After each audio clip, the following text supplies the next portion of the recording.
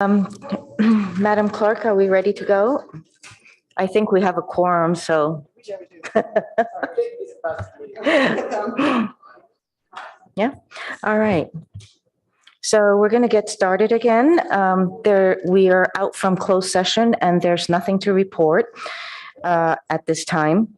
Our next item is item 4, which is a study session, and it's on 4075 El Camino Real. It's a request for pre-screening of a proposal to modify an existing plan community to allow 14 additional senior convalescent units, including an increase in the floor area ratio, lot coverage, density, and height within the daylight plane. Hello, Mr. Late and Ms. Foley. Great, thank you, Mayor, and welcome back, City Council. Jonathan Late, Director for Planning and Development Services. I'm joined by Emily Callis, who will give a brief presentation on this study session.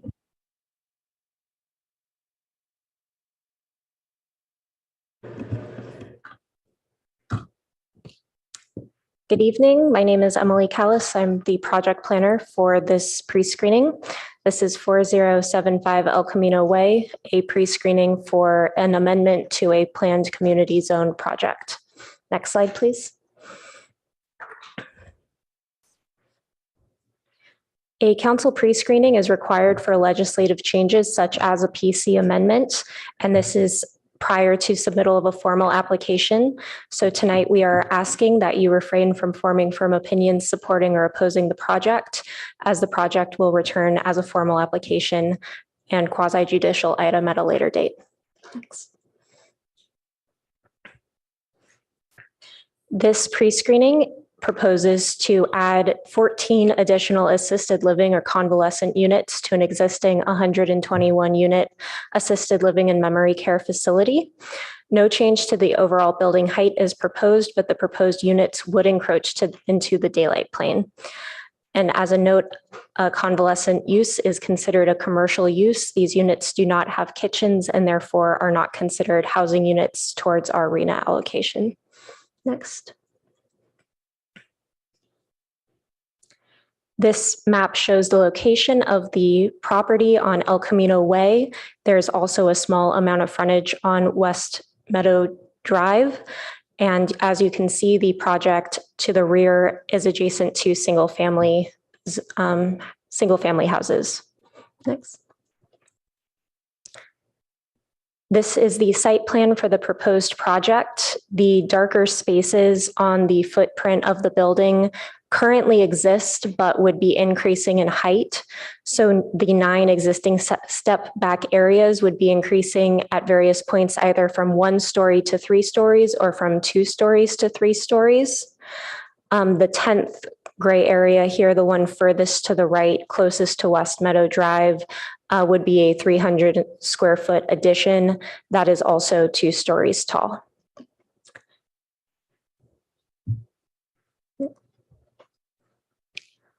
This shows conceptual elevations for the project, but I want to call attention to the sections on the left side of the screen that show the proposed daylight plane encroachment. So this encroachment is more at a corner than at a full wall plane as shown here, but it shows that at various points along the building, that encroachment would vary from 6 feet to closer to 12 feet. Next slide, please. And this shows the east and west elevations, whereas the previous slide showed the north and south elevations. The key considerations for this pre-screening, as a planned community project, it's required to have a public benefit. And in this case, it would be providing additional housing for seniors. But this is a PC amendment rather than a new PC. And then in terms of the development standards, as previously presented, it encroaches into the daylight plane adjacent to single family houses. It would add 14 units, which would be increasing the density, and no additional parking is provided, though sufficient parking is already on site. And so staff recommends that council conducts a pre-screening to provide informal comments. and the comments provided during this pre-screening process are not considered binding. So that concludes the staff presentation, and the applicant is also available to make a brief presentation. Please come forward and present. Thank you. I'm with WellQuest Living. We are the operator manager of Palo Alto Commons and the Avant. And so we're representing Palo Alto Commons and the Reller family here tonight with respect to this application. I would assume you're familiar with this community, with this project. It's been a vibrant and active part of your senior housing offering since the 90s. And we believe that this is an important project because it is going to help maintain the viability of Palo Alto Commons for a long time. We provide assisted living services and memory care services in that building. The building is full. It's bounced back from the challenges of COVID and has been full. So we know there's additional demand for these services in this community. The Reller family developed the Avant a few years ago to expand kind of the product offering and provide additional independent living units at that location. But we feel like there's additional demand for assisted living as well. The building is 30 plus years old right now. We're in the midst of an existing renovation to really modernize some of the common areas and make sure that going forward, the community is able to continue to provide the excellent care and services that the residents have enjoyed since inception. So really, what we're looking to do is make sure that Palo Alto Commons maintains its viability and is able to continue to provide a very high level of care and service to the seniors in Palo Alto for an extended period of time. I'll quickly go through this. If you have questions, please interrupt, ask them at any point. Don't want to be redundant with what staff has outlined, but I'll quickly just flip through these slides. Do I control the slide thing or? Okay. I already kind of showed you the location. Let's flip to the next slide. Today, Palo Alto Commons offers 121 assisted living and memory care units. As was mentioned, the Avant is another 44 units of independent living. We're proposing to add 14 units, for the most part sticking within the existing building footprint, doing a small additional footprint expansion on the portion of the building that is immediately behind the Salvation Army.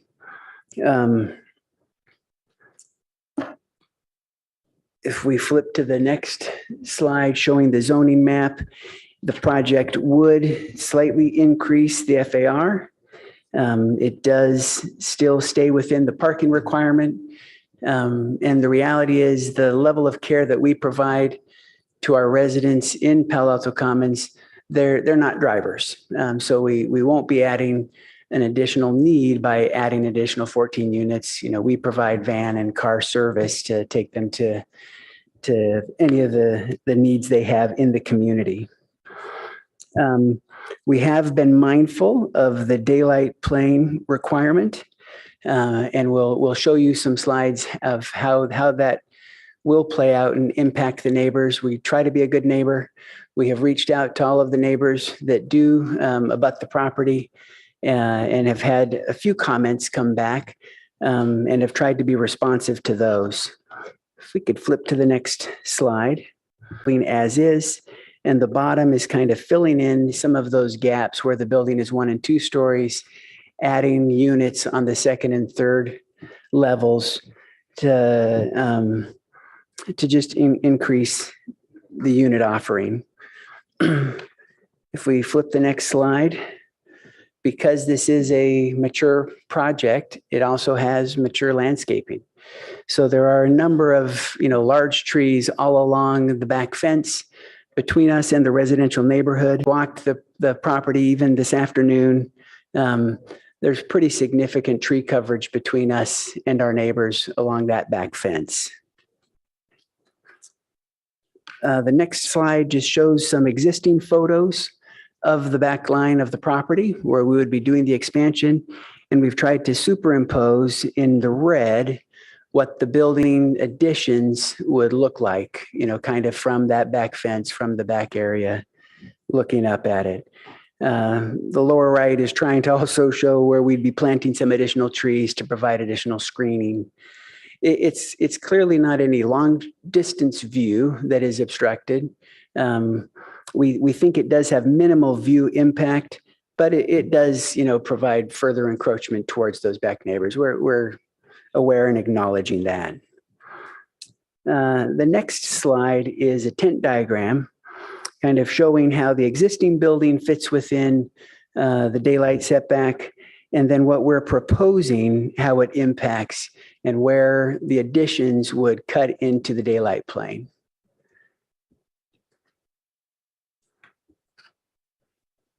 The next slide does the same thing, kind of illustrating where the daylight plane is impacted by the additional units. And then similar to what was presented by staff, these are kind of some side cut diagrams that show. Next couple of slides are a shadow study, kind of taken at 3 different times of the year. They're a little bit hard to tell, the significant difference, but there is an impact with shadows. Obviously, the December 21 is when sun is the lowest and have the biggest impact on shadows. But we're also showing that kind of with a March timeline and a June timeline, so you can see the impact on shadows.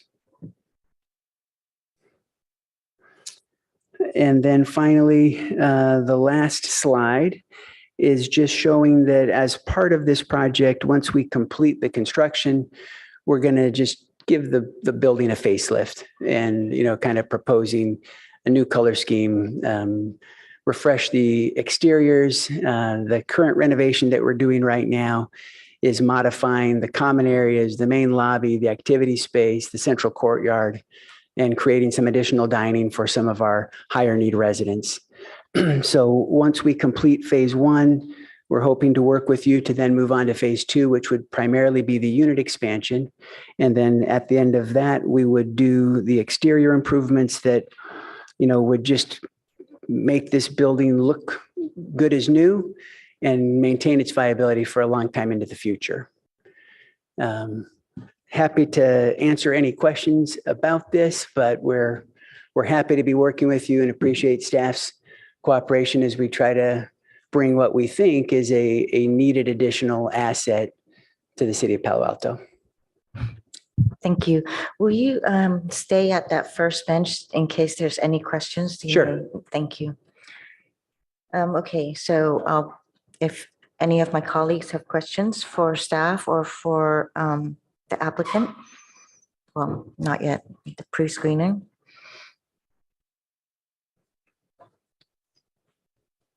Oh, Councilmember Burt. Not because I'm anxious to go first, but to get the ball rolling. So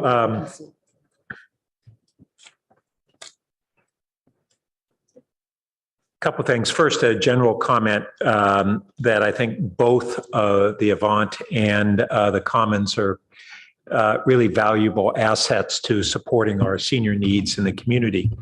And assisted living is a particular strong need. The biggest concern concerns I have are first on the impact of on the daylight plane. When this project was constructed, I think it was designed with the step downs at the rear, specifically so it would respect those daylight planes. And so going from these are the homes on Wilkie are modest 1-story homes. I see 2 of them have ADUs now. And the ADUs are right at the back of the property, more sensitive to the daylight plane.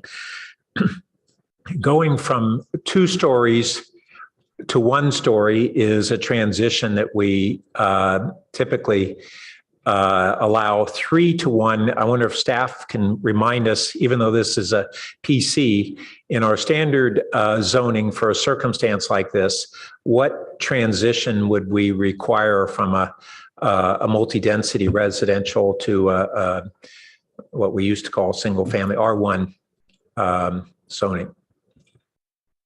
So the daylight plane that applies to the R1 zone, which at the rear is measured 16 feet from grade and at an angle, I believe I would have to look up I'm the sorry, exact. and I wasn't clear enough. The daylight plane, I get that's pretty clear there. I'm talking about the height transition. I should have just said irrespective of the daylight plane impact. The maximum height for a PC adjacent to single family zone is 35 feet. The existing height of the building is 32 feet, 5 inches, and that would not be changing. The 3-story ones would still be below the 35 feet. Correct. And we would allow that 35 feet adjacent to the R1. Yes. No additional setback requirement. I thought there was a distance.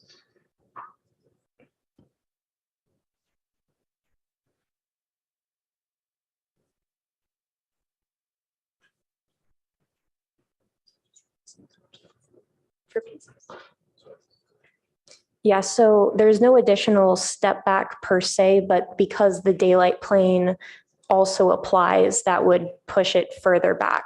Okay, thanks. And then this question for the applicant, if that's okay. So you have a moderate sized surface parking lot in the front, and you have the units in the front that are already, are they 3 stories or 4? 3. 3. Yeah. We've been embracing higher density right along the El Camino corridor. Have you looked at adding your additional square footage either to those 3-story units, or would they not be able to structurally have another story, or potentially even to that surface parking area and building on top of that with podium parking or something? We haven't honestly looked at those alternatives. It would be difficult to cover that parking simply because that is kind of the turnabout and where visitors are dropped off and where we bring the van. We wouldn't want to, push that towards the street. So I think it's important to maintain a flow of traffic there to the front door. We do have, structured parking. So the primary parking for the building is below grade underneath the building. So we haven't looked at those options. We felt like this one had minimal impact and was most viable to also create the least disruption through construction to the existing resident population. Well, that was one of the other questions too. I saw a note to the council from one of the existing residents, I think it was, concerned about construction impacts. I guess they'd probably still be significant, even if you think they're less with this design. And then on the parking, when you add 14 units, you have a certain ratio of staff, though, to assisted living residents. What is that ratio? There's not a state mandated staff. No, but I mean, what's your current ratio? It varies from our levels of care. So we have parts of our community where we're staffed on a 1-to-4 ratio. Where we're adding these units, they would be more traditional assisted living. And so staffing runs 1-to-8 to 1-to-10. Okay, so 1 to 2 additional parking needs. Yeah. And how occupied is your current parking on site typically? It's really not that utilized. Okay. Most of our employees use public transportation. And so our parking garage, we do allow some employee parking there. For the most part, there's not a need. And the residents, it's underutilized. And that's interesting. You say that most of your employees use public transportation. Is that the VTA line up and down El Camino? Yeah. Okay. And That's something that we might want to look at in terms of VTA has very economical employee passes, and maybe that would be something that we'd want to look at as a condition of approval in the future. Okay. Okay, thank you. Thank you. I still don't see any more lights. Okay. We lit up. Councilmember Liscott-Hams? Thank you, Madam Mayor. I want to thank staff for the presentation and the applicant as well. My question is around the public benefit required for PC zones. I understand that we require 20% affordable, and there is no affordable component to these 14 units. Yes, thank you. Yeah, thank you, Councilmember. So I want to make a distinction between the pre-screening idea before you today and what you're referencing, which is the planned home zoning application. They functionally, they follow the same process. It's the same provision of the code. But the PC that's before you as a study session tonight isn't subject to those PHZ additional sort of threshold standards for submittal. In other words, they're not required to have the 20% inclusionary, and they're not required to have the, more housing units than jobs generated. That was specifically called out for a subset of PC applications that just dealt with housing units, because prior to that time, the city council had said, we're not interested in entertaining any new PC applications. Though at that time, I will note there was an acknowledgement that there are many PCs already out there, and the council was willing to consider amendments to existing PCs. So in this particular instance, the inclusionary requirement and the workforce and the housing and jobs requirement are not applicable or would not be applicable to this particular application if filed. Thank you. Vice Mayor Stone? Thank you, Madam Mayor. And overall, really appreciate Palo Alto Commons, the service you provide. I agree with Councilmember Burt, a strong reputation, and has filled a need the community has needed for a long time and is going to continue to need as the population ages here in Palo Alto. You addressed my questions around the shuttle services and the lack of demand for parking. So that addressed one of my two concerns, which was the lack of parking. I feel good about that now. Second one still seems to be around the daylight plane. And I was thinking very similarly to Councilmember Burt, if possible, I think it'd be better off to move those units to the front, just given the nature of what we're starting to see on El Camino.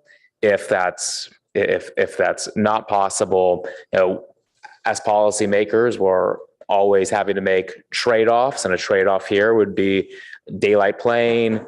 And your slides were helpful. We went through those a little quickly on the actual intrusion into that daylight plane. So I want to look at that a little closer after, since it's just a pre-screening. So I'm just looking at that a little closer, but the balance between that and being able to have 14 additional units, which are desperately needed in Palo Alto, and this 14 units, at least as of now, is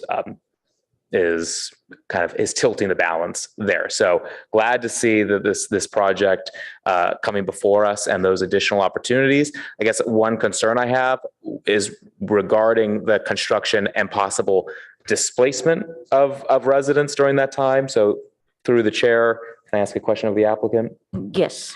Thank you. Just want to be sure, will there be any displacement of existing residents during the time of that construction? Hope not. We hope it would be minimal.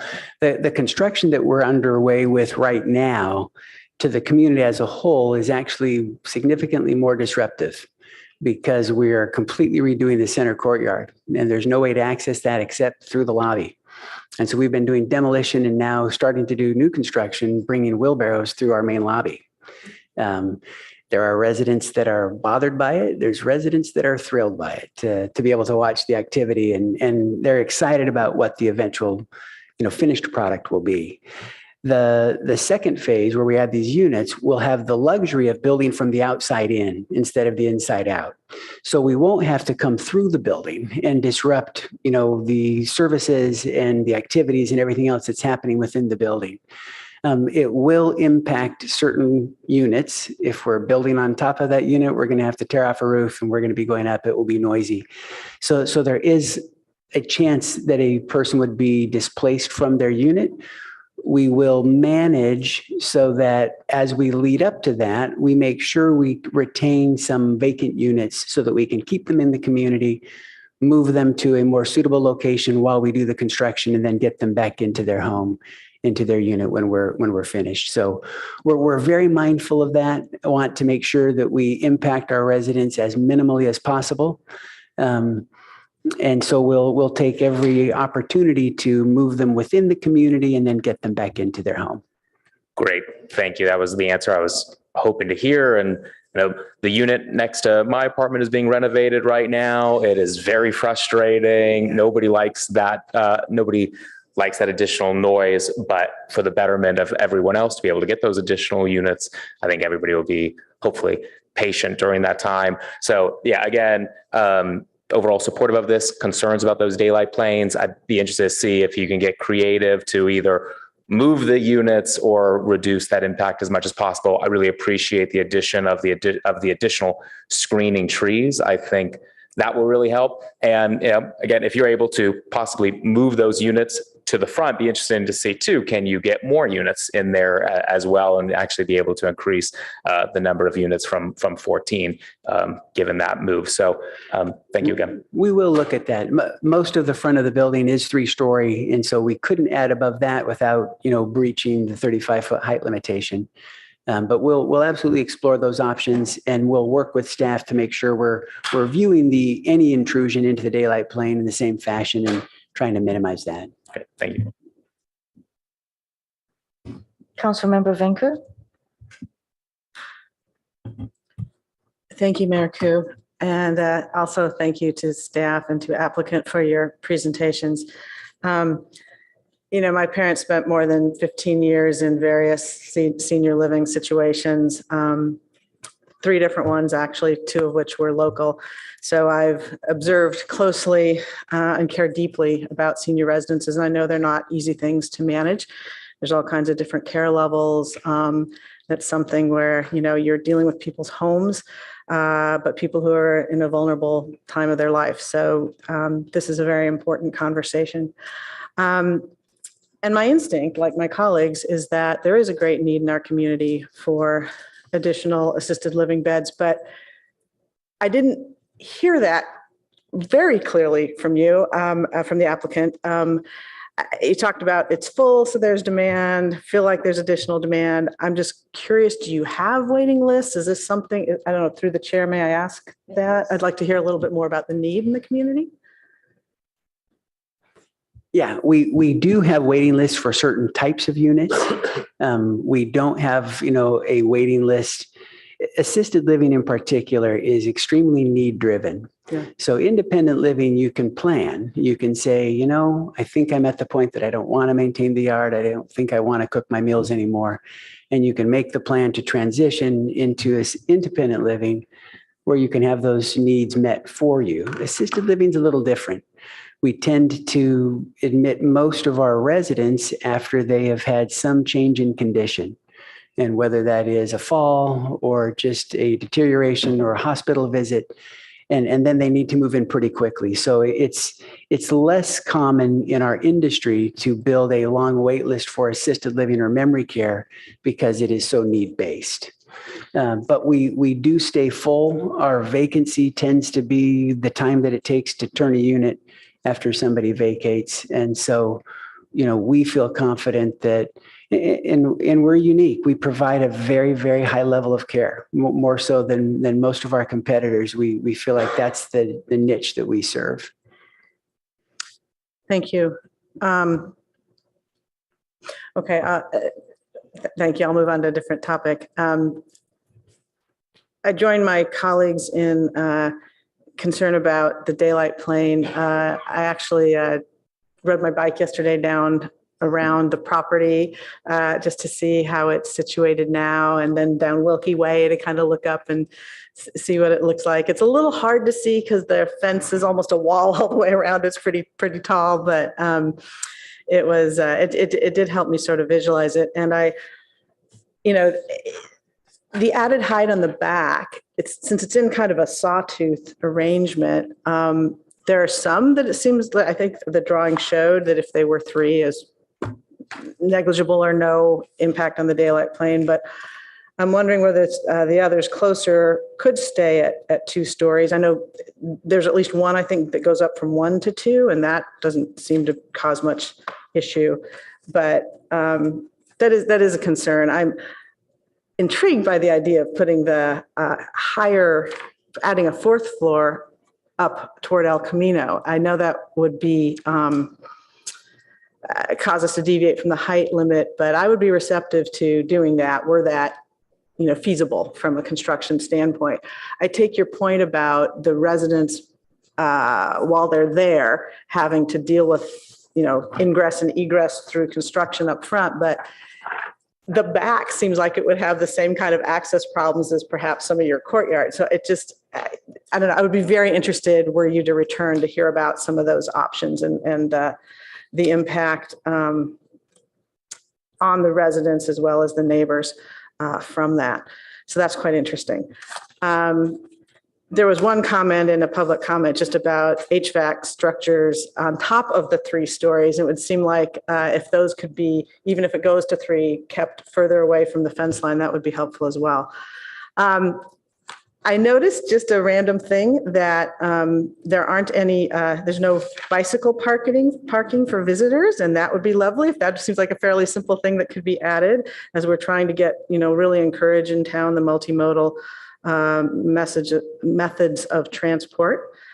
And I just wanted to make a quick comment about parking spaces because I'm glad to hear that previously you've had extra ones, so I'm not suggesting you need to add them, but I do think they're important because while you provide with your vans transport to shopping, medical appointments and the like that people in assisted living might need, and they may not drive, their visitors may. So I know when I would pick up my parents, if I could, and go with them to a medical appointment or go with them shopping, they liked that. And it wasn't just picking them up. You'd want to stop in early and stay later because it's their home, and there's a dignity in entertaining and having people in your home, even when you're in assisted living.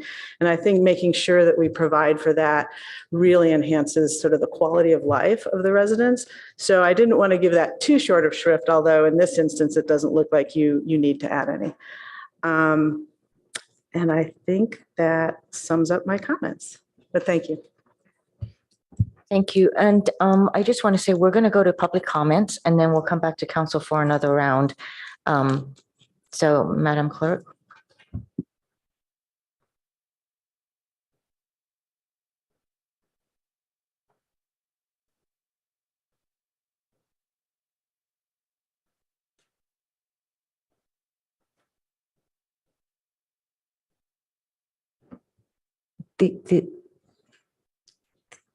These are items not on the agenda. I mean, these are comments.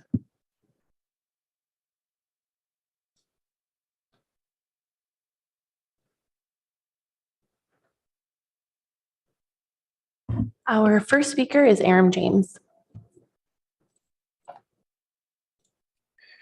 So, Julie Haynes's question was really what I wanted to know. And I thought I was underwhelmed by Mr. Late's response.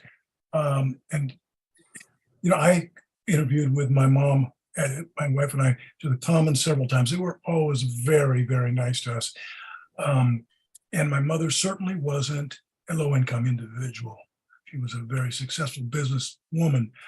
But I'll tell you that when you added up the numbers, they were like 200,000. And Mom passed in 219, so probably it was 217 when we interviewed there. When you start adding up the numbers, $250,000 a year. We went to a lot of different places. That, like I said, the Commons, we were on a waiting list when Mom was still getting home care. I never saw a Black person in the Commons. And so I'm wondering how receptive, even though Mr. Late says, oh, no, they're not zoned for that kind of responsibility, whether the applicant wants to do something so that we get a cross-section of people at the Commons, maybe 4 or 5 of your places put aside at a substantially lower cost. That would really be important to me. My wife and I, we went around and we interviewed over at the Jewish Community Center. Ultimately went beautiful place, Gordon Manor in Redwood City that had an acre behind with land and vegetables growing and chickens and a variety of stuff.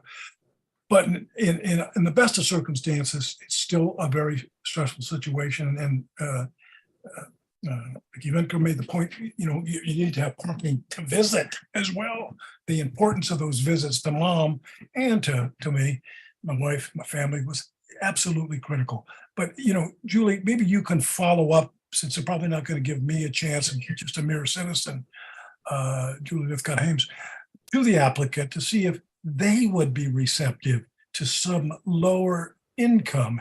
And that's that's defined very strangely in Palo Alto. Lower income sometimes $150,000 or whatever, to see if the applicant really wants to make a difference in the community or whether they want to keep it mostly very, very wealthy white folks in the Commons.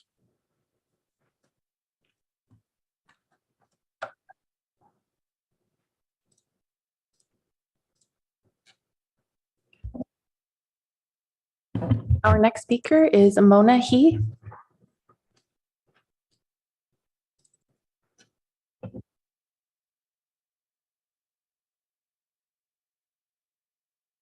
No. Hi, thank you, council member. To Bring your mic down a little bit.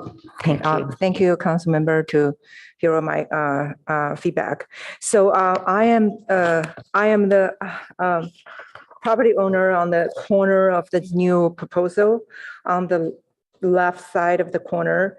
And okay, so I try to point it out. If you look at this plan, so the most new houses are all proposed built along the fence line of the Wilkie residence. So, and those are houses very, very close to our backyard. And I took some picture today, and the current house, the current building, it's already actually cast a huge shadow in our backyard. So with in another 2-story or 1-story added on, we pretty much not going to see sun for the rest of the afternoon.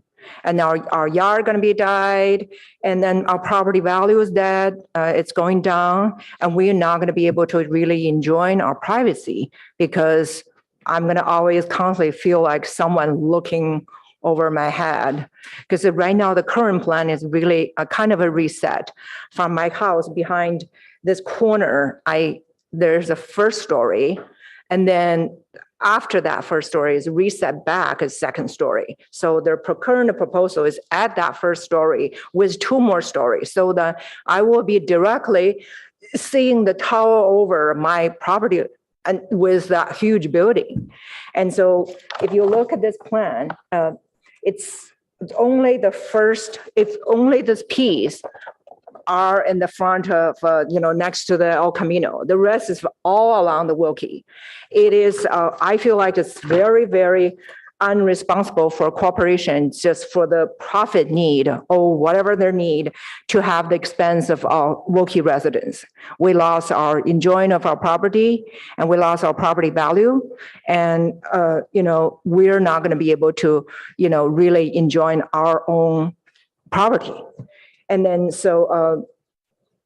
and also another thing I feel like very upset is, I believe I got some notice from the Palo Alto Commons around April or May sometime, says there's some planning. Also, I called their office. I talked to the at the office. And I said, where is the new, the unit gonna be? And they were telling me, oh, it's gonna be all around the Goodwill area. I told them my specific house address. I said, I'm at that corner.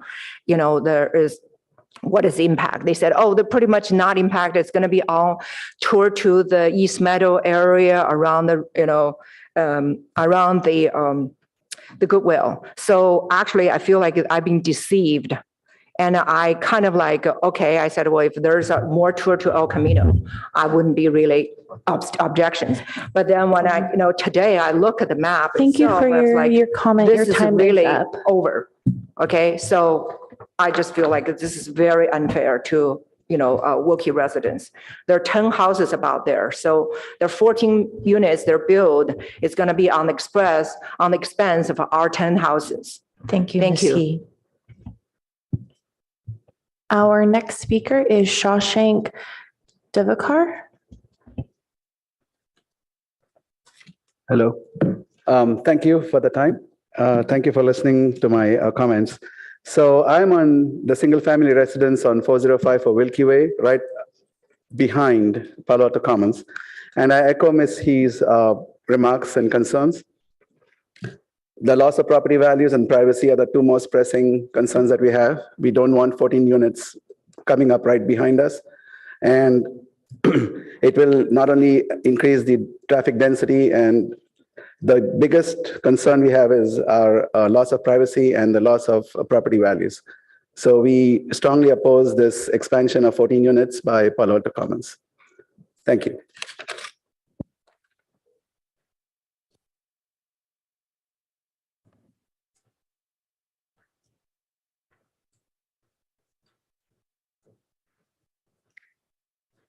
I think that concludes public comments, and I Sorry, see a we lot- actually have one more one more. public comment virtually. One moment. Thank you.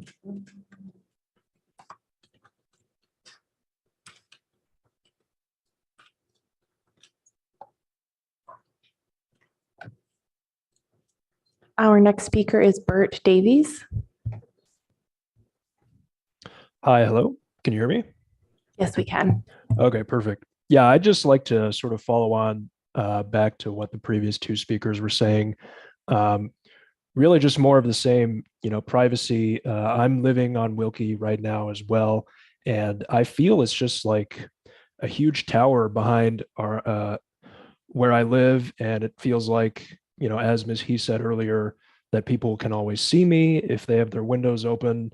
You know, there's really no way to guard against, you know, the visibility there. It's just a complete and total loss of privacy. And yeah, I would like to, say that the property value as well would certainly take a hit. And I think also in general, the neighborhood in that area may not even be equipped to handle the increase in traffic. You know, the roads are very, you know, short. There's not much parking there from what I've seen. And yeah, I mean, although primarily I would say that my concerns are, as the two previous speakers have said, the loss of property value and the loss of privacy as well. So I'd like to, strongly voice my concerns on those two. Thank you. And that was our final speaker. Thank you, Madam Clerk. I see light here from Councilmember Tanaka.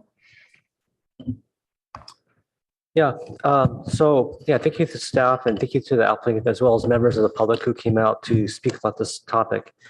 I way back when I was on the Planning and Transportation Commission, I remember this property wanted to expand to kind of adjacent to a bunch of townhouses, and there's also a lot of concern about privacy and there's kind of very similar controversy.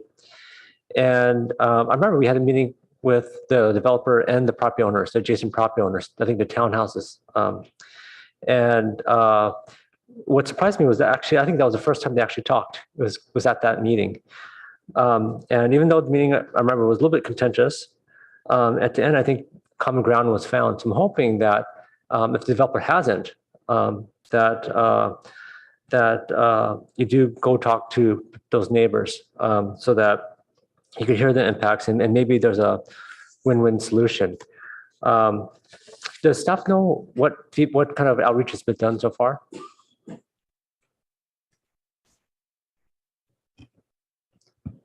As a part of the noticing requirements, a sign was posted on the site explaining that a project was proposed. As a result of that, at least one neighbor reached out to me via email. Okay, but there's been no neighborhood meeting or anything like that that you know of? No, this is the first, This is the first, public okay. meeting, unless the applicant did something on their own. Okay, I was wondering can the applicant talk a little bit about what your plans are here? Because I think the neighbors do have what seems to be valid concerns. And I think what you guys are trying to do is really helpful to the community. And I think probably everyone would acknowledge that, but there's also kind of considerations from the neighbors and their privacy. So I don't know if you could talk a little bit about that. Yeah, we're happy to speak with the neighbors. We have reached out.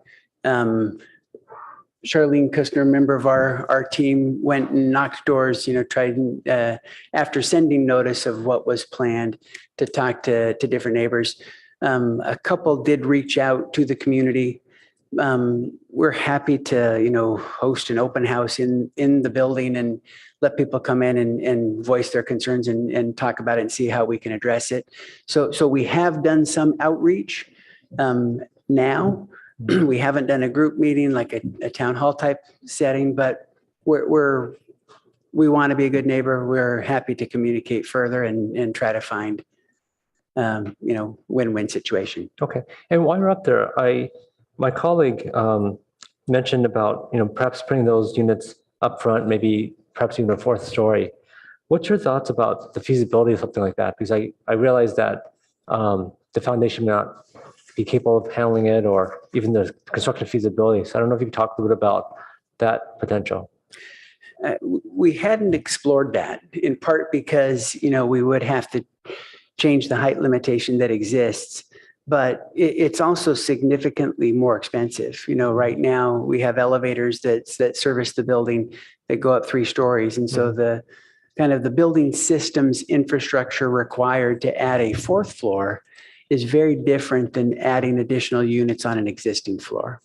And then, in each of these units, they basically are added to the end of an existing hallway. Here, you'd be creating a whole new building system and structure if you went to a 4th floor. So quite honestly, I doubt it would be financially feasible for us to add a 4th floor to the building. But we can look at it. Okay. Yeah. I mean, I think it was just some creative ideas that people threw out. Yeah. But, one thing that maybe, I think a lot of my colleagues here talked about maybe even having more units, right? Because this is something that, we have an aging community and there's need for this kind of housing. And so perhaps maybe with just 14 units, it's not economically feasible, but perhaps if there's more units, maybe it could be feasible. But anyways, I'm just trying to think of how to make this kind of a win-win so that, the neighbors kind of are cool with it and, it works out for you guys financially, because obviously if it doesn't, you guys aren't going to do it. But I'm just trying to gather some of the feedback that I heard from my colleagues today, but thank you for your work on this. Yeah. Councilmember Lowey. Thanks very much, Mayor. I've had a lot of experience with the Commons because my wife's aunt was there for many years and she had the vision of where she was going to be and wanted to be in power in various stages.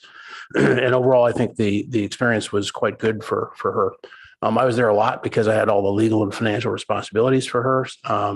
Even ate at the table and all that and participated in some of the activities. So I get the program there.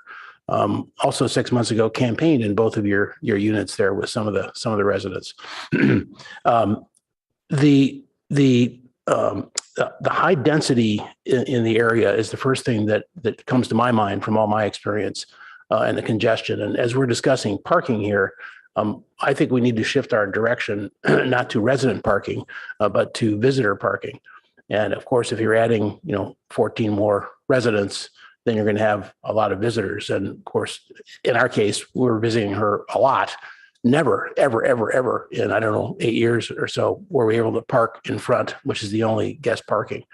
And sometimes we would drop off somebody and then we'd go park blocks away and come back. So one of the things that I would somehow urge you to consider, even if that's opening up more of the underground to visitor parking, is something that would, I think, enhance the whole experience. Some of your comments that you made about, that center area where the bus and so on comes in, I totally understand that you can't build there. I really get that. It's already too small.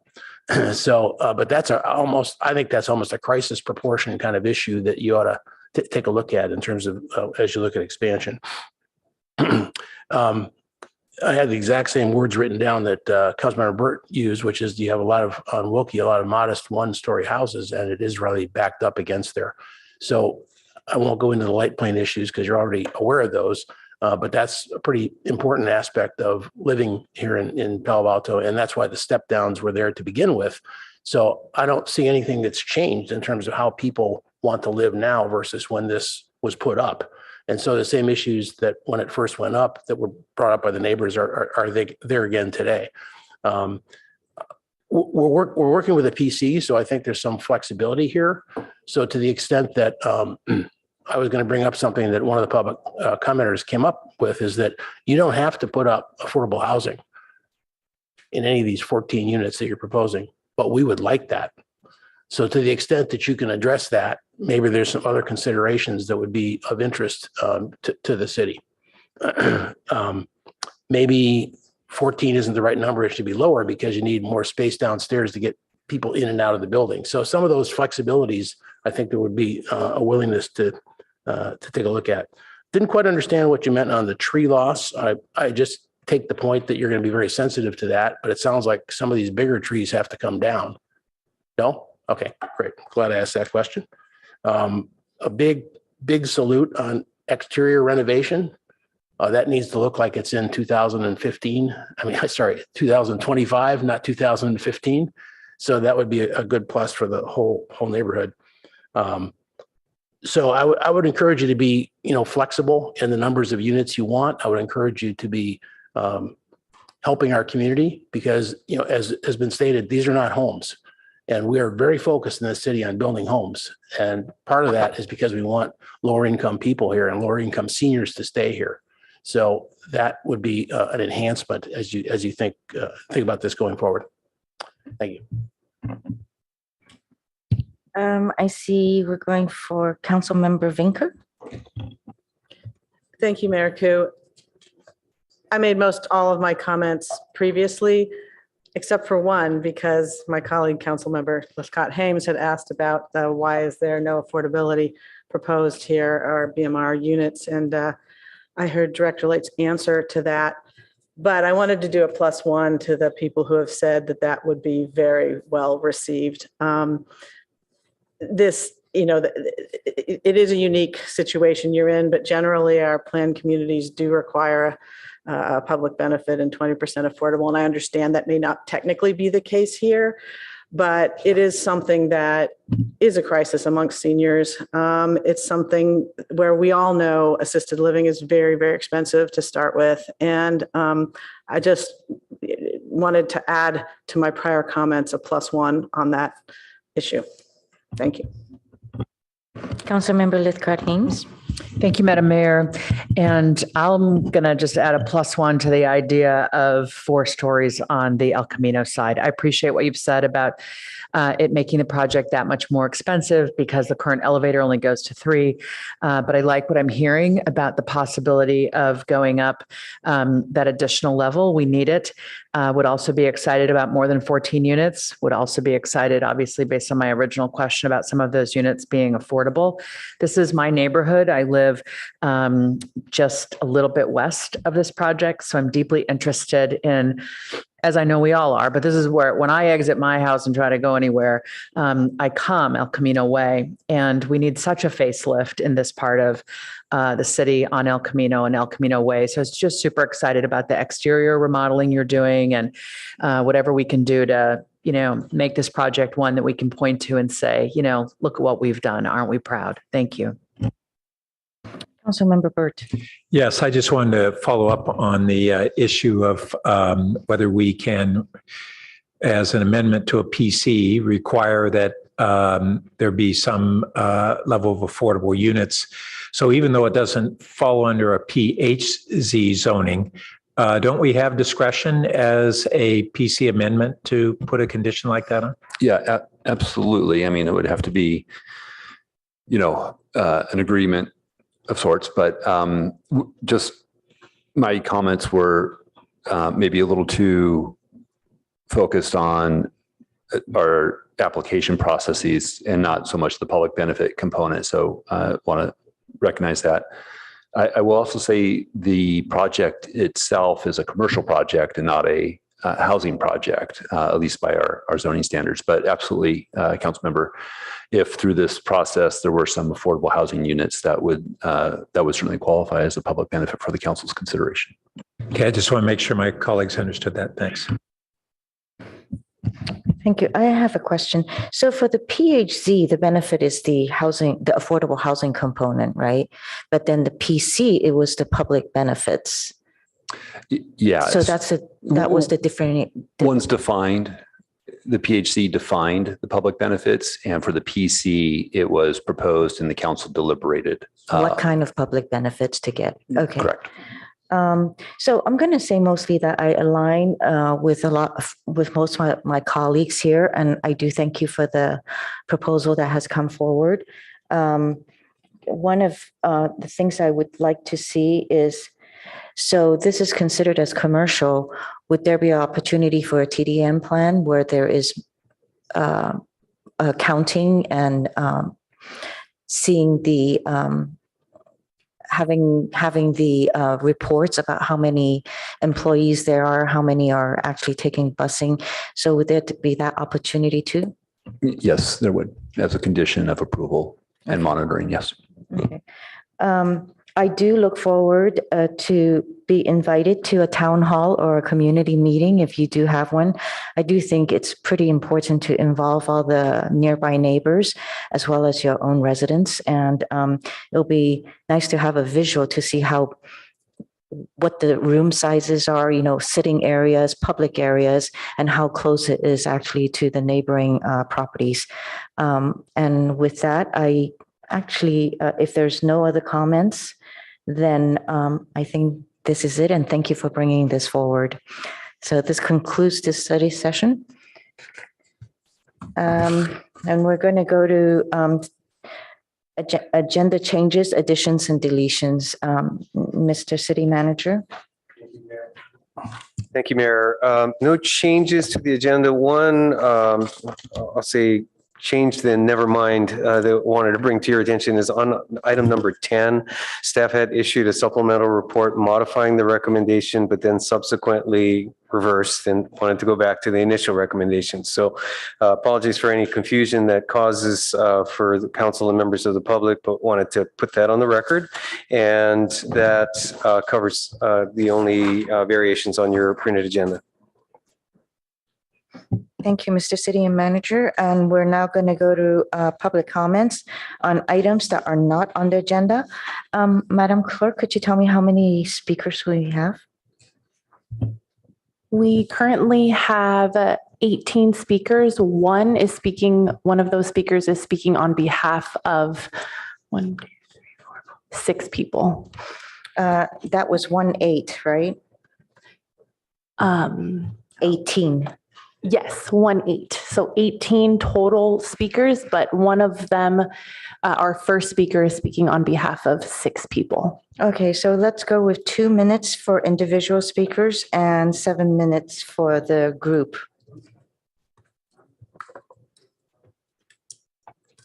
Our first speaker is Katie Ruiff.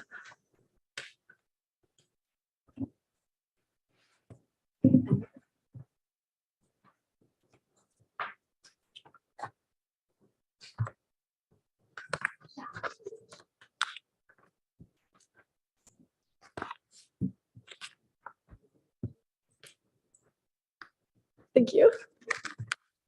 All right. Good evening, City Council. My name is Katie Roof, as you know, and this is actually probably my last comment to you ever. I'm moving to college in a few days, and I'm actually here tonight on behalf of 350 Silicon Valley and the Politics Student Climate Coalition. And I have a little bit less time than I thought, so I'll be rushing through this a little bit, but that's okay. Next slide. So basically, in the 5 or 6 weeks, about a month that you guys have been out of session, we have had a crazy summer across the world and across the US. We've had record high temperatures, next slide, terrifying flooding in the US, next slide, and across the world, next slide, next slide.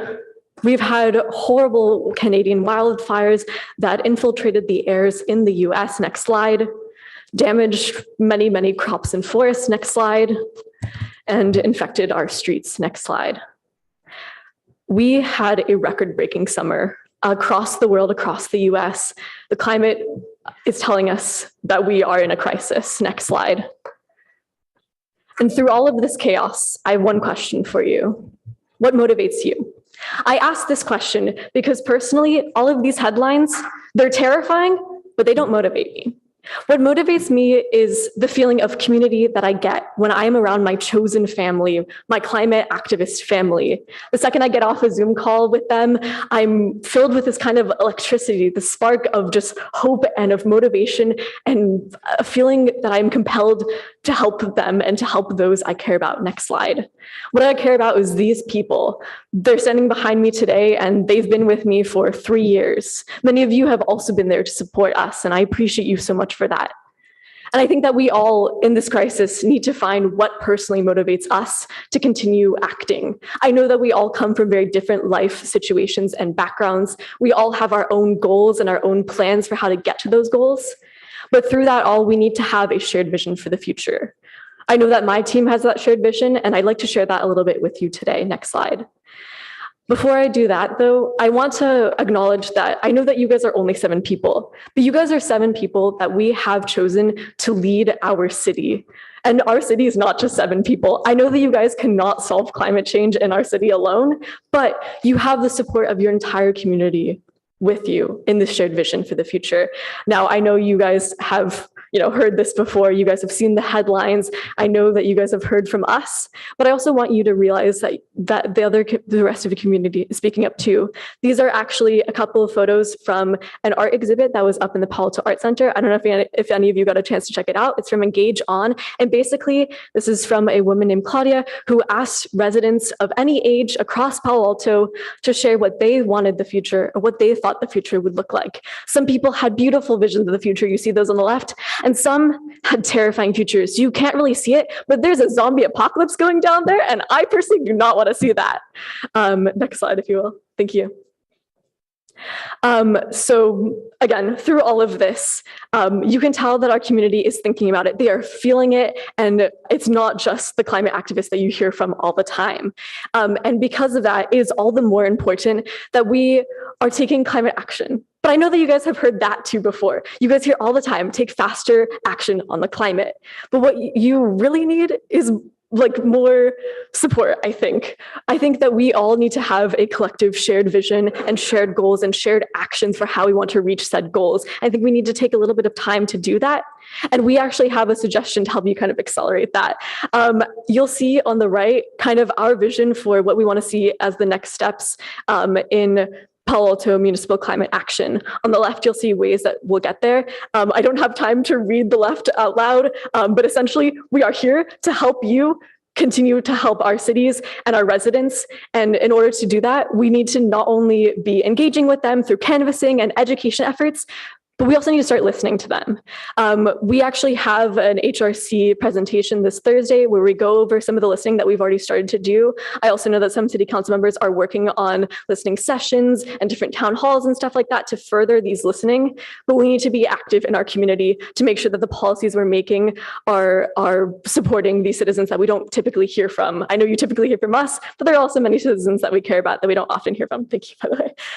And then on the right, you'll see what we aim to take away from all of these actions on the left. The first and foremost is to reach our 80 by 30 goal with room to spare. In order to do this, there are a couple of key actions that I know we need to take, but it's hard because it's hard to organize. I know the city's staff is under-resourced and underfunded and stuff like that, but we can help with that. And I think through coordination and through this unity, we can also help. After that planning, we'll need to equitably electrify. By that, I mean, we need to set a sunset date on the flow of gas. If we want any chance of actually meeting Bachman's rule and doing what the science says, which is probably setting a sunset date of 2030, we'll need to do some planning. We can't just, open our eyes one day and say, oh, whoops, we can't use natural gas anymore. Because while many of us who might be more over-resourced or might be wealthier, we'll be able to adapt. We'll be able to buy those electric appliances. But many of those who may not have as many resources as you or I may do will need support, and we'll need to listen to them and to come in with humility to support them. After that, we also need to approve dense housing. I know your housing element was just rejected recently, and it's because we need denser housing. And I think a lot of us are scared to do that and to approve projects that improve that. If we want any chance of helping our residents live the sustainable life that we know they need to live, where we have walkable, safe roads and just a better future, we will eventually need to approve more housing projects. So getting started on that. And then last, we also want to foster a city that encourages youth to be climate advocates. It's funny because you guys have so many resources for youth. You care about our mental health. You've proven that you care about our voice. But it's funny because the issue that will affect our generation most, climate change, is not an advisory board on your council. We do not have a voice at the table. And the next slide. Basically, I won't be here for the next few months. I'm going to let my team of very confident and very competent individuals lead while I'm gone. But I hope that in December, I will come back and see some of these goals accomplished. I hope that I will see that youth have a voice at the table that's written into the city. And if you want to be in touch, we'll actually be back soon. 350 will be back soon to show you that not all of this is as financially feasible as we might think it is. So you can contact 350 SV and PASC. And I will also be sending a message to you guys with some of the motivations for our members to get involved with climate action. Thank you.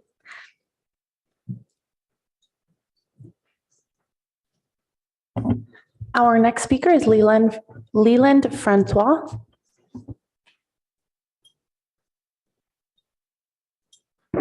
Thank you, Madam Mayor Koo and staff, members of the public. Leland Francois, Ravenswood Industrial Park, on behalf of my own business interests and KI6AWN. The last time I came before this group was during the aftermath of the atmospheric storm.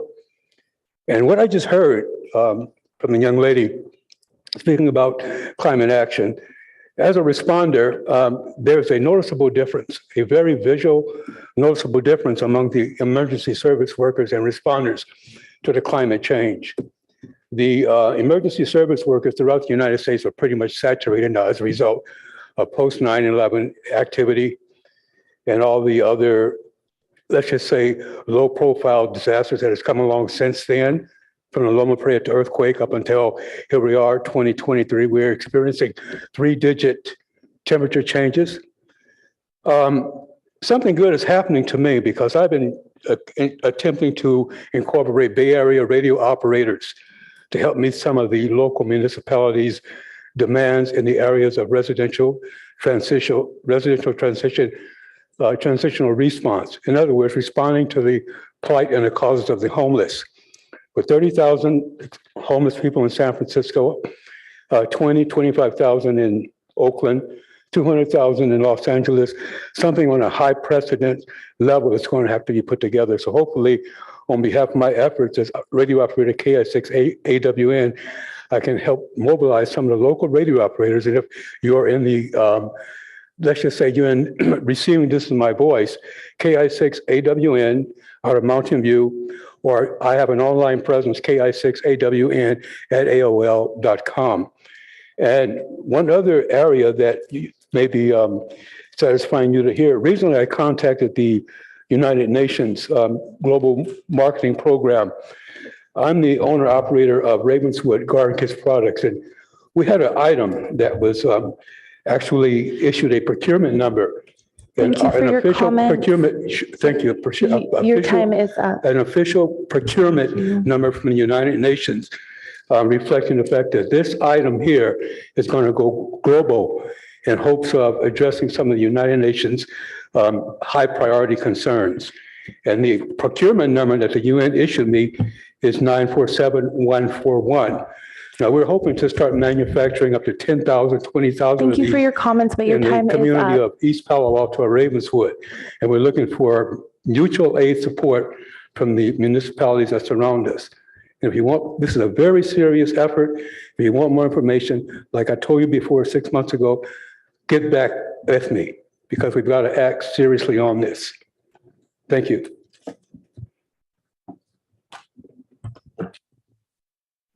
Our next speaker is Annette Blankoff.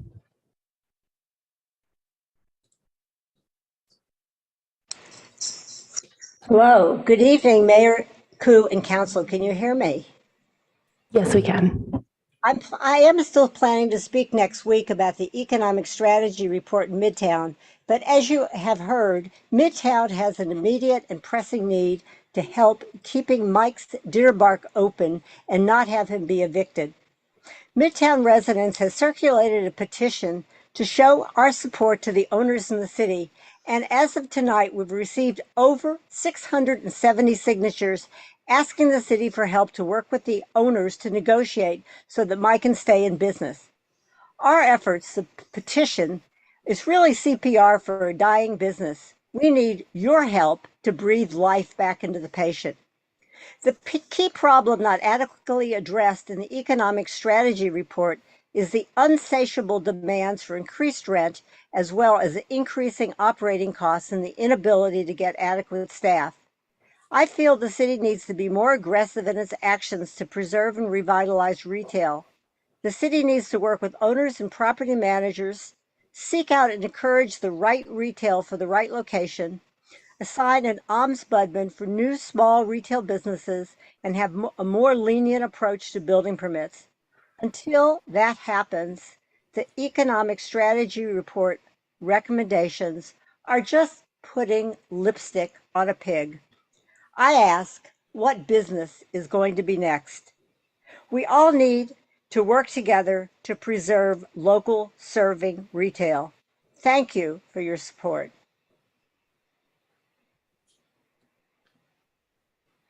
I'm done. Thank you. Our next speaker is Justin Harper.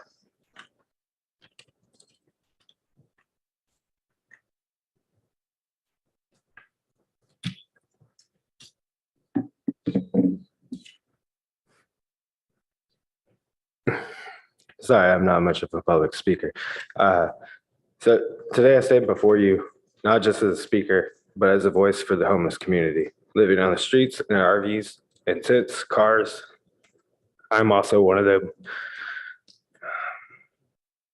Experiencing firsthand the challenges and struggles that many face each day.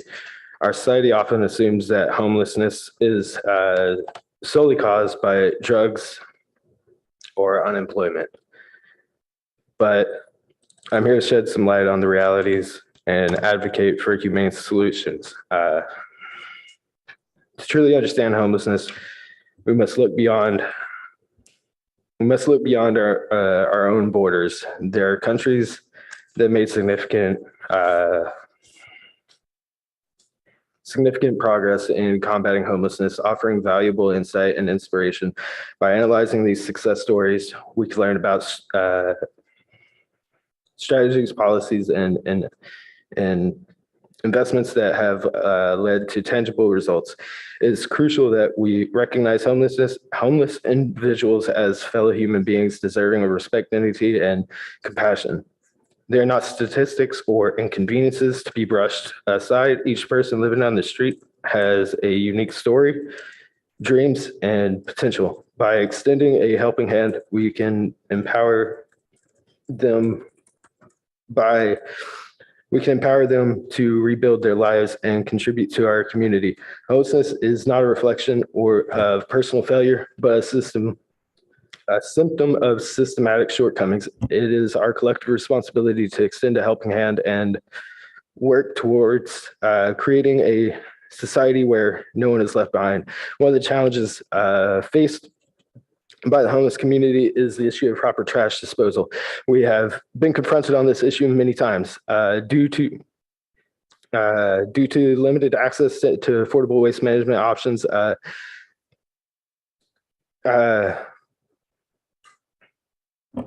A significant problem persists. For instance, I personally tried for about 1.5 years to secure a dumpster and I was willing to cover the cost, only to be denied because we do not own or rent a property for the dumpsters to be allowed. Dumpsters are not allowed on the street. And this was going to be a community dumpster that people on the street were able to use.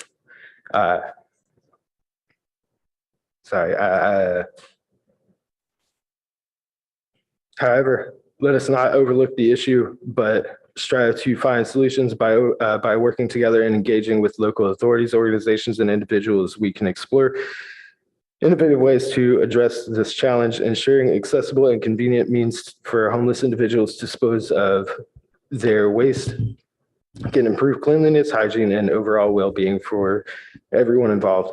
Today, I urge each of you to consider the implications of homelessness on our society. Let's come together to advocate for compassionate solutions. Thank you for your time, but for your comment, your time is up. Thank you. Our next speaker is Angelina Roche.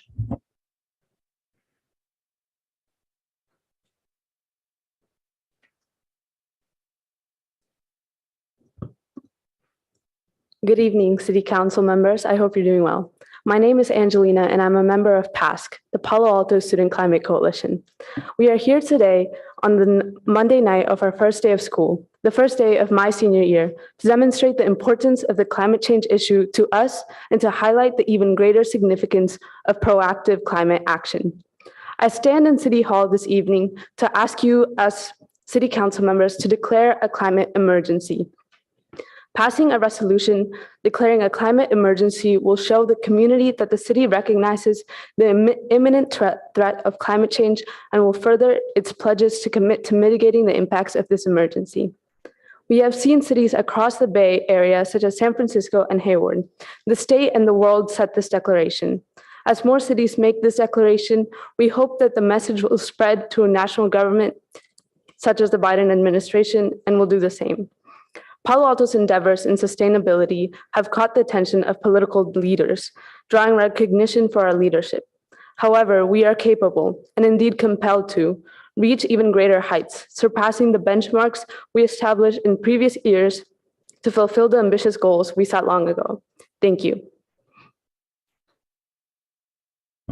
Our next speaker is Maya Prakash.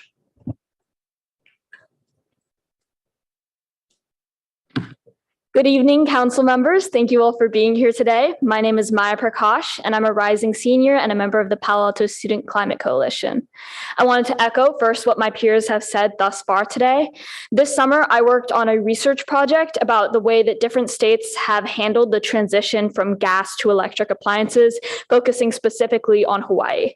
And what I learned from this project is that aggressive action is necessary to see results. For example, proper incentives and measures need to be in place to see any sort of significant change in electrification. And for Palo Alto, it is crucial that we prioritize the gas sunset date for this reason. In every state that has seen success, it started with local early adopters that had made the difference in resources and influence to make this. Palo Alto has the exact characteristics to make this happen as well. I ask that the council recognize this opportunity and urgency in consideration of the 2030 goal, because any action not taken now will have an exponentially larger impact in the years to come. Thank you for your time. Our next speaker is Julia Zeitlin.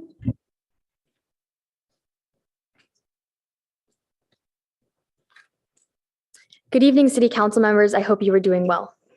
I'm Julia Zeitlin, and I'm the co-founder of the Palo Alto Student Climate Coalition, or PASC. I am here today in person with 10 other PASC members at the first City Council meeting back from the summer hiatus. We are here today to ask the Council to reinforce your prioritization and support of bold climate action for the remainder of 2023 and beyond. We are here tonight to support the expansion and investment in the City's Office of Sustainability. We need the ambition of our climate goals and targets to match the investments we make in the programs that help us reach them. We are here tonight to support the declaration of a climate emergency by the Council. Events of this past summer have solidified the facts we already know. The impacts of the climate crisis, such as extreme heat and flooding, are already here, and we must not only plan for resilience against these impacts, but do what we can to prevent them from occurring in the first place. We are here tonight to support further investment in green jobs training by Palo Alto, such that the city can train more contractors to become experts in electric installations. We are here tonight to ask you to set a date to phase out the use of natural gas in Palo Alto. We have the unique opportunity to be the first city in the United States to set a sunset date on natural gas. This would send a clear message to residents and communities beyond that the future is electric. PASC is here to support and urge you all to do all we can to achieve our 80 by 30 and carbon neutrality goals. We are asking you to be champions of climate justice. This job should not just be reserved simply for the activists and advocates or within siloed sustainability departments. We must all take on this title. Palo Alto has the resources to continue being recognized as a leader in sustainability. It is crucial that we maintain this leadership in the next few transformative years that will define the future landscape of our planet and city. Thank you. Our next speaker is Talia Shope.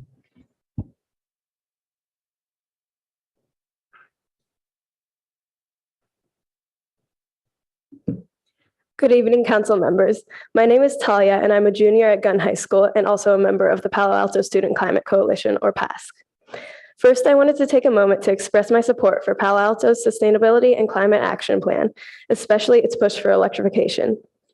It is important that the city follows up on its promises and continues to act as a trailblazer and set the precedent for the rest of the state and the country as a whole. As you know, this summer the world has experienced record high temperatures, including ocean temperatures, and we are no exception. July 2023 was the hottest month ever recorded, and the cause is loud and clear. This is just the beginning, and the impacts become worse as fossil fuel burning and warming continues. However, there is still time for change, and we must act now. As we have made clear, there is an overwhelming desire from my community, especially the youth, for more action. The single most important step we can take is to electrify and reduce, eventually shut off, natural gas, both in homes and commercial buildings. An obstacle that is important to acknowledge is the lack of contractors trained in installing electric appliances. In order to electrify on the scale we need to, electric installations must be accessible and equitable. According to the California Department of Industrial Relations, as of 2022, there's roughly one certified electrician for every 478 housing units in the state, and that is not enough to provide accessible electric installations. Menlo Park has plans to electrify 10,000 homes by 2030 and 95% of its buildings overall, an effort helped by the company Block Power. They also use JobTrain to train and hire more contractors for electric installations. If they can do it, we can too. In order to further electrify the city and eventually shut off natural gas completely, I urge the council to consider working with organizations like JobTrain and increase the number of contractors trained in electric installations. Thank you for your time. Our next speaker is Phoebe Mota Judges. Good evening, council members. My name is Phoebe Mota Judges, and I'm a junior at Gunn High School. I hope you are doing well. I'm here today as a representative of PASC. In the recent months, we've seen some of the hottest temperatures ever recorded, including abnormally high ocean temperatures. According to the National Oceanic Atmospheric Administration, a temperature of 101 degrees Fahrenheit was recorded off the coast of Florida, potentially making it a world record. The Florida Keys are home to one of the largest coral reefs in the world, which usually thrives in ocean temperatures in the 70s and 80s, but this recent marine heat wave is causing average temperatures to rise into the mid-90s, leading to possibly catastrophic outcomes for ocean life. Palo Alto has set big goals and taken important steps towards a more sustainable future. But given this historic summer, it is evident that climate change isn't going away anytime soon and may even be progressing at a faster rate than expected. For that reason, we urge the council to invest more resources, staff, and time into the Office of Sustainability to encourage the city to ensure that the city has the capacity to actually meet the big goals we all want to achieve. We need a sustainability department that is supported by all levels of city government. Sustainability shouldn't be the job for one department or office, but must be prioritized throughout other departments across the city. We must coordinate with other departments to make sure sustainability remains a focus for all. Many cities leading in sustainability have set interdepartmental coordination towards climate goals as a priority, including Seattle, whose sustainability department works closely with other departments as well as community organizations to keep the city on track to meet their goals. We are at a crucial point where action taken or not taken could affect the world for years to come. So we hope you take this important opportunity to invest in a sustainable future. Thank you so much. Our next speaker is Sophia Lee.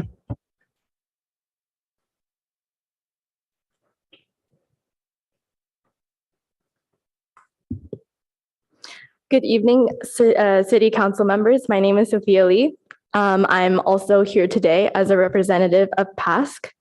I first joined PASC in 2021 after experiencing the horrific scenes of the California wildfires in 2020 and the major flooding incidences at the start of 2023.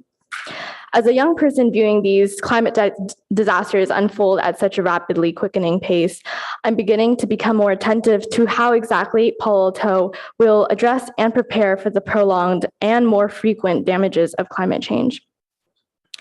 I come from a second-generation immigrant household that has experienced financial instability, and knowing that there are many other families in the city who can resonate with that. I want to ensure that the future is bright for all members of Palo Alto, regardless of economic status, considering the foreseeable obstacles put in place due to climate change. I'm thrilled to have learned from my past colleagues about the approval of the SCAP 3-year work plan to make 80 by 30 a reality. I believe that this was a huge step towards progress in regards to sustainability and implementing key action, so I wanted to take a moment to appreciate that. Considering these major achievements made by Palo Alto, it was surprising to learn that there are so few staff members leading the Office of Sustainability, kind of building off of the last speaker. I'm here today to ask for a drastic change in those numbers. Palo Alto currently has put in place major plans to increase sustainability in the city with projects such as scaling up the heat pump water heater system, program and developing the SCAP. The city has bold and ambitious goals that we applaud, but more staff, investments, resources, money need to be dedicated solely to sustainability efforts. As the leader of sustainability in the state, as well as the country and the heart of Silicon Valley, I believe it's our city's duty to act as a role model. And I very much advocate that we have to act fast on this, and that can only start with the increase in resources, funding, and staff members, part of the sustainability department. Thank you. Our next speaker is Antonia M. Good evening. My name is Antonia Minion, and surprise, I am also here with PASC.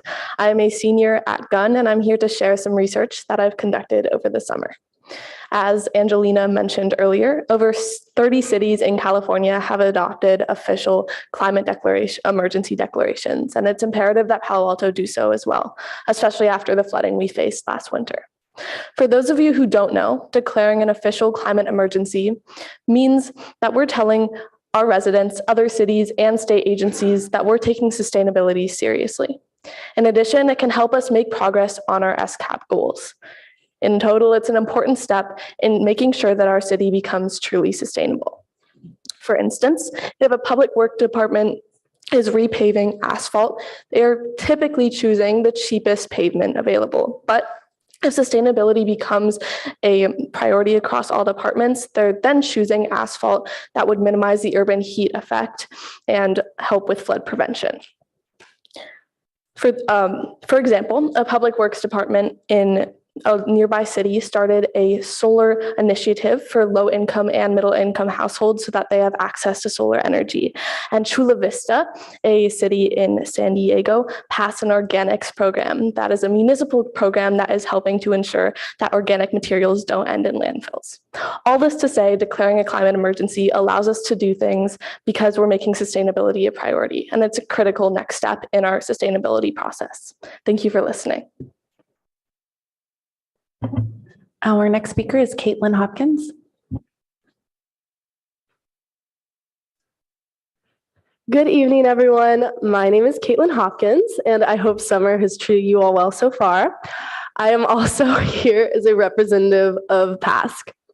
So I hopped on board PASC as an 8th grader in 2021 after 2 years of hosting bake sales and even founding my own crochet business in aims of raising money for the World Wildlife Fund. I was and still am very eager to affect tangible change in my community, which is why I'm here to speak to you today. Through the passing of the Green Building Reach Codes, Palo Alto has committed to heighten the efficiency of local construction, a revolutionary and quite transformative decision that has already trailblazed the way toward a more sustainable urban environment.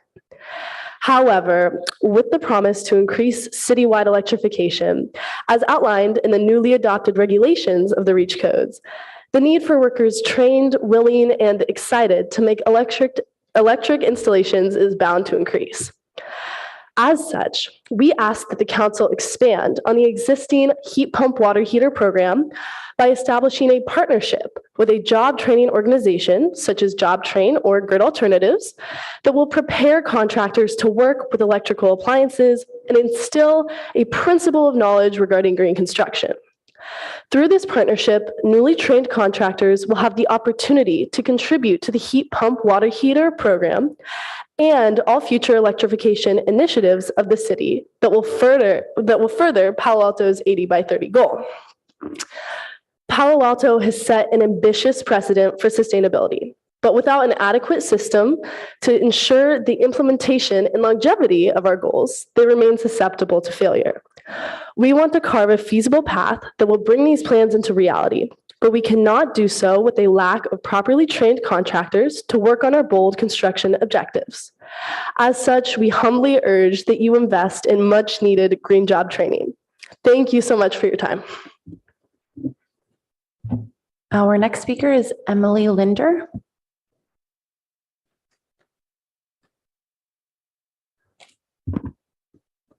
Good evening, council members. I hope you're doing well. My name is Emily, and as you may have guessed, I'm also a representative of the Palo Alto Student Climate Coalition.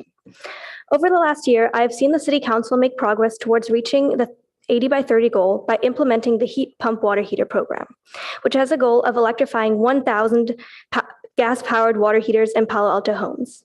Of those 1,000, only a few have been electrified, which is why the city needs to increase its efforts in advancing towards this electrification effort. An important part of enforcing change in a community is educating citizens. Therefore, to sooner reach Palo Alto's goal of electrifying all 1,000 gas water heaters, PASC and I urge you to invest in public awareness campaigns to inform our community of the importance of electrification. So many citizens, such as I before I joined PASC, are unaware of the health and environmental benefits offered by electrification, which is why PASC would love to collaborate with the city on these campaigns and support all outreach initiatives to increase public awareness of the benefits, significance, and urgency of electrifying homes. This July, temperatures driven by climate change broke heat records around the world. Average global temperatures surpassed the 2016 record of 16.92 Celsius, reaching a new global average record of 17.01 Celsius. This alarming heat wave emphasizes how crucial it is that we take action quickly and we take action now. Thank you so much. Our next speaker is Jeanette Cosby.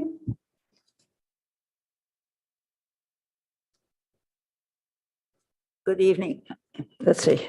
Good evening. I'm Jeanette Cosby. I timed myself at 3 minutes. I've done the best to boil this down. I actually am a homeowner and a community member of almost 5 decades who wants to complete an electrification project. In January, our architect submitted for approval a thoroughly vetted set of plans to use an existing bathroom space to upgrade all the features, upgrade the main electrical panel from 200 amp to 400 amp, add a heat pump water heater and a heat pump, and make some minor electrical circuit upgrades. We're caught in a catch-22 situation. We want our planning department to uphold their commitment to us in a timely manner by reinstating this month, August, their approval of our building permit. On May 1st, the planning department issued our building permit. During the beginning of May, a city inspector made a site visit and approved the start of work. We signed contracts and made payment commitments. 7 weeks later in June, our planning department rescinded their approval of our permit. Why? They had an issue with their prior approval of the new electrical panel due to a brand new Palo Alto code change. Our project became the first to which this new code requirement would apply. The problem is the panels conforming to the new code do not exist. They've been designed, but they have not been manufactured. As best as multiple electrical contractors can determine, they will not be available until 2024. Well, what could we do? We requested reconsideration, submitted additional specs, and have been patiently waiting. But enough is enough. We're midway through a project that had approved building permit and being held hostage to a code change that no manufacturer can yet meet. We've already invested in considerable time and financial resources and are in limbo without a functional guest bathroom, with a curbside porta potty sitting idle, and with an architect and a contractor on retainer. We have an otherwise code-compliant, forward-looking plans, replacing 4 gas appliances to go electrical. Thank you for your comments. Your time is up. Thank you for listening. I appreciate it. Our next speaker is Aram James. Daily Post, Monday, August 7th. Dear editor, I don't want police with tasers in my town. I don't want police canines in my town. I don't want cops racially profiling in my town. And I don't want cops when they stop Black or brown people asking if they're on probation or parole. I don't want cops when they stop Black persons bringing 5 or 6 cop cars to the scene. And I don't want cops stopping Black people for a traffic ticket and forcing them to sit on the curb. I don't want a police captain who uses the N-word and refuses to apologize, and his department not only doesn't fire him, but instead promotes him. I don't want a police department whose entire command staff is white. I don't want a police department where cops sue the city over a beautiful Black Lives Matter mural. I don't want a police department that maintains a military arsenal. I don't want a city manager who's a rubber stamp for the police department. I don't want a city council that, with a few noble exceptions, is afraid to speak out against an authoritarian city manager and a racist police department. And I don't want any fancy 100 million plus so-called public safety building housing an undeserving gang of slave catchers. So I hope, we can break this down, and you can all, certainly the city council, but members of the community, start observing what they see on the street when they see our police officers pulling Black people over, and see if what I've said tonight is true. I'm going to come back to that because we all need to be citizen observers. If it was my people, my dad's people, I said, the Jews that were being disproportionately mistreated like this, it would have already stopped. Our next speaker is Albert Lustre.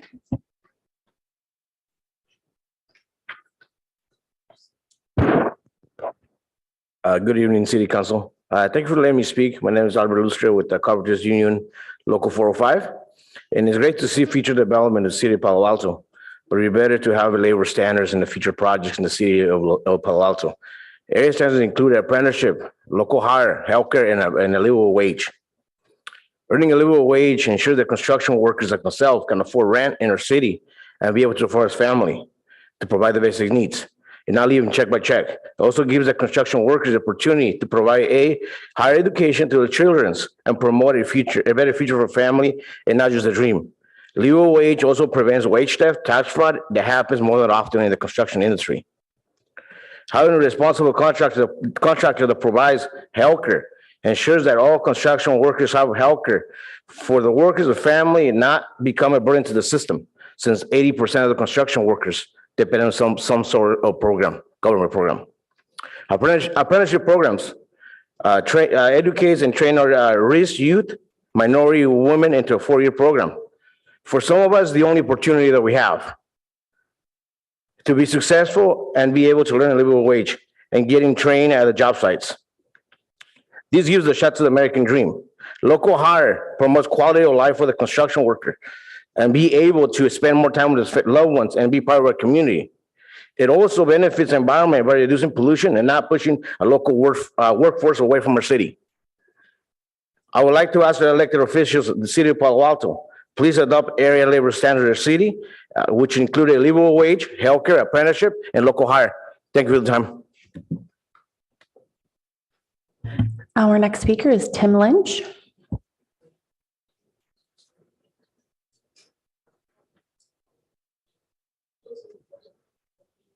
Good evening, City Council. There's a water leak on Byron on Saturday night, and I think you guys did a good job of patching it up pretty quick. I'm here today to talk about unlicensed and uncontract work that's being done on like Fridays and Saturdays, and I'm asking if you guys get any code enforcement out during that time. Furthermore, I'd like to talk about 3087 Alexis and the property below 2838 Story Hill Lane.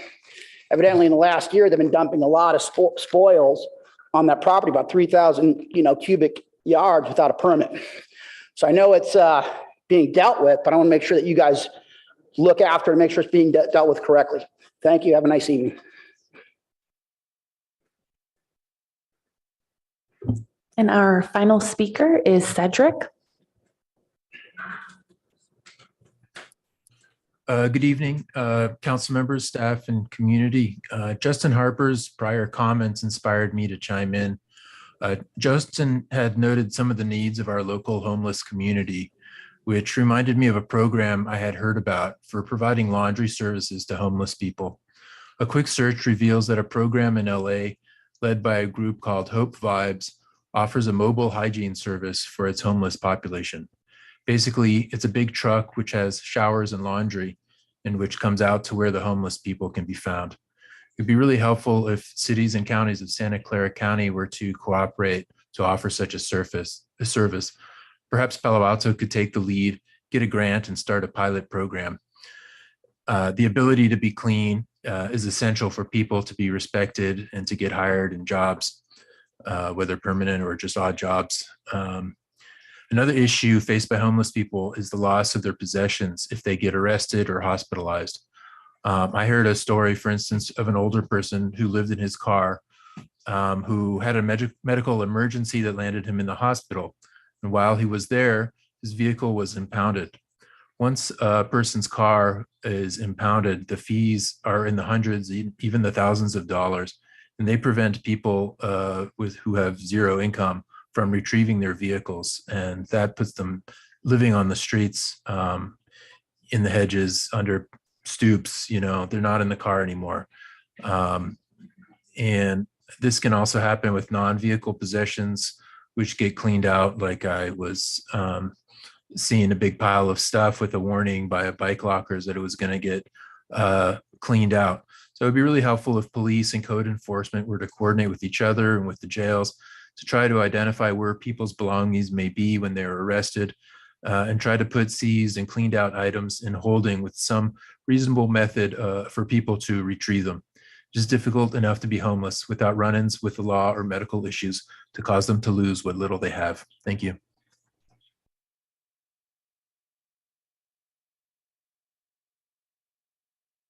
And that concludes public comment.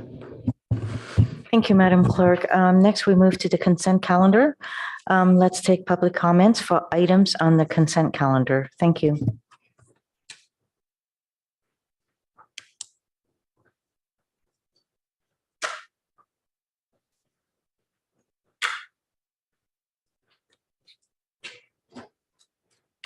Our first speaker is Ben Sins.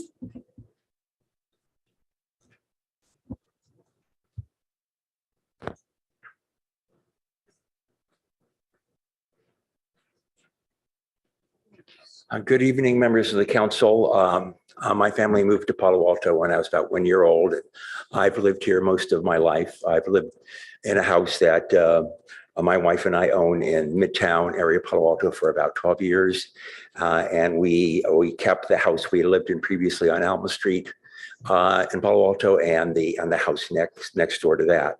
I'm concerned about about item 6 in that I have a concern that that whenever a city imposes a requirement greater than the state, that there be an established need for that to occur. I know on the various leases that I put together for tenants in Palo Alto, I attach the notice of tenants' rights, which I'm required to do. I also, offer a 1-year lease to the tenants. And if they want something shorter, then, it depends on the circumstances. In looking at at this ordinance, which will impose greater requirements, reduced down to 6 months when tenant protections kick in, and also require notice in the lease or in a separate document beyond what's required by the state already. I think it's imposing a burden on property owners that doesn't need to exist. And I say that because the failure to include those notices results in a defense to an action for possession of the property. In other words, where there's been a serious violation that the landlord is trying to recover their property, it provides a defense. And in that area of the law, which is not the area I practice in, my understanding is that would result in the dismissal of the eviction action, and the property owner, who may, like myself, be older, I'm 73, may not know about all these requirements. And in fact, I looked online, there's I think a 42-page booklet on tenants' rights. Nowhere in there does it mention anything about the notice of rights. And yet a landlord is required to attach that to the lease. And so my concern is that landlords won't know what to do, and that the city shouldn't impose additional notice requirements or shortened requirements shorter than the state unless Thank you for your it's comment. Your established. time Thank is you. up. Just to confirm, Mayor, are we doing 2 or 3 minutes still? 3?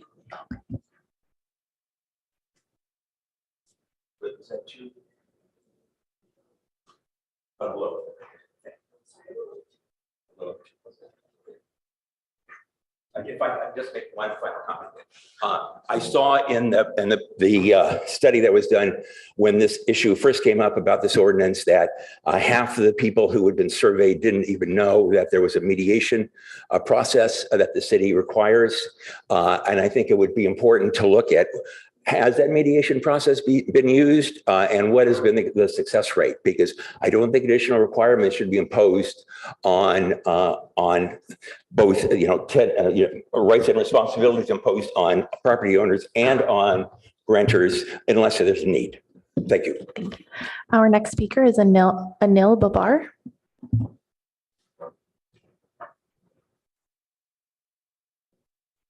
Good evening, Mayor and City Council. Anil Babar with the California Apartment Association. We're also here today to express our concerns with item number 6. AB 1482, which imposed that 12-month qualifying period for just cause, was a well-debated and well-researched piece of legislation that went through a lot of deliberation at the state level. And they came to this conclusion that 12 months was a sufficient amount of time before just cause comes into place, because it provides the tenant and the property owner ample time to determine if this is the right situation. It also provides the property owner ample time to determine if that resident is a good fit for the other residents in that property. Sometimes you have a problem tenant and the other residents feels concerned about that particular tenant, and there's very little an owner can do if they're not violating any one of the just causes. So for that reason, we feel that the 12-month period is the right amount of time, and it also coincides with your minimum lease term requirement that you have with your city. So by imposing the 6-month term, you're actually kind of conflicting a little bit with your own ordinances. The last thing I want to say is that that was the last thing I wanted to say. I just want to reiterate that, the 12-month term provides flexibility. It provides peace of mind for tenants as well. And we urge you to maintain it. And that way the minimum lease term can be income, it fits well together with the AB 1482. Thank you. Our next speaker is Jennifer L. Hi, my name is Jennifer Liu. I live in Palo Alto for more than 20 years. I'm also a small housing provider. I strongly against the stricter just cause eviction ordinance. As a housing provider, stability is very important to us. We count on the rent to pay for our mortgage, property tax, insurance, and to keep up with the maintenance. When we need to change tenants, we need to repaint the house, fix a bunch of things, and leave the house vacant for months. The loss of rent have a serious impact to our ability to pay for the bills. We have no reason to evict tenants unless something is seriously wrong. Tenants are our business partners. It's beneficial to both tenants and housing providers if tenants can stay for a long time. However, when the situation is very wrong, we do need the ability to claim our houses back. With the just cause eviction, we were told that as long as the tenants significantly violate the lease agreement, we can evict. The problem is that we need to collect the solid evidence to present to the court. How hard to collect evidence? Look at the O.J. Simpson case. All the police, all the professional detectives, they collected the evidence, but they could not convict O.J. Simpson. We small housing providers are not the professional detectives. We do have our other jobs and our family to take care of. It's extremely difficult, if not impossible, to get the solid evidence to present to the court. We have a housing crisis. The only way to solve the crisis is to encourage investment and build more housing. Having stricter policies against the housing providers won't increase a single unit. On the contrary, it will discourage people to build ADUs to rent out our homes. With the proposal, no one dares to be a landlord. Without housing investment, no one will build more houses. It will kill the motivation to generate more housing. Minnesota recently started rent control, and building permit dropped 80%. Is there Thank you for really your comments, but your time is up. Okay, please reject the proposal. Thank you. Our next speaker is Min.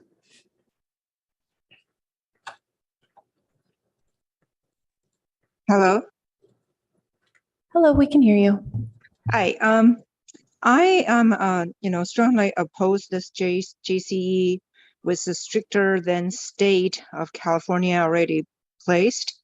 I understand. I read it says this Palo Alto has a lot of amount of renters. Were there any numbers of a percentage of renters, and also how many renters actually are facing a to be evicted or asked by the landlord to move out in a very short period of time? So without those statistic numbers, I want to know what is the reasons the city want to adopt for 6 months the JCE restrictions. I'm the housing provider, and I'm actually consider build the ADUs. Now with this JCE restriction, it looks like if I have an ADU, that will make my single family house is become subjected to the JCE costs. And so this is to make me very hesitated and, why do I want to provide more housing? I think we already have the state protections, and this shorter period of JCE requirement is really overdone. And we are Palo Alto, we're a small city. I don't believe we need this. Thank you very much for you guys, and I really strongly oppose the JCE, the new ordinance. Try to propose it here. Thank you. Our next speaker is Aram James. So I'm sort of in a unique position as I'm a name on a lease at the Southwood apartment complex across from Safeway. 3 years I've been the person that is responsible for that lease.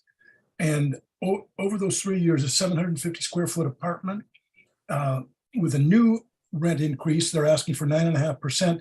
Over the 3 years, that's going to be $659 increase in 3 years, which comes out to a little short of $8,000, 7,914, which I consider to be rent gouging.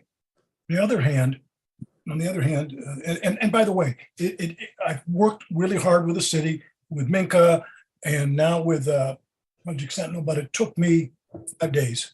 And I think we've worked that out, and I'm really happy with it, to get maybe 6 days. They responded today. I started on the 31st because there's a mediation clause. And each year I go to mediation. I use Project Sentinel with their fine volunteers, and I've been able to get the rent reduced from, 10% maybe to 8%. So I understand that perspective. I also am a landlord. And I can tell you that it is a tough area. So I got a property manager. They specialize in that. They have, I'm not, I'm a criminal defense lawyer. I'm not a real estate lawyer. They, subscribe to all the latest updates on the law so that I am fully legal in all the contracts that I write. I used to try to write them myself. That didn't work real well. It worked for a lot of years. And it costs me maybe 8% a month, which is, because it's a rental property, guess what? I get to write it off. Yeah, and I have had to, had tenants trash places over the years. When my mom did it, owned these properties, there was always that issue. So you have to be real cautious in trying to rent to people that aren't going to destroy the property. But on the other hand, every time they destroy the property, guess what? Big fat tax deduction.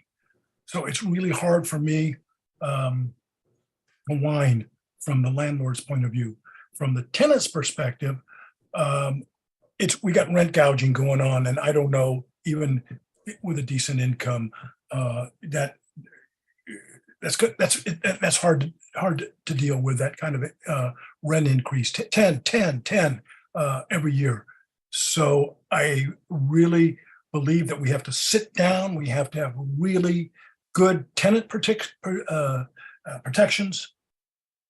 and we have to be cognizant of landlords' concerns. But I recommend that landlords deal with property managers who know how this works on a daily basis, because that's their profession. That's my 2 cents. Our next speaker is Peter.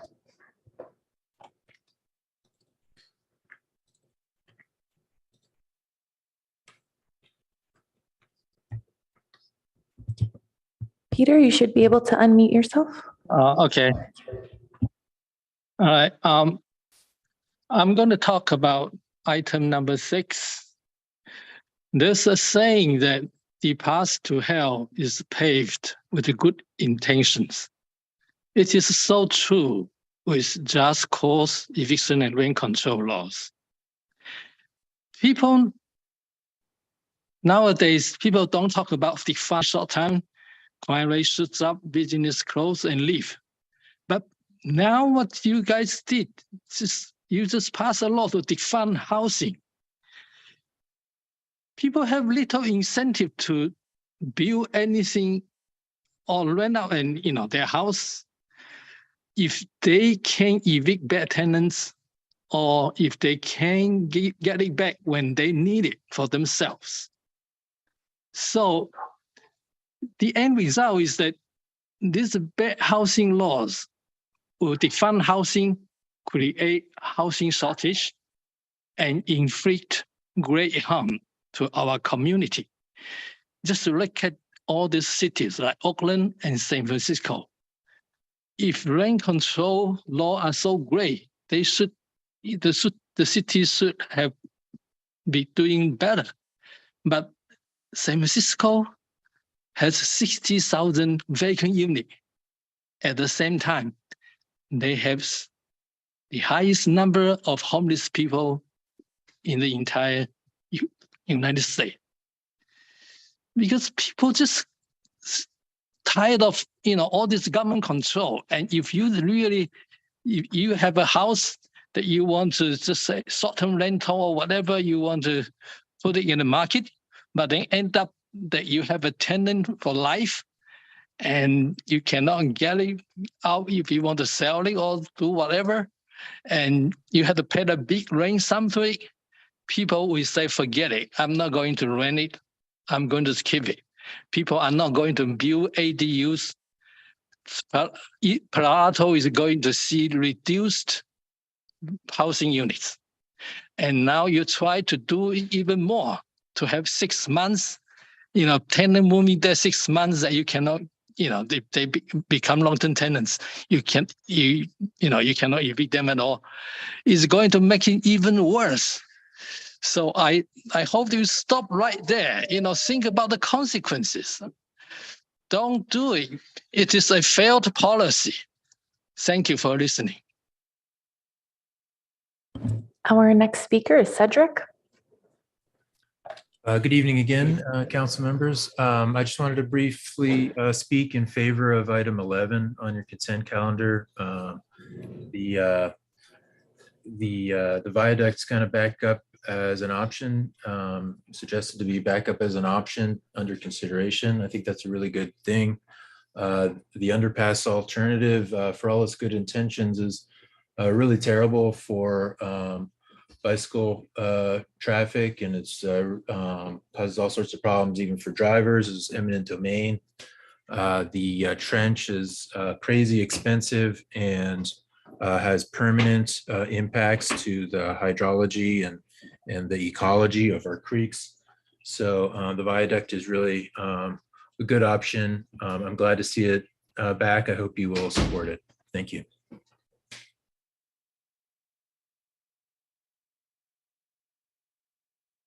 Our next speaker is Mac.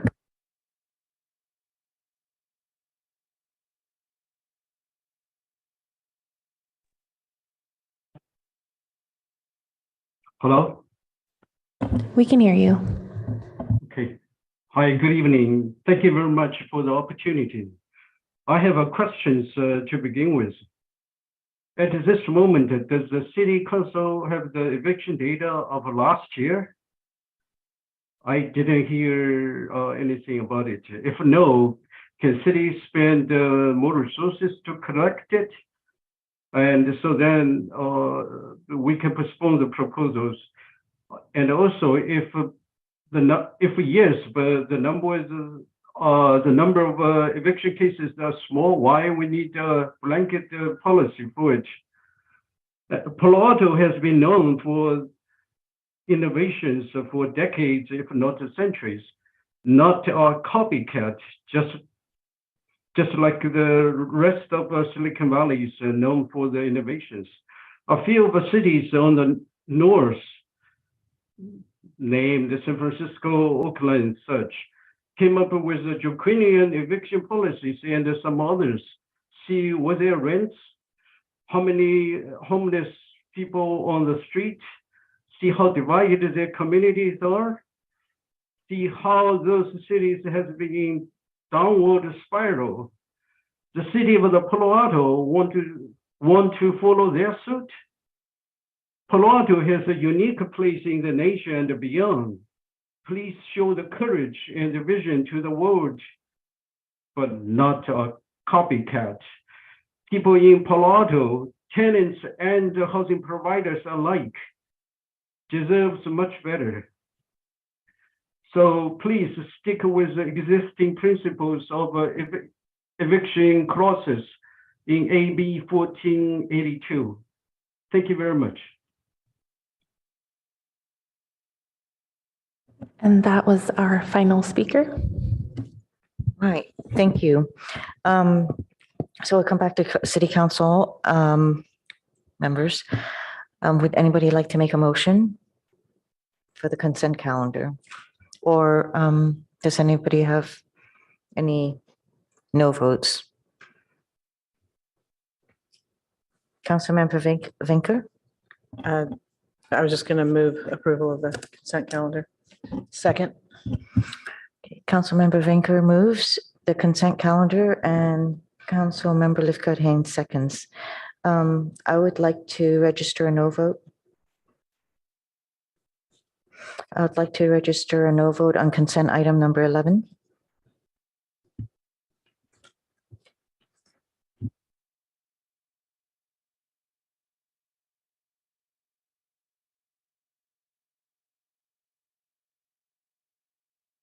I see a light from Councilmember Tanaka. Yes, I'd like to pull number 6, and if I don't have enough support, then I'll have a no vote on it, and also a no vote on number 12. Which one did you say you wanted to pull? 6, and if there's not enough support, then I'll have a no vote on it, and also a no vote on 12. Very good, thank you. Seeing no other lights, will you call the vote, please, Madam Clerk?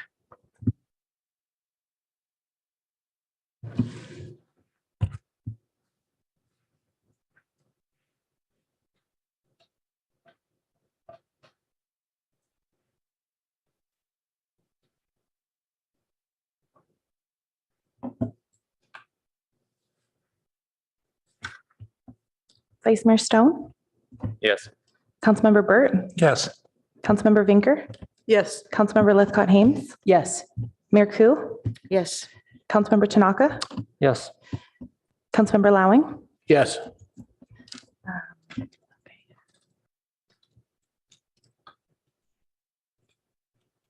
Councilmember Tanaka, would you like to speak on your no votes on 6 and 12? Yeah, sure. Thank you. So I think a lot of first of all, thank you everyone for speaking on number 6. I think the state had debated this topic many times, and they concluded that 12 months was sufficient.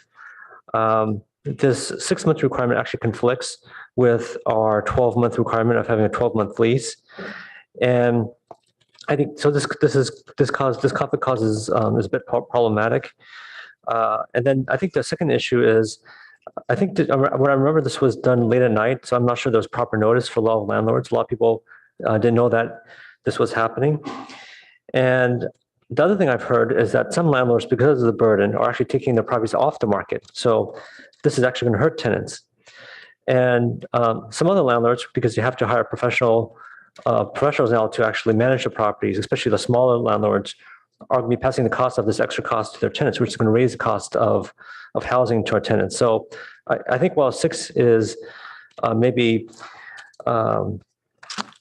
it has good intentions, I think it's going to have bad ramifications in terms of less availability and higher prices for tenants. On number 12, so this one I think I've been pretty consistent on. So this is a forgivable below market interest rate loan of $3 million to the county. And my concern here is that Palo Alto is not really is paying, but the benefits the city is getting is not proportional to other cities. So we're running a budget deficit of about $6-7 million this year. And if we're paying extra versus other cities, which are just paying this part of the county, we should be getting some more dedicated housing for our teachers. A lot of other cities around us are not running budget deficits. And so it doesn't make sense that we're having to give this forgivable loan at a below market rate interest rate and yet not get the benefits of dedicated housing for our teachers. So anyways, I've talked more about that before and this has been consistent. Thank you. Thank you, Councilmember Tanaka. I'll speak to my no on consent item number 11, which gives direction to evaluate with Caltrain the viaduct alternative and to defer the review of the trench alternative at Meadow Drive and Charleston Road crossings as recommended by the Rail Committee. The viaduct has been eliminated by council for any further consideration, and I do not believe that there has been enough notification nor communication with residents who may live near the railroad tracks. In addition to aesthetics, privacy, the noise from the freight trains, which are not electrified, will be noisier and to further distances. With that, I put my no vote. Thank you. And then now, just to state for the record, so motion passed for items 5, 7 through 10, with a vote of 7-0. Motion passed for item 6, 6-1. Tanaka, no. Motion passed for items 11, 6-1. Ku, no. Motion passed for items 12, 6-1. Tanaka, no. Thank you so much, Madam Clerk. Now we go to city manager comments. Thank you, Mayor. I asked the city clerk for some assistance with slides. Just have a few items to note as we're gearing back up with the council coming back from your July recess.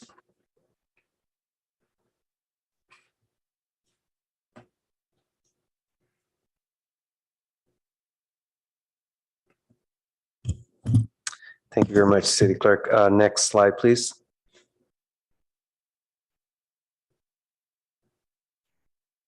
Okay, just to note a few of the remaining events coming up through the month of August as, again, we're trying to remember, summer's not over yet, although school does start this week. So, not to quell any of the fun. We will continue to have a number of events shown here on our music and Magical Music in Motion, Twilight Concert Series, Family Music Night, and Third Thursdays on California Avenue. And not to be missed, the upcoming date for opening of fall activity and class registration in our Enjoy catalog that will be on August 24th at 8:30 a.m. That's the opening time for registration for Palo Alto residents. I would note that the information provided on this slide, as well as the slides that follow, are provided on our city homepage. And the news articles are all on the homepage. We've also provided a new web link here, cityofpaloalto.org/news-articles as one place to go for all recent news. The Palo Alto Unified School District is back in session this week. Would like to reference a few resources that our staff pulled together on back to school information, as well as safety information, as well as wellness tips. Also available here, focused not only at students, but to the community at large. Again, opportunity for some compilation of information and resources available to community members. Next slide, please.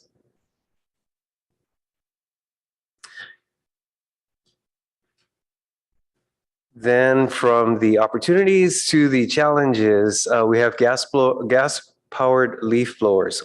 We are in the midst of doing a new round of outreach to make residents and contractors aware of the prohibition of gas-powered leaf blowers throughout residential areas around town.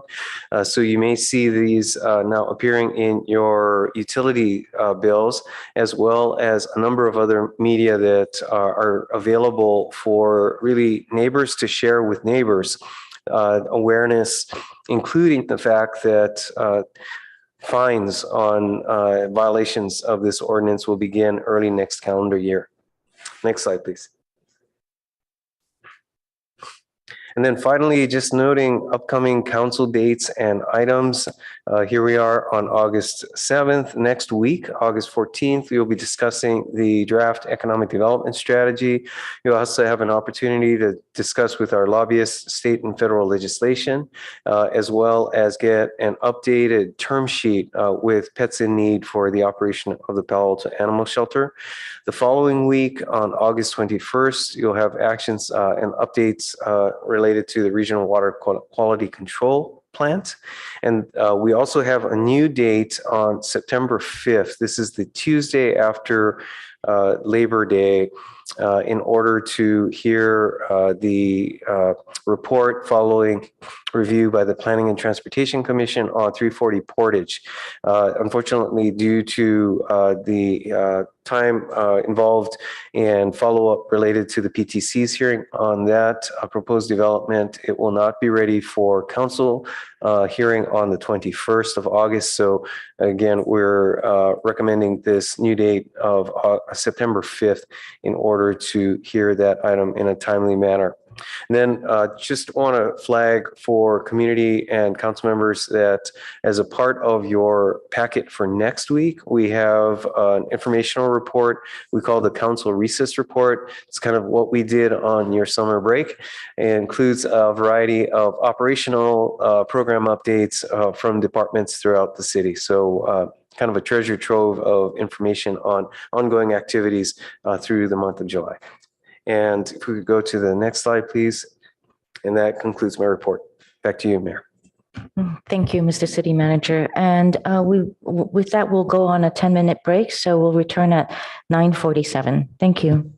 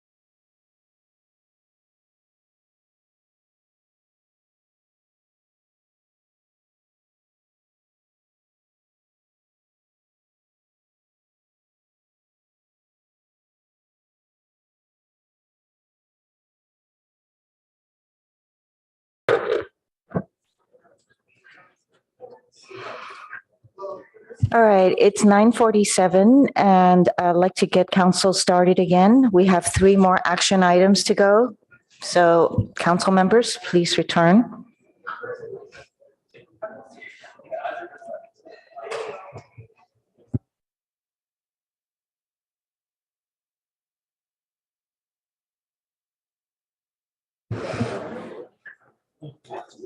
Madam Clerk, can we start?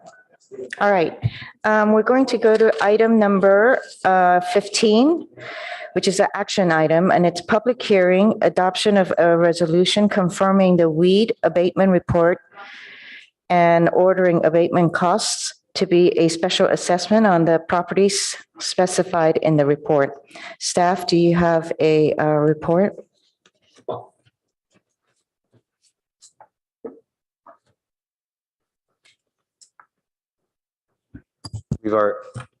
Oh, go ahead, please. Hello.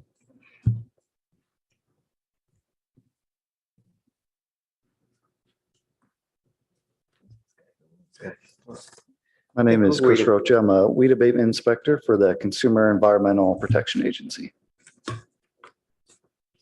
With the county? And do you want the report on the total fees for this year? And I'm sorry, I think we are expecting a brief overview from our fire department. And so let me see if we've got our fire chief or fire marshal available for a sec. And if not, looks like we do not. So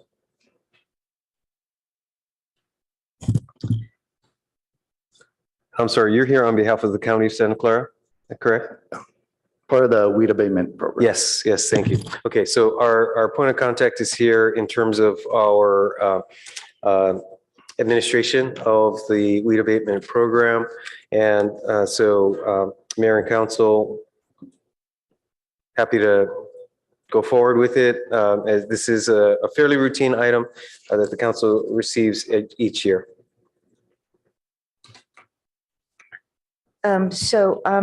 Will you just, let me see, it's about the weed abatement. So the process is twice a year, if that's. Yeah, so we have in this August, July and August, depending on the city, we have the fee assessment. So that's all properties being charged the $92 fee and any other contractor fees that were applied. Then around February or January, we have the assessment hearing for properties being added onto our program to be charged fees. Okay, and so thank you. With that, let's go to public comment and see if there is any. Thank you, sir.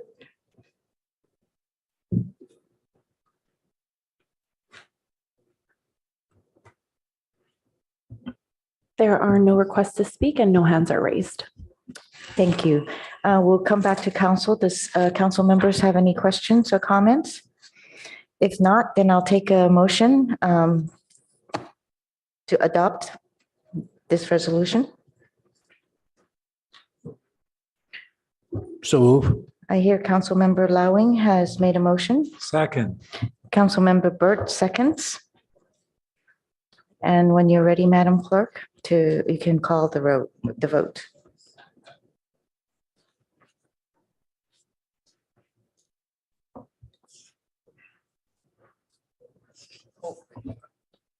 Actually, before you take the vote, did you have something to say? I was just gonna reiterate what the whole meeting was about. Yes. I think we're good. Thank you so much, Marshall. Okay. Councilmember Burt, Yes. Vice Mayor Stone, Yes. Mayor Koo, Yes. Councilmember Lithcott Ames, Yes. Councilmember Tanaka, Yes. Councilmember Lowing, Yes. Councilmember Vinker, With thanks to our presenters, yes. motion carries.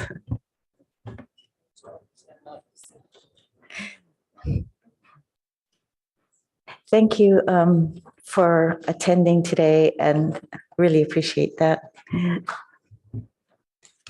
Okay, that concludes our item number 15. We're moving to item number 16, which is the approval of Castellea School's Transportation Demand Management Plan document for a previously approved redevelopment project at 1310 Bryant Street. Mr. Late. Thank you, Mayor. Jonathan Late again from the Planning and Development Services Department. No PowerPoint presentation, just some oral remarks. Summarize that this is an item that the City Council, after it approved the project last year in June, had requested as part of the conditions of approval that the compilation of a transportation demand management plan be prepared in one document. The City Council had indicated that it can come back on consent for review and endorsement. Through discussions with the chair and vice chair and city manager's office, there was an understanding that there's community interest in this document, even though the scope of its review may be somewhat limited, but to provide an opportunity for the public to speak to it. I will note that we've shared this document. We've had some iterations with the applicant to prepare the document as it is. Once we got it to a near complete state, we shared it with some area residents before scheduling this item for the City Council. I want to note that this action tonight is really a reflection of a decision that the City Council has already taken with respect to the Transportation Demand Management Plan. And we're interested, of course, in any feedback that the council may have if we've erred in the document, if there's something that's confusing or not consistent with prior council direction. That's the feedback we'd like to know so we can make some adjustments to it. This is not, however, an opportunity to add new conditions or new regulations or change the manner or method in which we're doing some different reporting or analysis that wasn't previously approved by the City Council. So with that, I'll end my comments and happy to answer any initial questions.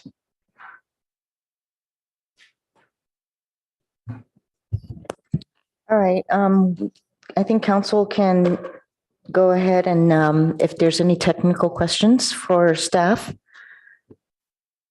And I am not seeing any lights. Comments? You can do questions and comments. Well, are we going to hear from the public before doing comments? Yeah, we can do that. I thought that maybe we'll have a round for council to ask questions, but if there isn't any, I can go straight to. Well, I have maybe questions. I was just going to reserve comments until the later period. That's okay. Fine. So first question, I'm looking at a letter that was provided by I think Andy Reed on behalf of a number of the neighbors, and I'm sure we'll hear more from them, but maybe we can air a couple of things before the public comments. We have one issue, which was that the council had included in our motion that if students are moved off site during construction, then the school could go to 450 enrollment immediately. And what I've heard is that now the school they were looking at being fully off site. And then that deal didn't come through with the College of San Mateo. And now perhaps they're looking at just one class being off site, but interpreting, has staff, the motion wasn't explicit that it said move all off site. It also didn't state that if you move any fraction of them off site, then this whole intention would go forward. My recollection was that the whole discussion was about whether they would move everyone off site during construction or not. So can staff provide their perspective on that and whether increasing their enrollment at this time is really consistent with the intent of the motion? So thank you, Councilmember. Your recollection of sort of the events is consistent with our understanding as well in terms of how things came to pass. And I recall that internally we've had some discussions about the number of students that were going to be on campus and the number that was going to be at the JCC.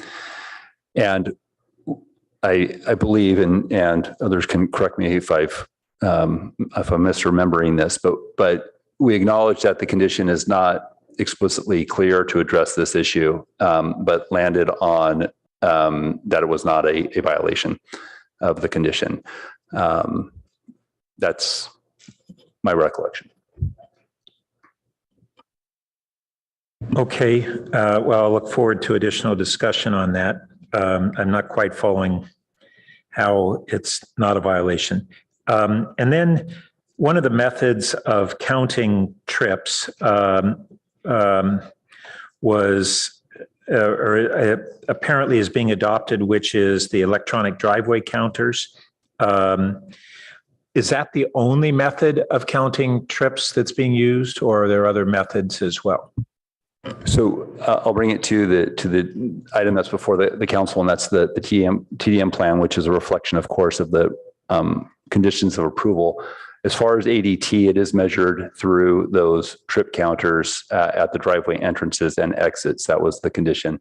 The reporting, the three times a year reporting does also require information about parking on the surrounding streets adjacent to Castellea.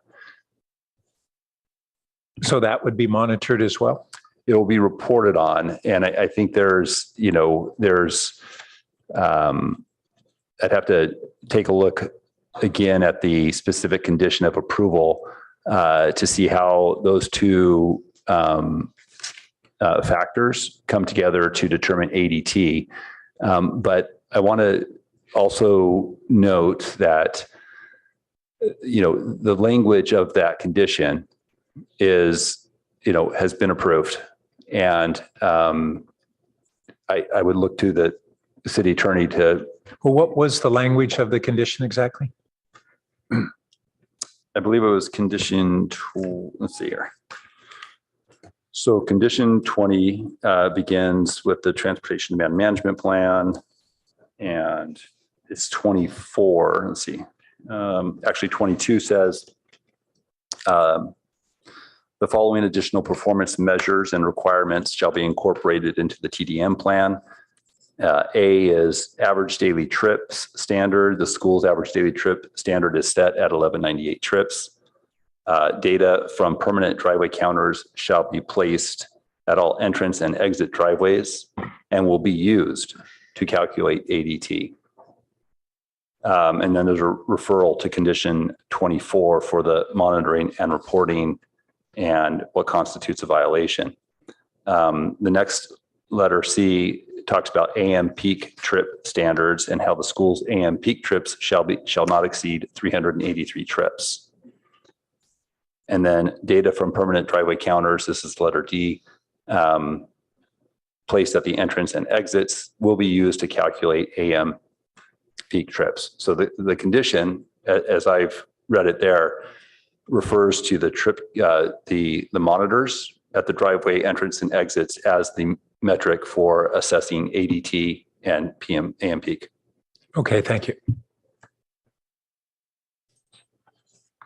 Councilmember Lowing. I just had a couple quick questions initially for staff. And one is your intent to have a specific person in probably the transportation department, maybe planning, to liaison with the school committee? It just seemed to be helpful as I was reading through this, that should be the same person all the time so that they know who's the liaison to the committee. I don't know if you guys have discussed that yet, but we have not discussed that at this time. It just seemed like some continuity would be developed and knowledge about the system. So, for example, Sylvia Starlack is all up to speed on this stuff, and she's doing TDM, so she'd be perfect. So I just wondered if that was underway. And the second one is that I'm not quite sure why, I don't know that this would be high quantity, but I'm not sure why during construction vehicles wouldn't be counted as trips, because they're trips. They're big noisy trips. Again, it may not be high quantities, but I just don't know why they would be cut out of the program. Well, I think if I remember correctly, ADT was based on the number of trips that were generated by the school at a certain point in time. And there was the no net new trips component added to it. The construction trips would be additional trips to the schools already to that established standard. So I think for if I'm remembering correctly, the mitigation monitoring program did not include construction trips as part of that ADT measurement. And that's what it may be a de forward. minimis number compared to the overall situation, even if people are on campus, but it seems like they are trips and we're trying to control it.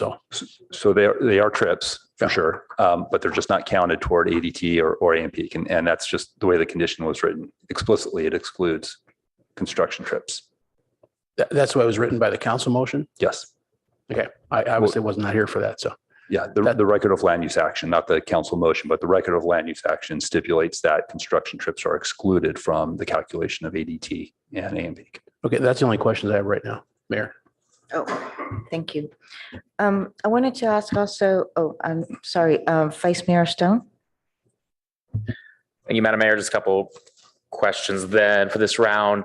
So so the school's installing those permanent vehicle counter devices at all the entrance and exits. Will the city have the right to be able to access the raw data from that? Yes. And is that included in this? Yes. Okay. That's a condition of approval. Great. And then another question on whether it's conditional of approval, the page 5 of the TDMP states that the PTC will determine whether the condition is necessary after 15 years. Was that also a part of the condition of approval, or is that up for discussion tonight? That's also part of the conditions of approval. Okay. And was explicit enough that essentially precludes council from being having the final say on that? Well, I think I'd have to take a look at the conditions. Do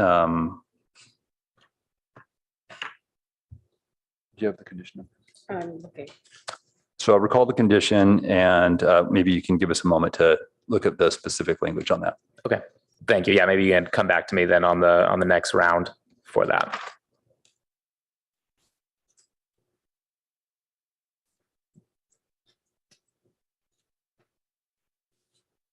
And I guess maybe a question then for city attorney, going back to the exchange between Councilmember Burt as far as the condition of approval for only using the vehicle counter devices to determine peak trips. And I think my kind of interpretation of it at the time was saying that the use of those devices would certainly be used in calculating those trips. I guess I didn't read that as precluding other methods as well. And so I'm concerned tonight that we're reading this as if we can only be using those permanent vehicle counters when we know there are also going to be additional trips not being counted the way the document is being presented to us.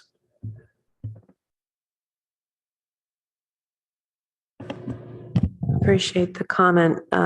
Let me take a closer look at the language. Great, thank you. Those are my questions for this round. Maybe just to conclude, I did read it's condition 23 that of the record of land use action, and it does stipulate that after 15 years of monitoring, the Planning and Transportation Commission shall review whether this condition is still necessary.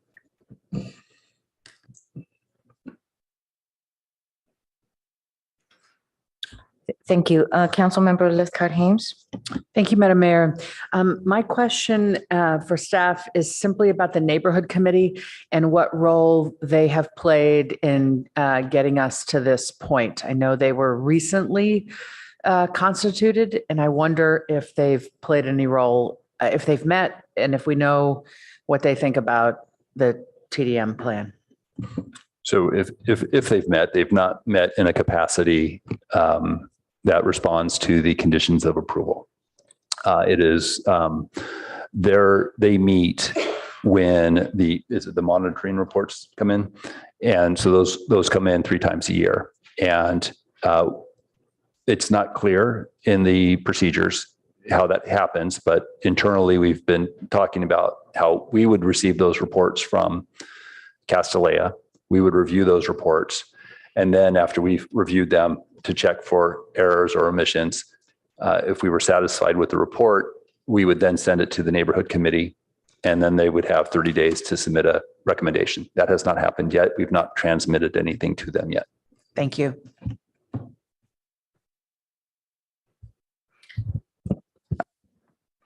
Councilmember Vinker. Thank you, Mayor Koo. I'm going to refine the question put to our city attorney by the vice mayor, as brought up by others, with respect to the method of calculating the ADT, average daily trips. Because as I look at the record, in October of 2020, the final EIR in mitigation measure 7A on page 10 mentioned driveway counters as, quote, part of the monitoring. So then the TDM does in fact track the RLUA, but the RLUA could be said to be ambiguous in condition 22B, which says data from permanent driveway counters placed at all entrance and exit driveways will be used to calculate ADT. If you stop there, it sounds definitive, but it then goes on to say, refer to condition 24 regarding the monitoring report for the ways ADT shall be calculated. When I read condition 24, it is not express or specific about what that is, but it does not say that this is the way. It does not say that it is exclusive use of the driveway counters. So whether it is or is not exclusive seems like it would be answered in 24, but I can't find the answer in 24. So when I look at those two things, I feel like there's some ambiguity that we can and should resolve as council before this is finalized. And I would want to hear the history from others, but it seems to me from what I have been hearing from the public and others that it was anticipated that ADTs would count all the daily trips, not just the ones in and out of driveways, but ones that would end up in a parked vehicle nearby or a drop-off nearby. And thus, that driveway monitoring may only be part of the way we count it. So my question would be, is there any, do you have any different analysis that we should be aware of? On the fly, sorry. Working on it.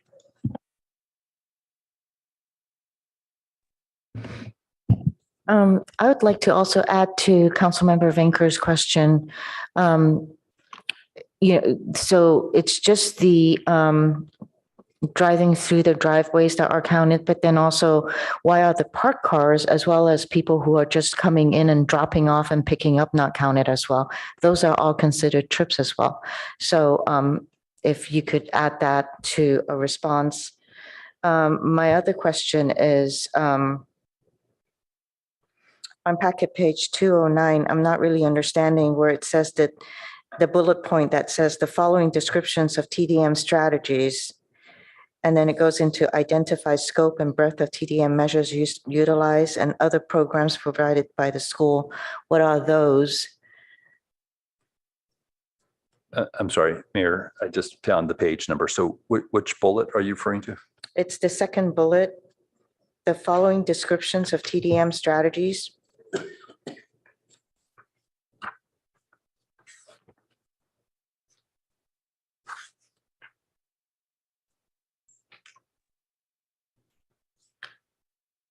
While Director Late is looking that up, if it pleases the council, I'm Philip Kami, Chief Transportation Official. I just wanted to speak a little bit to the TDM plan and how it was really set up to use technology. And the current technology that we use for TDM monitoring is typically on-campus drop-off and pickup. That's typically how you would count.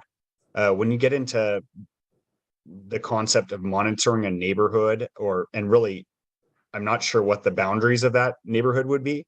You get into very tricky area within, privacy issues, surveilling the streets, and some really difficult ongoing monitoring that I don't know how we would do, and would be very unusual for any type of TDM monitoring. So just want to mention that. So that is why this TDM plan and most TDM monitoring is done at driveways. I appreciate that, Mr. Kami. However, it does not resolve the cars in neighborhoods, and so it's not really a complete TDM plan which mitigates impacts to the neighborhood. So I do want to say that, but I appreciate your response.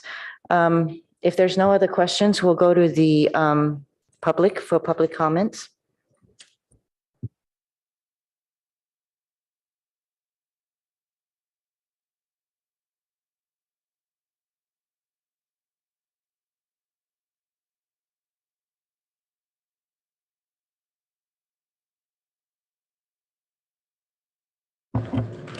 Members of the public have 2 minutes to speak.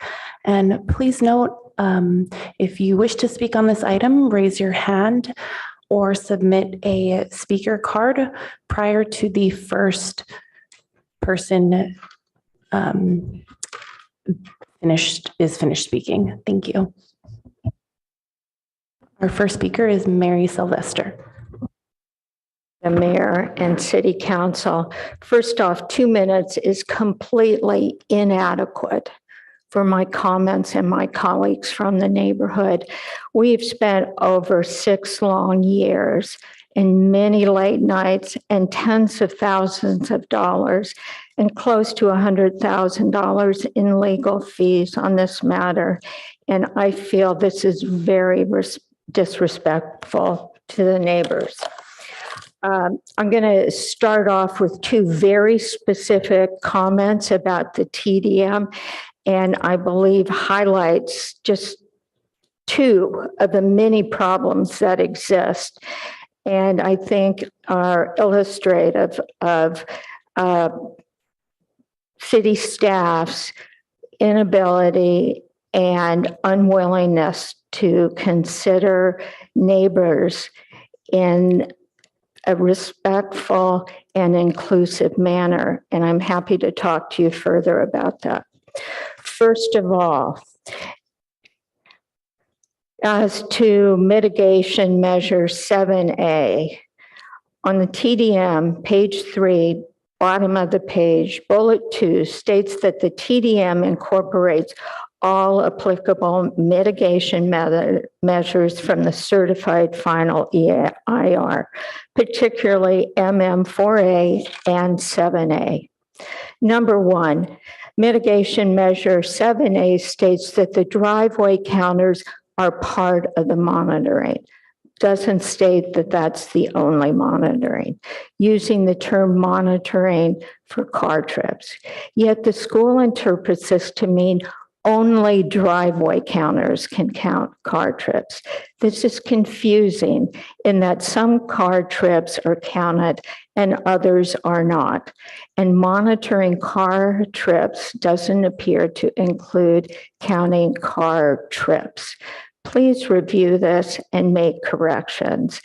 And we know that many Castellet students are dropped off throughout the neighborhood and staff parks throughout the neighborhood. And I think it's disingenuous for our— Thank you for your comment. Your time is up. Madam Mayor, may I please have a minute more? I'm sorry, we're over 10 and it's already 10:16 and we have another item. So if you would just wrap it up, we really appreciate it and I apologize. Okay. Also, MM7A states that the TDM is implemented during construction and in perpetuity. And then the performance standards of the school say that construction trips are excluded. So what is it? Are construction vehicle trips part of the TDM? or are they not? Thank you. Our next speaker is Alan Cooper. Yes, thank you. Good evening. I've been part of the discussion for 7 or 8 years, have lived across the street from Castalia for 39 years. And I'm going to refer to a letter that I submitted to you this morning.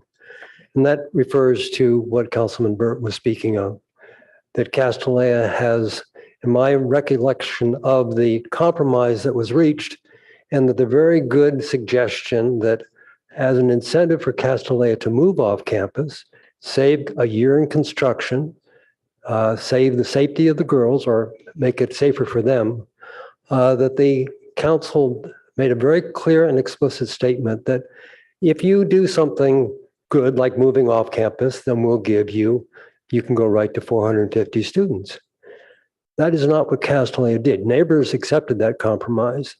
Castalia instead has taken the tack that they tried very hard to get off campus.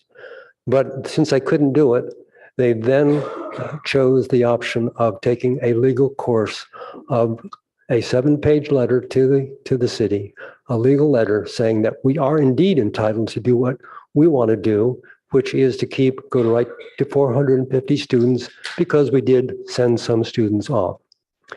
I don't believe that's ethically correct, and I would like to ask council to clarify that and make a clear statement, perhaps tonight, if you are able, what the intent was, an ethical intent was to be honorable, and if you want to have the 450 students, then please move off campus if you can.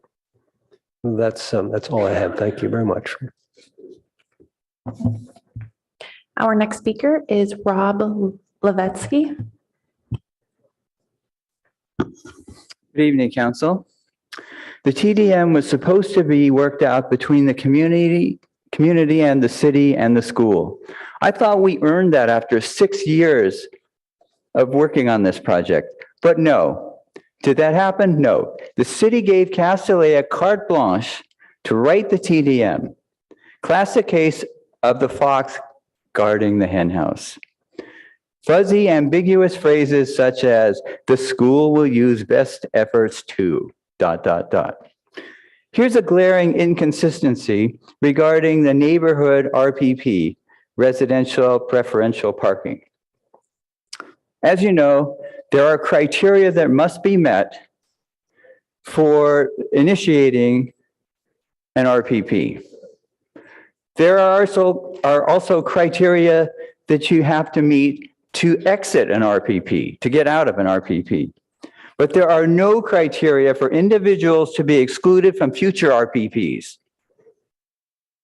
Yet, here's what we have in the language in the parking mitigation section of the TDS. We have this phrase, quote, Castalia School agrees to be excluded from any future RPP programs. Just out right there in glaring error of there's no procedure for this, and yet they're saying that we agree to be excluded as if the city asked them if you would agree to be excluded. Ridiculous. Here's another one. This is with the garage.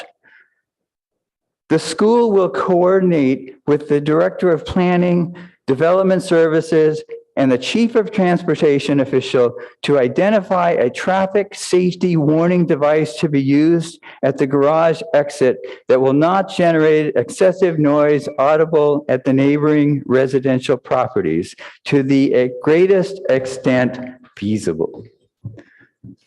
Now, we neighbors may have to listen to this device hundreds of times a day, but we're not going to even be consulted. Thank you for your comments. Your time is up. Thank you. Our next speaker is Hank Souza. Hello, Mayor Koo and council members. I'm Hank Souza. I live 185 feet from Castalia. I'm also a member of the 3-person neighborhood committee charged with overseeing the traffic plan. I'd like to ask City Council to direct the Transportation Department to name a liaison or contact for the neighborhood committee. This is important now because Castellia School starts again in 2 weeks. And also, could you direct the school to provide us with a handbook so we know what the school tells the parents regarding parking and traffic? And finally, please leave open the possibility of making adjustments to this document as neighbors pinpoint impacts during and after the construction period. Thanks a lot. Our next speaker is Andy Reid.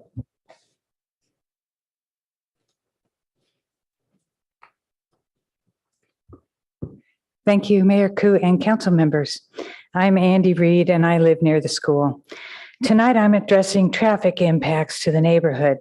We ask that you allow the following clarifications to the language of the TDM to ensure all car trips are being counted. There's plenty of time to get this right. The school promised no net new trips. However, car trip caps only work if all car trips are being counted. School is only counting electronic driveway counters and ignoring the other cars. The school uses their side of the street to park all day. That's 53 cars around the street school. And we don't mind, we just want them all counted. Surely it was never intended that if you have 2 cars that approach the school and one drives over a driveway and the other parks on the street, that only 1 car trip would be counted. The Fair and Peers monitoring report supports our fears of undercounting car trips. The report states that the average cap peak trip is 197, which is so much lower than the 383 cap that we pulled the raw data and tested a sample of AM peak raw data. Here's a visual comparing what this report shows to the raw data. The gray line in this graph is what the report shows, the average 197. The blue line is what the sampling of the raw data shows. And the red line is adding 53 cars that we know drive and park every day. There are more, as you've heard. But I'm just trying to prove the point that something is amiss. If the car counts can't be relied upon, what else in this report veers from the spirit and intent of a TDM? Please have the transportation staff review the report and audit the numbers and ensure that the public gets accurate counting in the future. Thank you.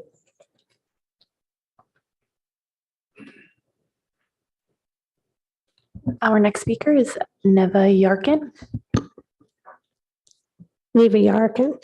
Good evening, Mayor and City Council. My name is Neva Yarkin and I live on Churchill Avenue. Before the city approves Castellia's TDM plan for expansion, please consider the impacts this whole area will have to endure during construction phase. The whole point of the TDM plan is to reduce morning peak hour car trips, daily car trips, and parking demand. Once enrollment is 450 students, the school must demonstrate that 40% of its students reside within a 5-mile radius of the campus. Castellia is trying to reduce car impacts by encouraging students and employees to bike, walk, and shuttle to school. But this will be in a construction zone for X amount of years. Construction will have major impacts on surrounding streets in the neighborhood, plus Palo Alto students riding bikes or walking to the public schools. How can you have exact head counts for traffic when you will have people parking several blocks away from the school to avoid this construction nightmare? I feel safety in a construction zone should be the highest priority for Castellia when remodeling. Thank you for your time. Our next speaker is Nelson Ng.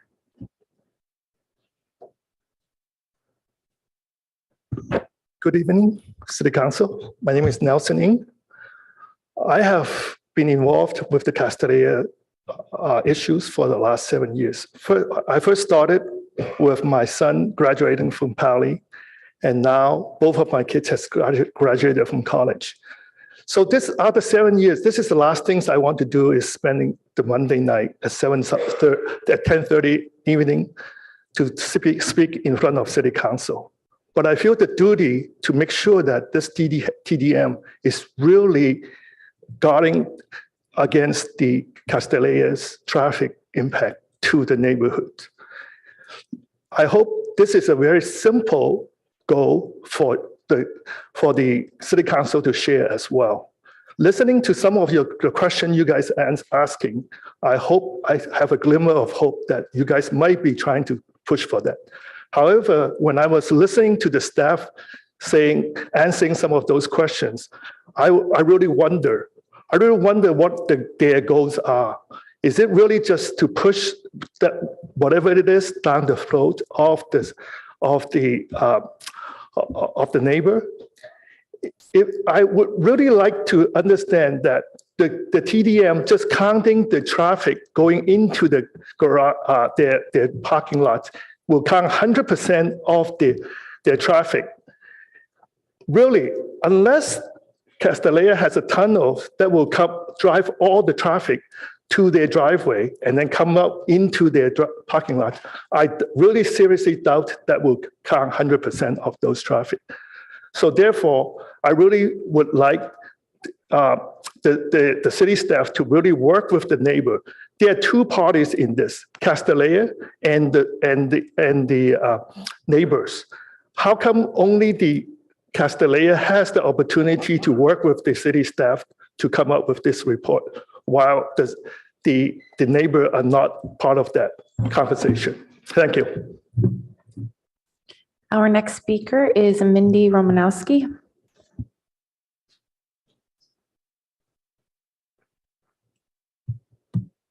Hi, good evening, Mayor Koo and members of the council. My name is Mindy Romanowski. I am land use attorney and here tonight on behalf of Castellia. As you are aware, many of you and this council approved the project last June, including what the Planning Commission described at the time as the most ambitious TDM program in the city's history, something to be proud of. The final TDM before you tonight consolidates a myriad of approved source documents into one central document to be used as a resource. Importantly, the controlling documents for the final TDM plan, which are the conditions of approval, the mitigation measures, the council's motion, the EIR, those were approved last summer and they very much control Castellia's operation. So your only question tonight is whether this TDM plan incorporates the measures, not verbatim, as is listed in the condition of approval. And if you look at all of that together, the answer is yes.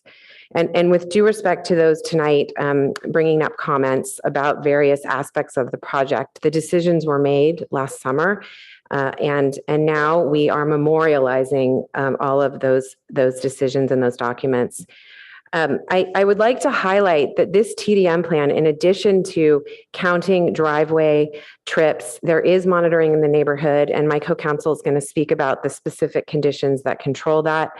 There are many TDM things that are being put into place by the school, including shuttle services, procedures for monitoring. Last year, we had 8 full-time monitors that were working during pickup and drop-off. Parking, all the parking regulations are put up on the school's website as is required. The reports are very detailed and they will be delivered in a timely fashion to comply with all of these conditions. I think I also just want to conclude with the city transportation staff reviewed this report with many back and forth comments. And so we are pleased where it is, that it incorporates all of the various controlling source documents. And we would urge you tonight to approve this final TDM plan in accordance with the staff's recommendation. Thank you. Our next speaker is Matt Francois. Thank you. Good evening, Mayor Koo, members of the council. Matt Francois with Rattan and Tucker. Our firm is co-counsel for Castellia along with Mindy Romanowski. As your staff aptly pointed out, the council granted final discretionary approval for the project last June. That happened over 6 years and 20 public hearings, 100 conditions of approval. The relevant condition here is condition 20, which required that we be back here tonight with a final TDM plan to ensure that it incorporates all the disparate various conditions related to transportation.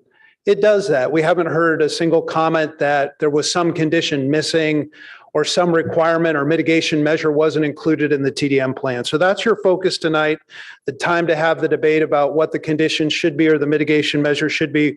We're in the 6 years leading up to June of last year. I did want to point out and correct the record on one issue, and that is driveway counts are not the exclusive means of counting trips to the program. If you look at condition 22G, the school in consultation with the director shall install temporary vehicle counter devices in the public rights of way as at locations determined by the director, and data will be collected for no less than 7 consecutive days. Those requirements are also reflected in condition 24B, Romanet 3 and 4. So this plan incorporates those measures, and the first TDM plan that was done did that reporting as well. As you know, you established a neighborhood committee. The next TDM plan will go to that neighborhood committee for their review and input to the director. We're past the point to impose additional conditions on the project. That it went through the planning commission. It's come to the city council multiple times. It was endorsed on a 6-1 vote by this body, and that's a final approval at this point. So we're here tonight just to satisfy condition 20, which was to ensure that all the traffic conditions and mitigation measures are incorporated in the TDM plan, and they are. So we would respectfully ask for your aye vote. Thank you. Our next speaker is Carla Befera. Thank you, Council. Castellea's TDM is a document we will all have to live with for the next few decades, and it will create a precedent. We've read it carefully, and we ask you to pull it off for additional study. First and foremost, while the Council required in its motion that traffic be monitored and reported, the school and city staff have interpreted this as the school will write its own TDM and then will hire its own firm to monitor traffic. And this is the part I love. The school will then review the data collected and then share those findings. This is both asking the fox to guard the hen house and then to provide a report on the chickens.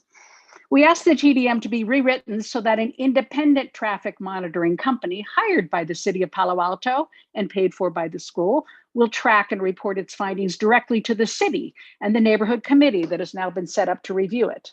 Secondly, there's so much ambiguous language in the TDM, which offers the school multiple opportunities to reinterpret the rules. Why is this so important? Need we point out the most recent example? The council gave the school a maximum of 416 students until construction was complete, or as an incentive to move, it would be allowed to enroll 450. As we've seen, the school is instead doing both. It's remaining on campus and it has increased enrollment by moving a portion of the new students to the JCC. Among the issues this raises, neighbors were told specifically by Nancy Kaufman that whenever the school has an all-school meeting or event, of course the off-site students and their families will be invited, noting it doesn't say that we can't. Tonight, we ask that you add to the TDM a requirement that the city hires a traffic consultant who reports directly to the city, that events on campus cannot be open to students beyond the 416 cap, the traffic being monitored is actually included in the final counts. The distinction is between the word monitoring and the word counting. And fourth, we ask your help in tightening the language. We cannot help but think allowing the school to write its own TDM was inviting nebulous restrictions that can be reinterpreted at will. This version is full of erroneous loopholes, and we ask for your help in clarifying the language. Thank you for your time. Our next speaker is Matt Glickman.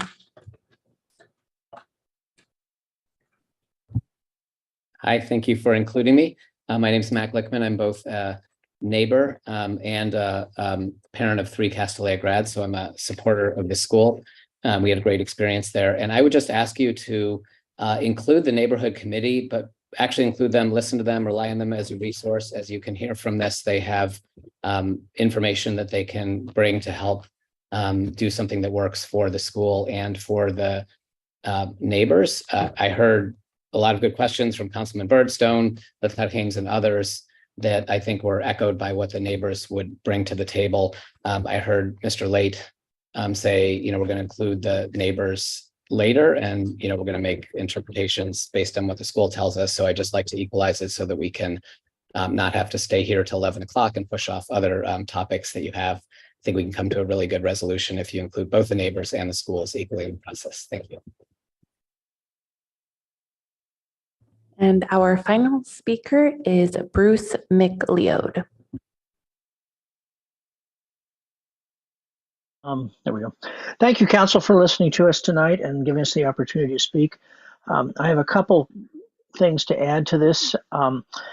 During the final deliberations for Castellea's conditional use permit, several council members stated that a robust, enforceable TDM to protect the neighborhood from excessive impacts was an integral component of the project and part of their rationale to approve the CUP. The 65-page document before you tonight is neither robust nor enforceable. It is late, complicated, often imprecise, and in many cases has sections with conflicting information that are open to interpretation.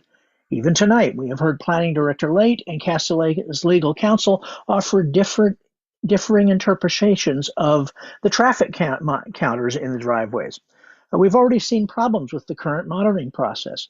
In November, the traffic counts on the streets were compromised and unusable. Instead of redoing them then, the city staff waived the reporting and relied on counts from April for this year's data. At no point was this non-compliance made public. The lack of transparency and accountability from the city is appalling. As the council is well aware, this document will be used as a precedent for many ensuing CUP applications. It is time for the council to demand what they asked for to protect the city's neighborhoods. Please consider the following. Continue action on the TDM to a date certain as needed for adequate review. Direct staff to collect specific comments and suggestions on TDM sections from neighbors or the neighborhood committee and meet publicly to address those comments prior to any report back to council. Thank you for your time and consideration.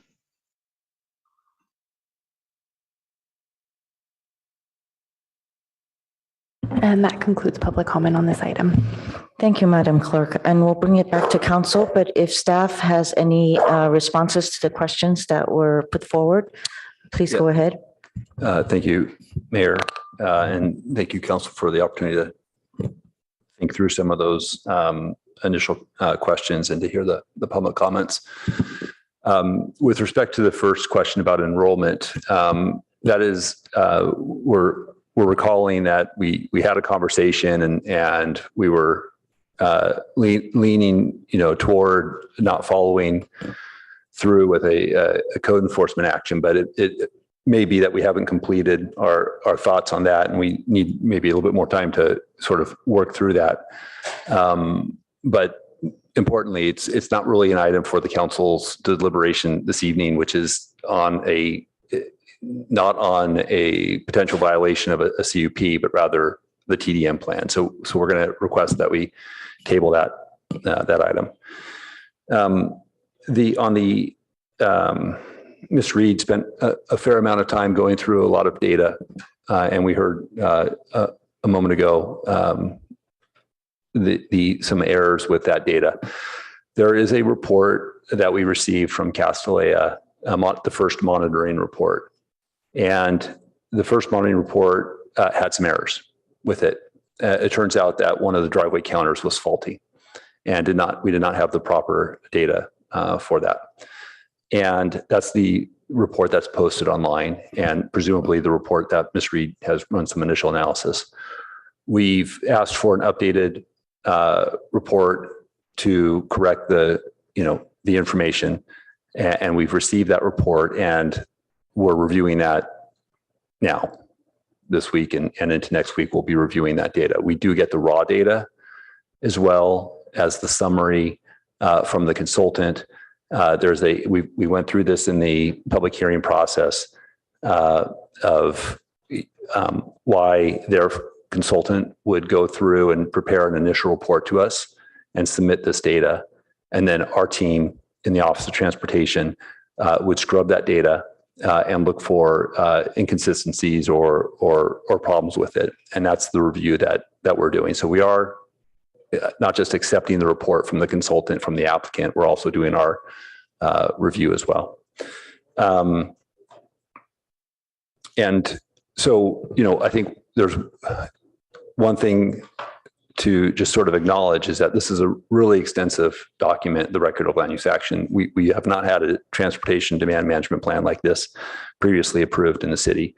And so there necessarily is going to be some trying to figure it out as we go along. And that's what we're trying to do now at this early stage, is sort of get into a place where we can know what to expect from the applicant, what our expectations are for compliance with the conditional the CUP. And so we're kind of working our way through that process.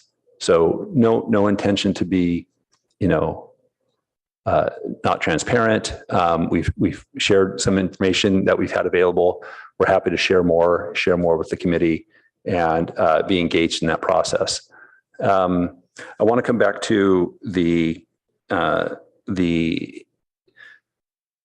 driveway counters as the measure for AM peak and average daily trips. And it took me a while, but I had to sort of recall some Planning and Transportation Commission dialogue on this very issue. Mitigation Measure 7A is a fairly lengthy mitigation in response to the environmental impact report that was prepared for this document. And it goes on to the purpose of this mitigation measure is to reduce the average daily trips and maintain a maximum peak hour trip volume. And it goes on to list a bunch of reasons or ways that will be achieved. One thing to note is that at the time that the environmental impact report was prepared, the mitigation measure had a higher average daily trip of 1296. The approval is 1198, I believe. It had a higher AM peak trip count of 440 trips. The proposal's somewhere around 383. And when the Planning Commission said no net new trips, that's a more restrictive standard than was set forth in the environmental impact report as it was studied. And as you get past that piece, and you heard it referenced here today, that Castellet shall conduct routine traffic monitoring and submit monitoring reports 3 times a year. That's the condition that's imposed. It talks about reducing to 2 trips per year. It says that Castellet shall install traffic counting devices at each project site driveway and submit the raw data along with the data summary and analysis in the monitoring reports. And that the analysis shall also include reporting on, I should back up. And I said, as part of this monitoring, Castellet shall install the traffic counting devices at each driveway. It didn't say that the driveway counters are part of the determination of AM peak or average daily trips. It said that as part of the monitoring program, these trip counters shall also be reported in addition to other items that they've asked us to report. And those other items talk about 15-minute increments, student, surveys that would be required, and other information that is already incorporated into the record of land use action. So when you're asking the question about the reason, one of the sort of overriding ideas of this record of land use action was monitoring and enforcement, and how can we objectively assess whether a violation has occurred. And the reason, as I believe through the Planning and Transportation Commission process, that we landed on a specific measure for AM peak and average daily trip by the driveway counters is because it was objective, it was measurable, and we could determine whether it was a violation. It's less likely that we're going to be able to do that effectively if we're counting cars parked on a side of a street, because while there's a local sort of arrangement or understanding that the Castellet folks park on their side of the street and the residents honor that and they park on the other side of the street, we can't guarantee that that's always going to be the case. And as Mr. Kami had noted, we don't have effective mechanisms today to track that that recording. And I will note the additional reference of traffic monitoring that was referenced by Castillea's legal counsel is a different thing than what we're talking about with AM peak or average daily trips. That's a strip measured 3 times a year on the street. And so we're collecting data about all kinds of traffic, not just Castelea. So it's not perfectly relevant in that regard. So that's why we have this condition that is really specific and is tied to the trip counters.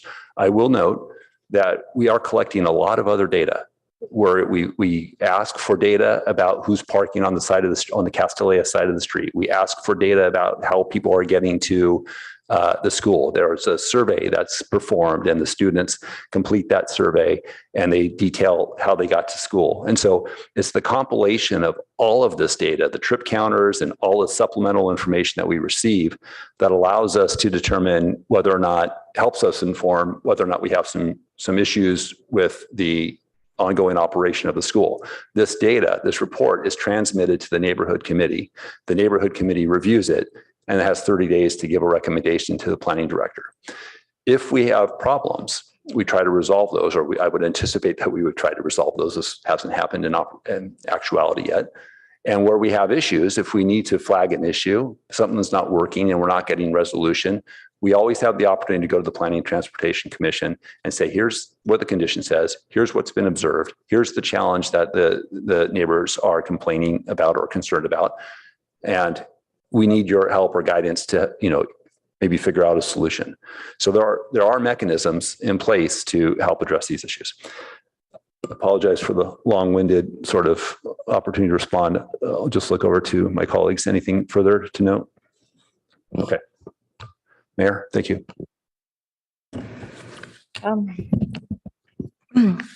I don't see any lights, so I'm just going to ask a question. So in the draft from the action minutes from that day when we adopted the motion, item number 7 specifically states that staff is to draft detailed TDM and return for a public session with council, ideally within 6 months. This item can be placed on consent. It doesn't say it shall be placed on consent. It says it can. And it also says return for a public session. So it's an opportunity for a discussion and to get better understanding of how this TDM is done. My other question is, why was this not, we have a neighborhood committee that was put together that council asked for. Why is it that this TDM and all its data, when it was formulated, was not something that was worked out with the neighborhood, with the neighbor committee?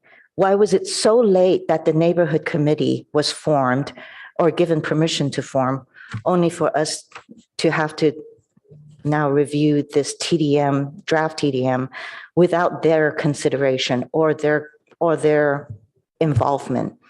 Okay, well, I can answer a couple of those questions. One, the neighborhood committee wasn't charged with reviewing this document that's being presented to the city council. It was charged with reviewing the TDM monitoring reports that are submitted 3 times a year. That's the role of the neighborhood committee. As you know, the neighborhood committee was formed in June this year. And we were looking to put both the neighborhood committee selection and the TDM on one agenda item in June, but we bifurcated it for the reasons I noted in my presentation. As for why why a year later as opposed to 6 months later, I think that reflects the complexity of the document and the iterations between the applicant and staff.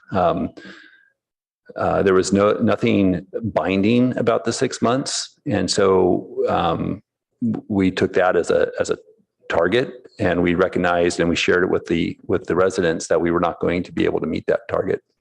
I don't think I'm as bothered by the 6 months as I am about drafting a detailed TDM and returning it for a public session with council. So opportunity for discussion, opportunity for review of this TDM. I think I'm also more about the comments that was said that this was to be placed on consent, but we've pulled it in order to be an action. It should always have been an action item, and that there should have been the proper opportunity for more discussion on this, and for the neighbors to be able to put in their input.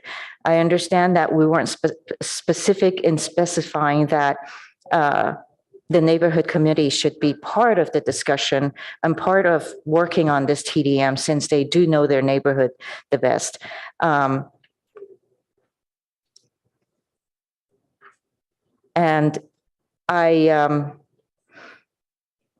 I do think that there's more things that need to be worked out, and the raw data that is now correct, that you have a correct copy of, should be also provided to the neighbors for them to review.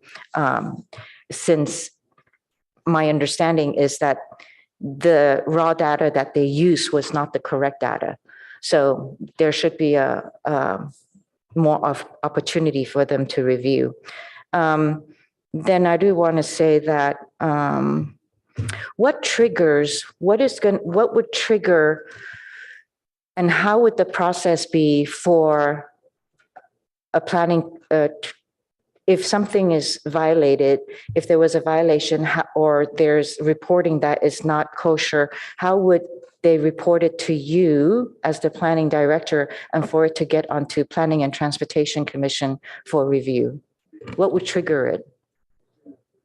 So I think you're asking if the neighborhood committee found some violation in the monitoring report that was transmitted. Their role would be to flag that for my attention. Yes. And we would look at that, and if validated, we would reach out to Castellea. They would have an opportunity to cure their violation. Oh, so it will be between you, the neighborhood group, and Castellea? Well, I don't know what the subject is. So you were just telling me the process that when they're looking at their reports, the monitoring, the TDM report that comes through, then the neighborhood group would look at it. If there's a problem, they'll come to you, and you reach out to Castellea. So did I hear wrong that it could be initiated to the Planning and Transportation Commission as an agenda item for them to discuss? Did I hear that wrong? So that would be much later on in the process if a violation, I mean, I will say the Planning and Transportation Commission would get involved if we were unable to resolve an issue.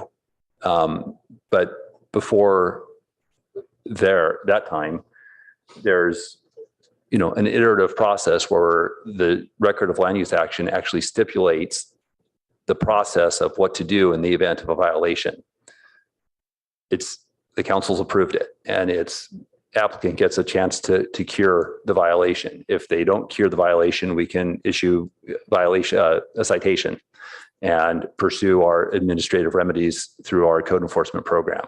If it's a violation of the TDM, there are other penalties. They need to add additional TDM, at least one other additional TDM measure at their choice. The first violation. The second time, it's at the director's choice in consultation with Mr. Cami in the Office of Transportation. A third violation is, a reduction in enrollment up to a certain number of students. So all of these procedures are set forth in the record of land use action. And presumably at that point, if we're running into some problems, we're going to come back before the Planning and Transportation Commission. Thank you. I see other lights. Vice Mayor Stone. Thank you, Madam Mayor. I think one of the big issues in this ongoing saga has really been just a breakdown of trust between the school and the neighborhood. And much of the debate back in, well, for several meetings, but especially that last meeting in June 2022, was finding compromise in order to be able to start to rebuild that trust. And a big part of that compromise was this TDM, and really promising the neighbors that there was going to be teeth to that. And I'm hearing kind of staff's interpretation of ambiguity on the issue of what's being on the counters and what goes into that report. But that wasn't my recollection. And I pulled up the draft minutes from the June 6th, 2022 meeting, and it is very explicit on that desire, as well as, and I'll get to it later, as well as on the issue of construction and enrollment increases.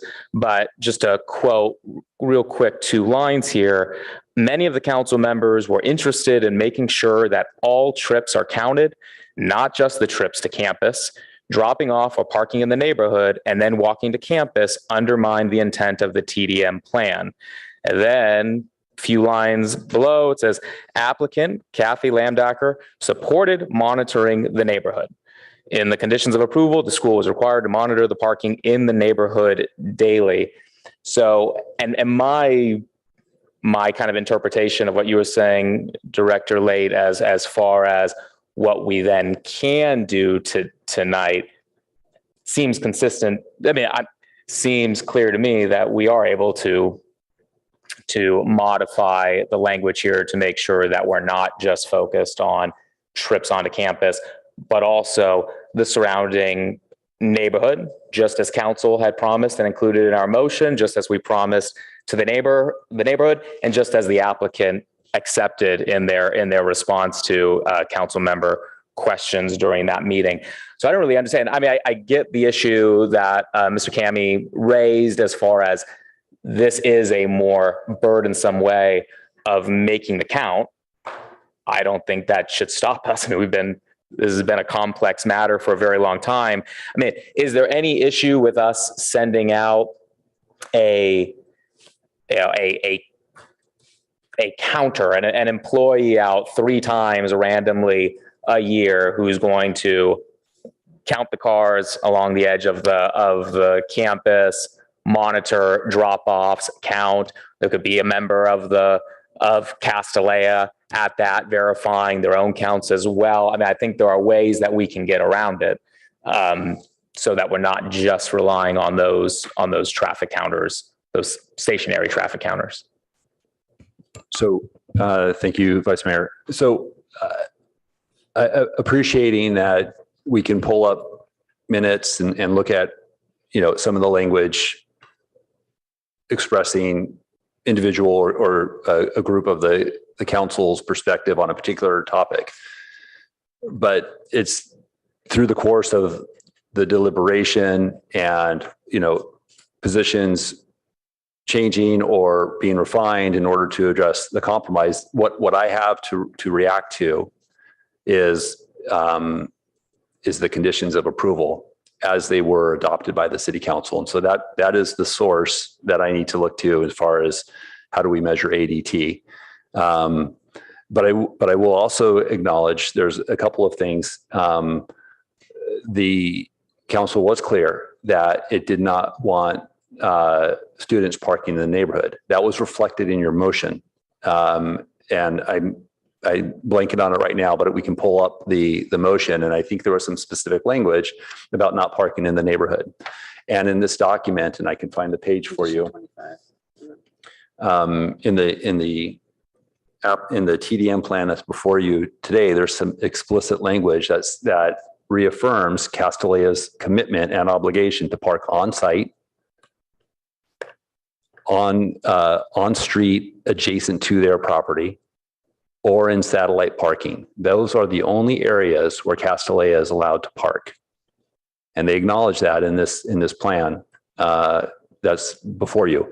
So that expression and that interest of the council, I believe, is embedded in this document that's before you. if neighbors observe students parking in the neighborhood and walking to school, that's a violation. And that's the type of thing I would expect to get a phone call about and saying, hey, we're seeing, students parking in the neighborhood. And we can begin our code enforcement efforts to, monitor that and see if there's a violation. And a violation of the CUP, of the record of land use, is pretty significant. I mean, it because of the provision, the issue of trust, as you have indicated, this mechanism for escalation is not, is spelled out here. That's never been spelled out before in another document. So I believe we've reflected the council's intent and interest in that, and we have a procedure to follow through. And thank you, Director Late. If you don't mind, just to add on to that, one other factor that goes into that is the survey that's done by the consultant, which tracks what different modes are used to get to school. So if somebody was to bike to school, if somebody was to take a bus to school, or to walk to school, and one of the questions that's asked specifically is to drive and park on street at the school. And if any of those show up, that is a violation as well. And further, Vice Mayor, if I may, I'm looking at condition number 25 in the record of land use action, A, Romanet 5, 6, and 7, which goes on to say,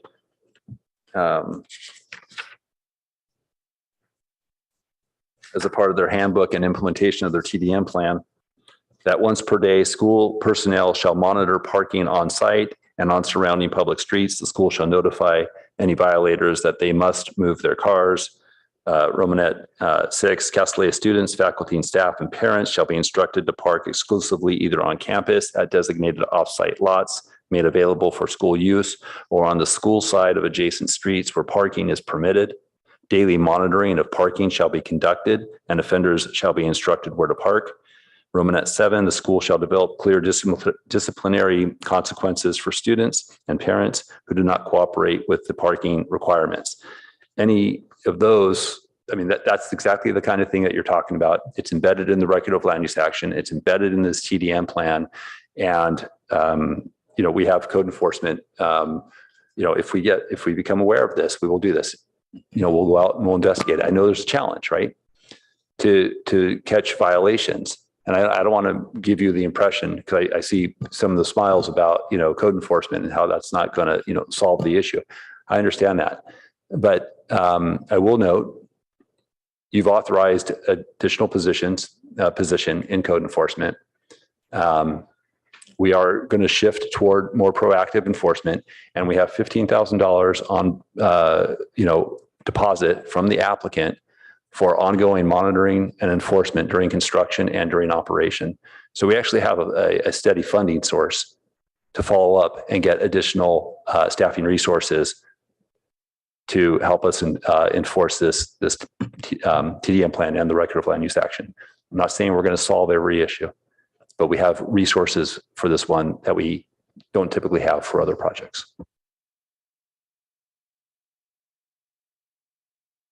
Councilmember Byrd. Thank you. So first, I appreciate that before us tonight is really the compliance with the TDM under the conditions of approval, and not adding additional conditions, and that this issue about students being on campus during construction is not part of that. So I want to just give one brief comment on it without looking for additional response from staff, because I read the motion carefully. And it says, if students are on the Casti campus during construction, maintain enrollment at 416. Well, students under this proposal by Castellia, students will be on campus. So this question of whether it's all or some, a plain reading of the motion seems to answer that. It's if any students. I mean, it's if students are on, and students will be on. So moving on, Under 4B of the council motion, it says that the three-person neighborhood committee will make recommendations to the planning director regarding the school's compliance with community conditions of approval. And is it your interpretation that those recommendations are not about what how the TDM program would comply with the conditions of approval? I assume that would be the case, and therefore this three-member committee should have had an opportunity to have a substantive opportunity to give recommendations to the planning director leading up to this hearing. So I need to pull up the council motion. Yeah, it simply says make recommendations to the planning director regarding the school's compliance with conditions of approval.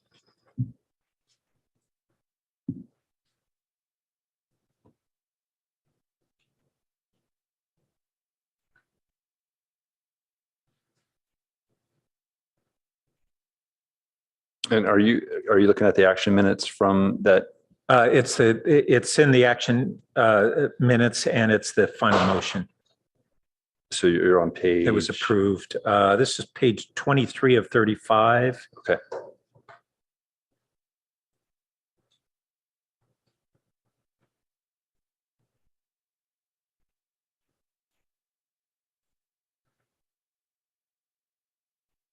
And you said number 4? Yes, number 4.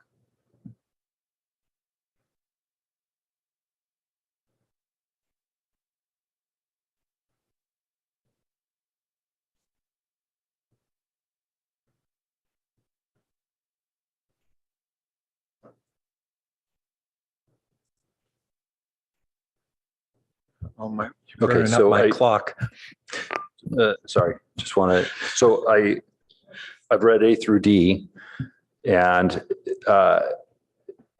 it doesn't say. I don't have the same. I don't walk away with the same impression that this item that's before the city council was necessarily subject to.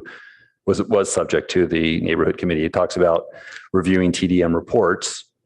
This is the TDM plan. It talks about events because there's provisions in the record of land use action that would allow Castellia to ask and the committee to grant or make a recommendation to the director to grant changes to the events.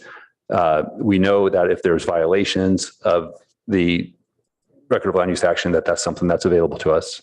Yeah, but my point is that what we're looking at, the very subject tonight, is whether the TDM program complies with the conditions of approval. That is what this meeting's about. No, it's not. Does the TDM plan reflect the conditions of approval? Does it reflect the requirements of the mitigation monitoring program? Does it include the provisions of the TDM plan that Castellia previously had and the enhancements that were proposed throughout that process? So no, I'm sorry. I respectfully don't have that same conclusion after reading that.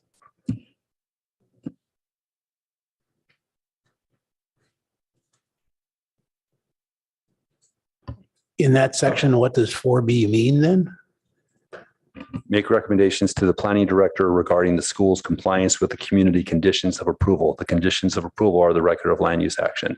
So this would be an alleged violation of the, I don't know, 70, I don't know how many conditions we have. Well, yeah, so it could be interpreted one of those two ways. Is it about subsequently, once we have the TDM program all approved, did they then comply with that and the other conditions of approval? Right. And I guess I would argue that the city council has already approved the TDM plan.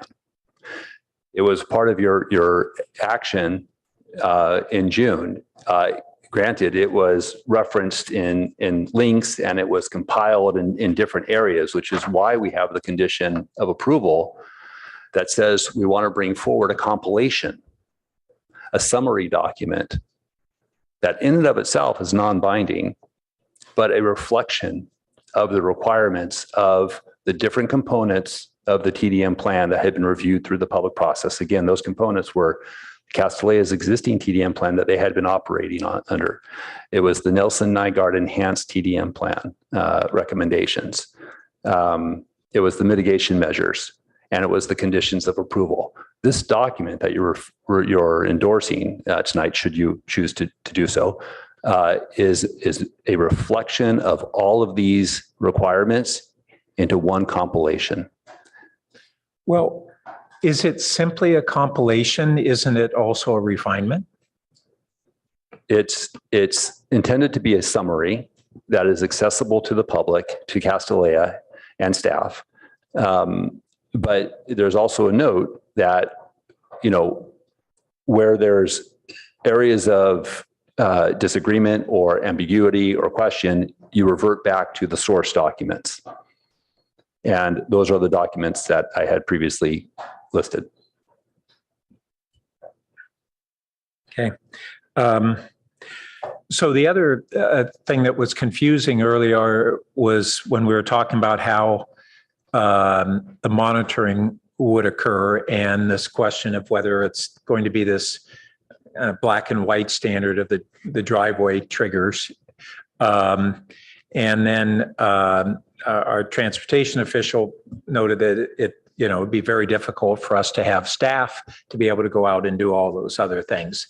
But then we heard from Mr. Francois and comments that you subsequently clarified that there's really another layer to the whole compliance, which is we have one that we're going to quantitatively measure on the drop-offs, and then all the others that still apply and violations of those other things will be clear violations of the CUP, right? So I think there's a very specific standard in the conditions of approval that stipulate what triggers a violation of ADT and so those various things, whatever those are. Okay, well, I think that's a very specific standard. And then there are other components of the TDM plan that reduces that. Other components of the TDM plan that are being monitored and reported upon so that we can have a fuller understanding or awareness of the potential impacts to the neighborhood. Okay. And then lastly, we do have the issue of they have Fair and Pierce to be providing the TDM program. But the motion said staff to draft the detailed TDM program and return for a public session.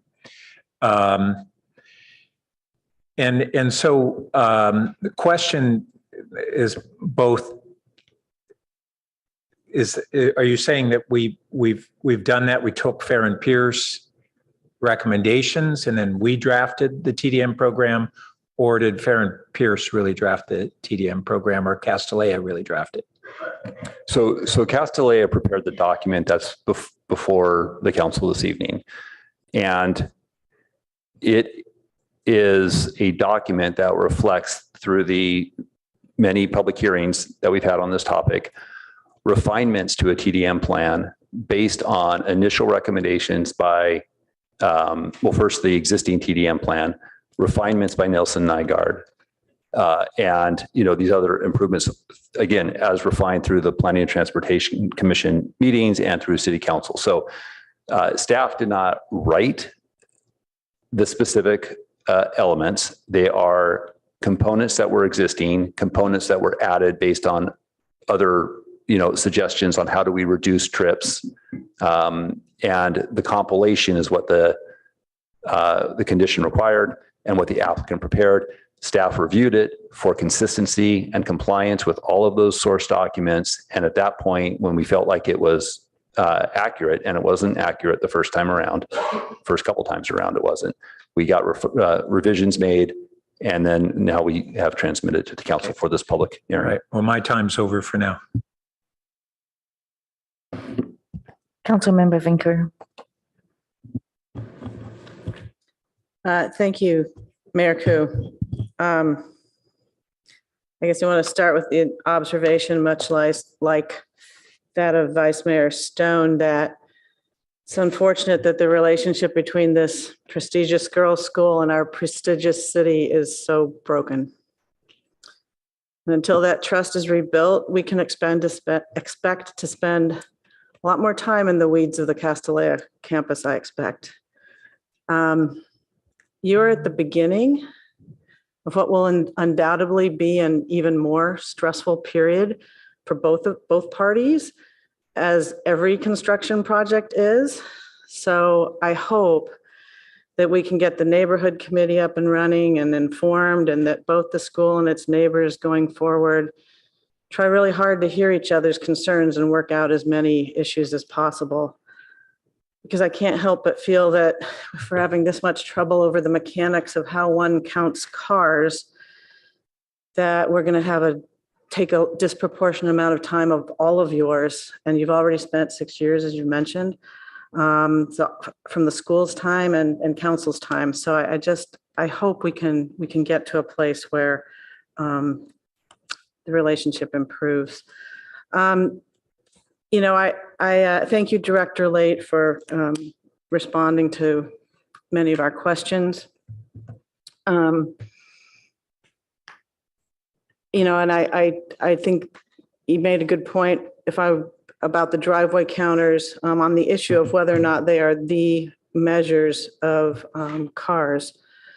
And you mentioned MM7A in response to the EIR, the purpose to reduce trip volume, and that that is not necessarily the counting provision. I think it's the monitoring provision and reporting and I went back and reread it, and I tend to agree.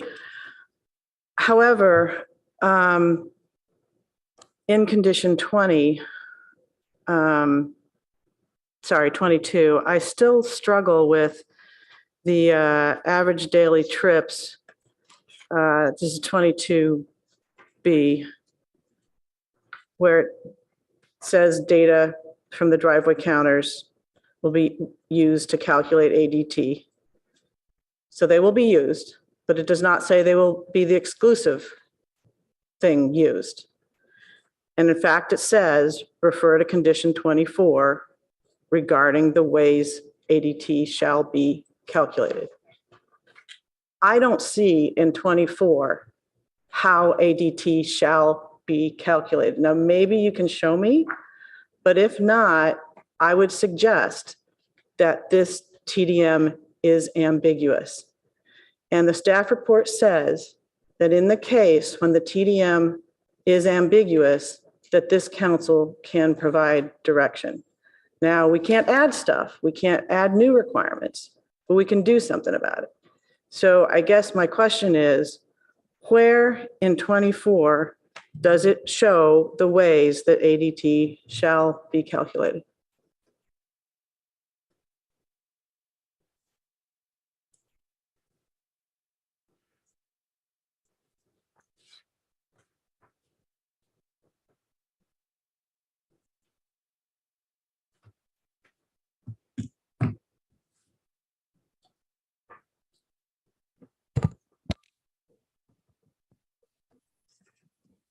So Philip Cami, Chief Transportation Official here. I'm not sure if somebody else is looking to respond, but as I was mentioning earlier, the average daily weekday,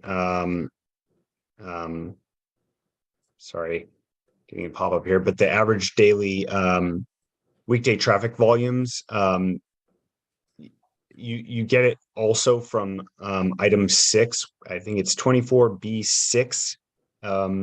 And 24, was it 24B2, which is the total average weekday trips, excluding construction trips, as we mentioned earlier, special events and non-school, summer school reported separately. And then under 6, we see rates of alternative transportation. And that's what I was mentioning earlier, which is the other modes. Other than those that are counted through the driveway, those would be the trips that, somebody's biking, walking, if Casti runs a shuttle or somebody takes a bus or something like that. So that's how we would find the other rates beyond just the driveway counters. But that's not part of the ADT, is it? The alternative transportation, or is it? No, it's not. Right. So I don't think that helps us calculate ADT. But what B6. Mr. Maybe there are Kami, others. I'm sorry, but what Mr. Kami was referring to is what I was reading to as well. And it stipulates,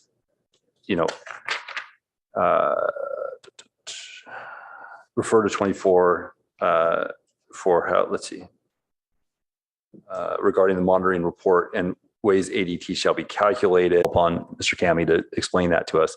But it goes on to say some parameters by which it'll be used. One is the driveway volume counts are in 15-minute increments. Another is that, ADT excludes construction trips, special events, and major events. And that summer school shall be counted separately. So it begins to lay out sort of what's in and what's out. And so that there's clarity when you are making that determination of compliance with 1198 daily trips or the 300 some odd average daily trips, that you don't include some of these factors. So that's our understanding of how that was intended to be addressed. So I see B1 that the report shall include the 15-minute increment data. So that's what it includes, not how you calculate it, I would argue. Then the others, I'm sorry, I'm not sure which numbers you're talking about, but calling out the special event and major event days, that's not how you calculate on a given day. I think that's the larger overall average. Right. So again, it doesn't get into the technical way in which a traffic engineer would measure ADT. I don't, it's a, and Mr. Kami, feel free to, step in, but I believe it's for AM peak, there's a 2-hour period where we determine, what is the AM peak time? And that's roughly, and I'm ballparking it here, Mr. Kami can speak to it, 7 to 9. And within that period of time, you find the peak hour where you have the most trips. So it's not detailing that level of specificity in 24, but every one of these Romanette items in B provides information on how do you collect the data and what's included and what's not included.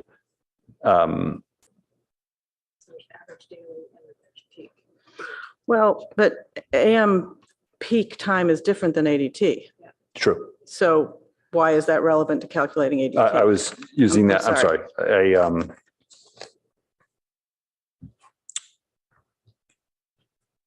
AM peak. Yeah, just to note that is correct. Peak is different from ADT. So ADT is the average. Yeah, let me just suggest, I know, I appreciate, and thank you for explaining this to me and helping explicate what's in here. But I would argue if we're having this much trouble trying to sort this out, that it is ambiguous, right? It is not clearly saying ADT shall be calculated, blah, blah, blah. I see nothing like that. We're trying to figure out which subparagraphs I through X, go into it, how it puts together. I would argue that makes it ambiguous to the degree that we could clarify this particular provision of the TDM. That's just my view. And I don't know who decides. I don't know if we defer to our attorney. I don't know how we sort that out. Well, so I think this is a different question. And again, I would ask Mr. Kami to explain from a professional standpoint, how is average daily trip measured?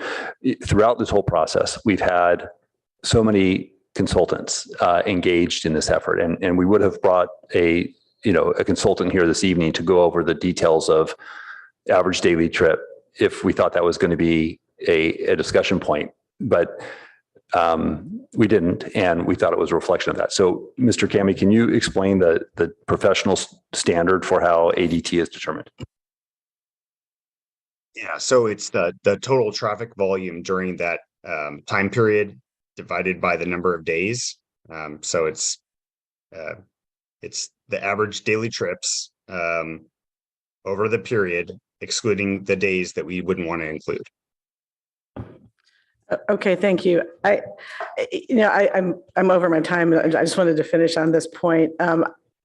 I still contend that this is ambiguous because we're not seeing the ADT set forth in here as you just described it or not.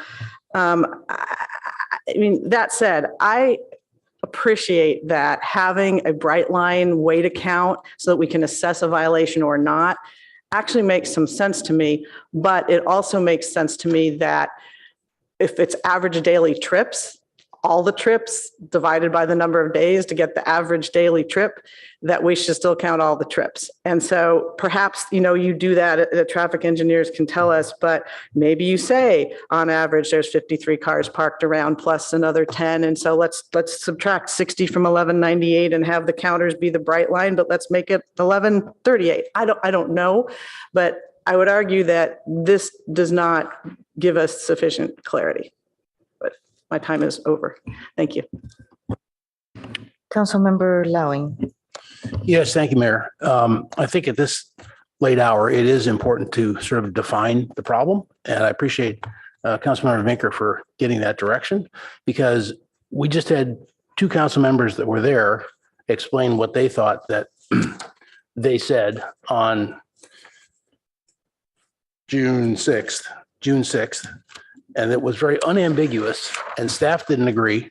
And what the school wants is they want a document that is handed down from Moses that is chipped in stone that they can work with. And what we want as a city is some flexibility to make some improvements and changes.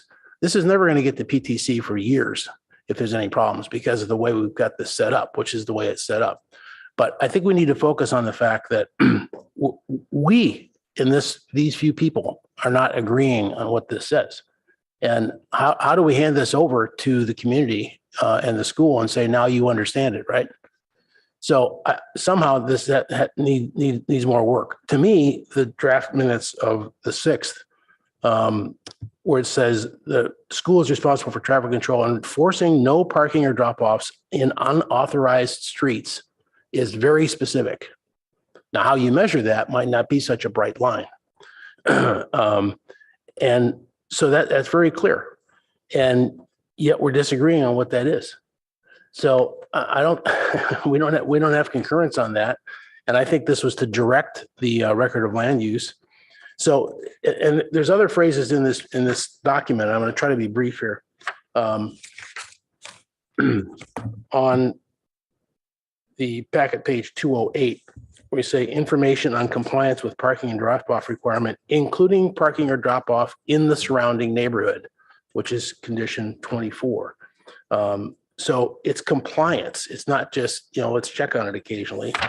And then the spot that was referenced by one of the attorneys for Casti in the middle of page 5, packet 206, TDA monitoring and reports used for monitoring, but not to determine a violation of the CUP.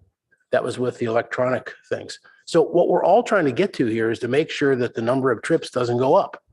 But we're dealing with only a subset of that if we're only dealing with the electronic counters.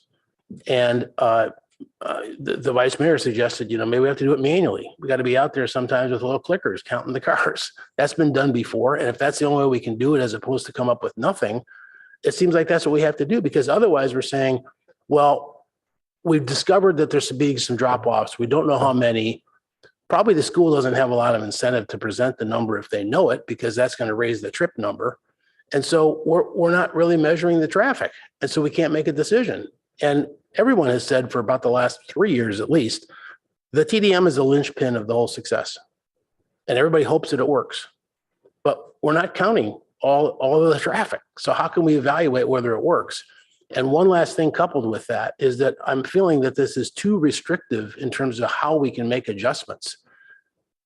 I'm not saying this is a suggestion, but if you see a report 3 times that the such and such a neighborhood drop-off is blatant and there's lots of pictures, maybe the planning director should be able to change that next week. After I say that sort of facetiously, but I mean, we don't want to wait a year for correction of that, So there doesn't seem to be enough tools to kind of move quickly on this as well. And I'm not trying to add to this. I'm just saying, how do we actually do the measurements, do the counting, not just the monitoring, and make a fair decision for all parties involved?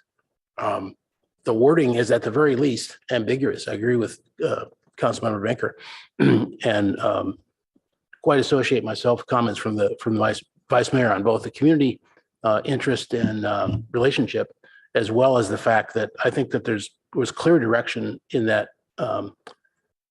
motion in June that is not being agreed to tonight. So I think bottom line is we have to figure out a way to, in some way to continue this for further discussion. Councilmember If I may, Tanaka. Go ahead, Mr. Kami. Apologies. Yeah, it just if I may really quickly, I just want to note that, we do have that survey that I've mentioned and also the neighborhood parking monitors. And the reason I want to mention those is those are really additional information that can let us determine whether we think we're getting, it really helps us to verify the data that we're getting from the driveway counts. So if we see, as an example, neighborhood traffic, we get a baseline, we look at neighborhood traffic and we see all of a sudden the neighborhood traffic has increased significantly. Does that line up? Does that sync up with what we're seeing from the ADT counts? So it really helps us to verify, what we see as, is this consistent with our driveway counts? So those are the reasons why we've got those additional things, the survey and also the neighborhood traffic counting. I happen to agree with all that in terms of the value, but that doesn't get us a count. And so you're still in the middle of debating this between the school and the neighbors and the council. Are you done? Councilmember Tanaka, do you want to say anything? You haven't spoken. Well, I just want to note the time. It's 11:30. I think there've been a lot of great comments from the people, the public, the staff, my council members.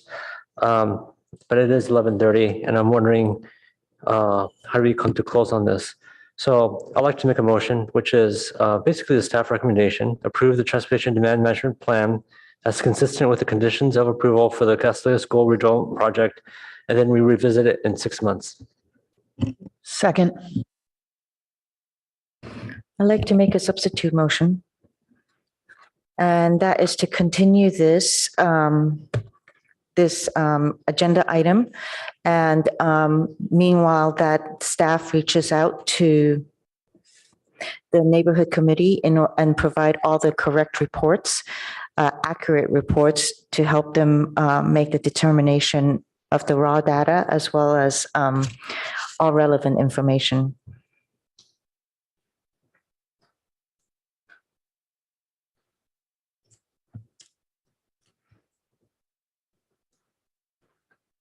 I'm looking for a second, and I'm also open to changes and editing to my motion.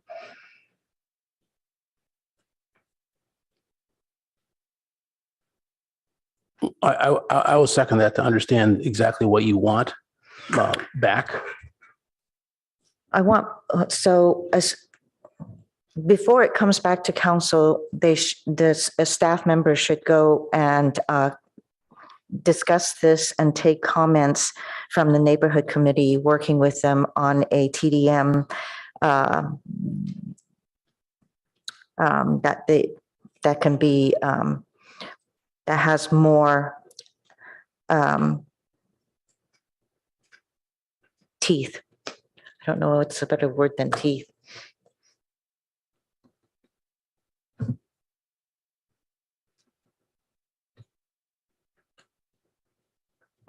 Again, just asking as a seconder. So would that mean that there would have to be a prior agreement between of the committee and the staff and the school? No. Come to agreement as much as possible, but what they can't agree with to bring it back to council. So I think that staff, Castellia, and the neighborhood should be working together on this. And I mean, this is the first step in us establishing some sort of trust and perhaps a working relationship moving forward. I'll stay with my second. Did you say you stay? Did you want to make any corrections to the?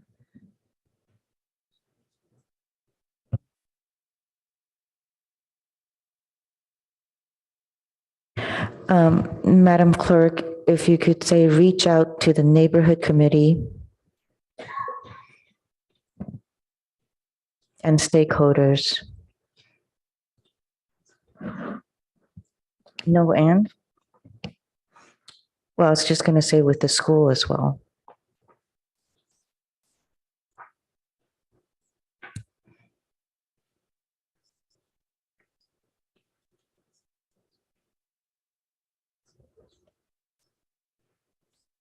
Maybe take out stakeholders and just put school.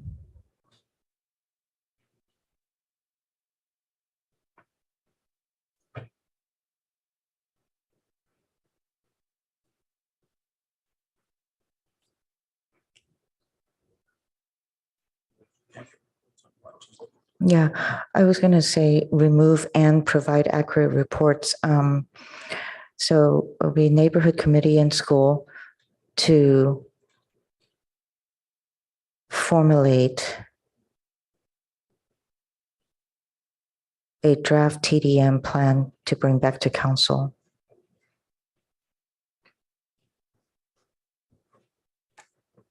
Does that work for you?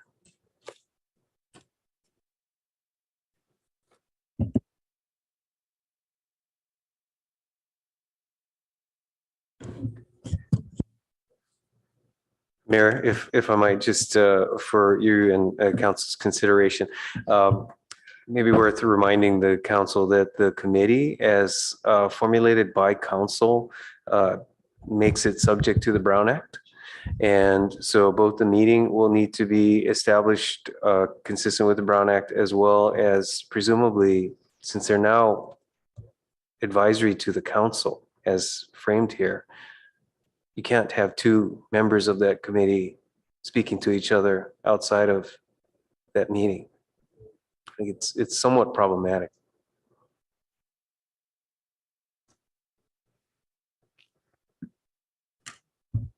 Then they just pick two for the committee? Well, it's a committee of three. It's a committee of three, whose so membership was approved by the council, as directed by council, that had a staff's interpretation, a pretty discrete function. With this motion, it does broaden the function of that committee, and understanding that, again, there may be some disagreement as to staff's prior interpretation of its role. But I'm simply raising for your awareness something of a corner we may have painted ourselves into. please. Yeah, I think the city manager raises a valid concern that if the motion directs the neighborhood committee, and that should be capitalized in this, to report back to the council, then it triggers the Brown Act. The way it was in the motion last year is that the neighborhood committee is reporting to the planning director. And so even though the council approved that membership, that wouldn't trigger a Brown Act, correct? It actually does. Okay. Council appointed the committee, that makes them a Brown Act committee. So even though they were selected by the planning director and we They were proposed ratified by the that, county planning director and approved by council. They're a Brown Act committee. For the purposes of they can talk to each other about other Castellea related issues, but for the scope and jurisdiction of the body, they need to. so I guess I have a question in retrospect. If those three members were, if the planning director was good with those three members and bringing it to the council for ratification, trigger the Brown Act, was everybody clear that was going to be the ramification of it coming to the council for approval?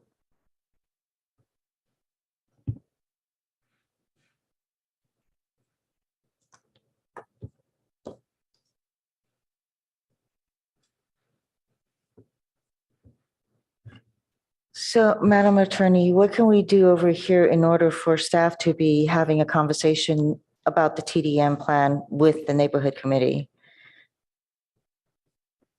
Would it be- Councilmember Venker? I just want to suggest a friendly amendment that might help answer that question. What if it was reach out to the neighborhood and committee and school to review and provide advice regarding ambiguities in the draft TDM, but to the director. Sorry. If the committee is meeting to do some of its work, and this work will be within its purview, it needs to be a noticed meeting. So you just notice a meeting and have a discussion. So I would say that it doesn't make them non-Brown acted, but I am interested in still the focus that you provided on the purpose of this. It is not so open-ended. It's really to address ambiguities. Are there other issues besides ambiguities? Well, I'm trying to avoid the prohibition on adding new requirements. So ambiguities can be ambiguous. Or, yeah. But I think, but that is something appropriate to be for the review of this. So if the committee, because as opposed to formulating, they can review the ambiguities in it. That you're right, that doesn't solve the Brown Act problem.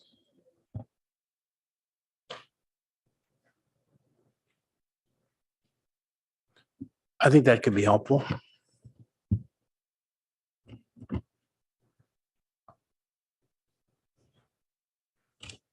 Yeah, just a thought is that what if there were concerns about omissions as opposed to ambiguities or need for clarifications?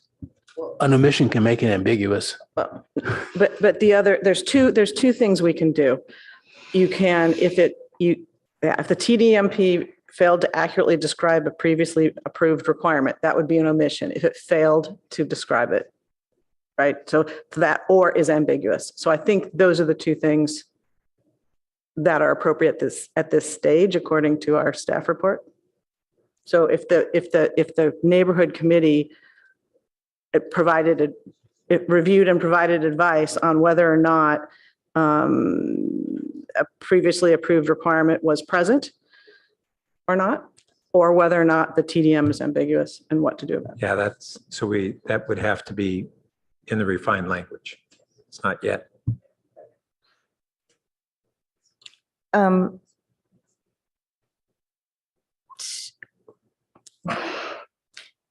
So we could say, and the accuracy of the description of previously approved requirements, because I'm just reading from the staff report. So the accuracy of the description of previously approved requirements. But I think our attorney's having an issue. I those and the school to receive those. I would caution the council not to ask the committee to provide what is essentially legal advice. If Not to provide advice? We were asked to do advice. So if the city council believed that it failed to accurately describe a previously approved requirement, we could then provide direction. And so what we're asking for is their views on whether or not it accurately described a previously approved requirement. So but if I may, if what the city attorney just suggested of simply asking them to provide comments gives enough latitude, maybe that's the language we should settle on. I mean, I think, are you pulling this from a staff report? Yes. Yeah, so if a dispute ultimately ripens, it's not going to be the staff report that's at issue. It's going to be the record of land use action that you approved. Yes, no, I was trying to follow the advice to us from staff in the report as to what our scope of ability to act tonight is. And so I was trying to be respectful of that and incorporate it in the motion. Right. So but rather than just ask them about the meta issue of whether we should even have the conversation, they should just have the conversation. Just have them provide comments to the staff. Yes. Isn't that what council's looking for? I think so. Yes, I wasn't intending it as a meta issue, but that's fine. I'm good with that. So instead of advice, it would be comments. And to staff. To me, yeah. Because it wasn't advice as to whether it was ambiguous, advice about the ambiguities is what I was asking for before. But Let's just leave it at comments. it's fine. That's where I was always going. Okay. And then let's look at what we need to drop from here to provide comments to staff regarding just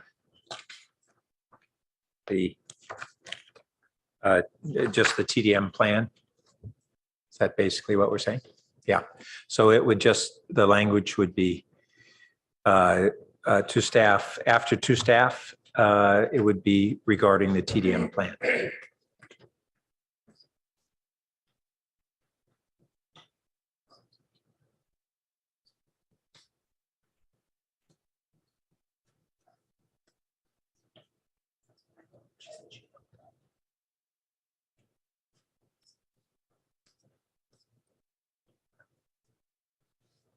Maker and seconder, you guys good with those changes?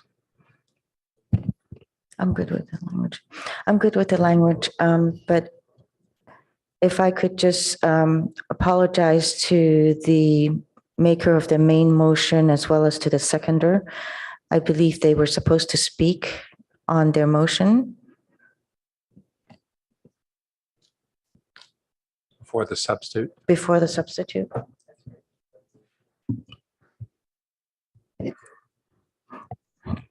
Ms. Stump, another question. So on the main motion, Councilmember Tanaka and Councilmember Lithcott-Hames should speak to their motion before No, the procedure, if there's a substitute motion, the substitute motion comes first. And if the substitute motion does not pass, then you revert to the main motion. Okay. It says in the protocols that the maker shall be the first council member recognized to speak on the motion if it receives a second. The seconder shall be the second. And then secondary motions are listed later as the next item. So We you're didn't even going- have the chance to say You're going back in what the time. motion was about. You're going back in time and saying there should have been an opportunity for you to articulate your motion. That's fine. And if the chair wishes to allow that exchange, you could do that now. Sure. Councilmember Tanaka, would you like to speak to your main motion?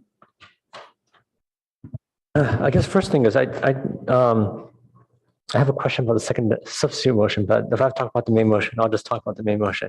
I think we just have a little bit of data, maybe 6 months worth of data, 2 quarters, that would inform a lot. And if there's a real big problem, we can make some corrections.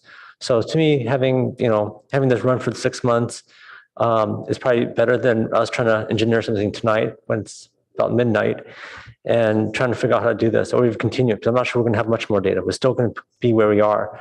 So I think rather than us just kind of getting wrapped around the axle and hearing this yet again, where we, we're still going to be debating, well, it should be this, that, or whatever. Let's let it run for a little bit and see what happens. And if there's, massive problems, then we'll fix it. And if not, we don't have to hear it again. So anyways, that's why I propose the main motion. And also it's really late.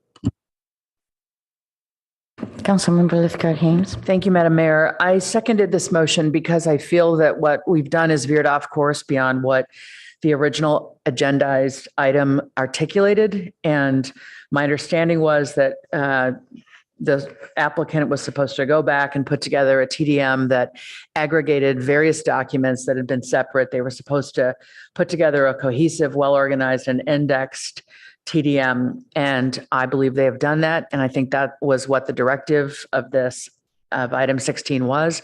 So that's why I'm in favor of this motion. Thank you, and apologies having you speak after I made the substitute motion. So the substitute motion is going to be the amendment, and thank you to Councilmember Vinker for helping us, as well as Councilmember Burt. I am so sorry. Can I speak to so what I actually believe that with our actions, what we had decided in June 6th was actually misinterpreted. So I really think that there is a lot of inaccuracies as well as ambiguity in this TDM. And I think we need a better understanding, which is why the substitute motion, but also moving forward with establishing some trust with the different stakeholders. And I think that trust needs to start with city council and staff, making sure that everything is transparent. And so hence the motion. Councilmember Lowing? Yeah, I agree with that, but I just wanted to add that, the school is looking for sort of a permanent roadmap, which is what they should have, with opportunities to make edits. And I don't think that there's going to be any difference in that if we wait 6 months, because the default right now is to do what we're kind of doing currently. So I don't think it obviates the first motion very much, but it gets focused on the things that the mayor just chatted about. So that's why I think that for tonight at midnight, that's the direction we should go. Thank you, Councilmember. I'm sorry, Vice Mayor Stone. Thank you, Madam Mayor. I support the substitute motion and want to offer an amendment to include direct staff to include all trips when determining how ADT is calculated.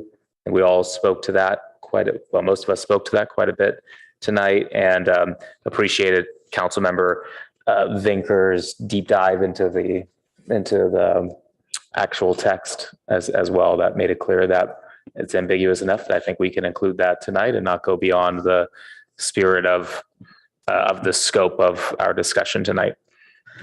Councilmember Stone, I would like to encourage you to be a little bit less directive on this issue, because we do need to look at, wow, it's late. So it's a straightforward words that you use, but it's not a simple concept that you described. And the documents that the council approved clearly exclude some trips. So if you have substitute language for that. I don't, and I'm not going to rewrite a legal document at midnight. I'm not going to legal document. I'm just saying, if you have the record of land use action is a entitlement document. No, I'm not asking you to rewrite that. I'm asking for but language. That's what this may do. So I would encourage the council not to be that directive tonight, because we've heard the discussion, and the school has heard the discussion. The neighbor stakeholders have heard the discussion. We have an opportunity to replay and listen to all the words again. So I don't think there's any lack of clarity about the intention of the majority of the council. I mean, yes, but with all due respect, I thought we were very clear on these discussions on June 6th. And yet here we are with staff having misinterpreted our view of increase in enrollment as well as this. So I'd like to find some language to be able to include to show we intend for that direction to occur. I just don't want to get what you need to do is to start a discussion that thoroughly explains what all trips are, and then give us the opportunity to take a look at that in light of the document that you approved, the record of land use action, and get advice on that. Is that a realistic project for this evening? Well, I think we have the language in the original motion on June 6th, 7D, the school shall be responsible for traffic control, enforcing no parking drop-offs in unauthorized streets, areas, and monitoring of streets around school for student parking or drop-offs. I think that is what I'd like to see included in how we're calculating ADT.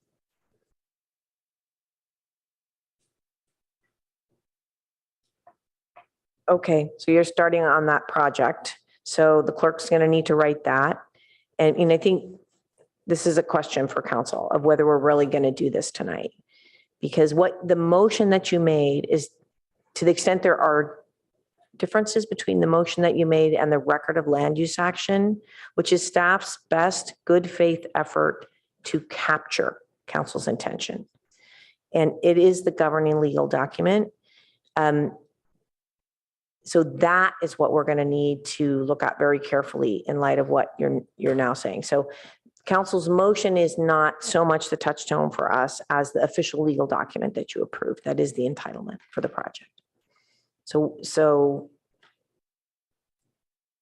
are we gonna, he read some words. I need to look at them written down. We need to find them in the document and compare them to the record of land use action. Can you add the motion from June 6th to the substitute motion, and that would be added in there to be carried forward Yes. with this substitute motion? Can I ask another procedural question? 70, yeah. The school shall be responsible. Mayor? Yeah. Oh, yes. Yeah, the substitute motion only talks about neighborhood committee meeting with staff.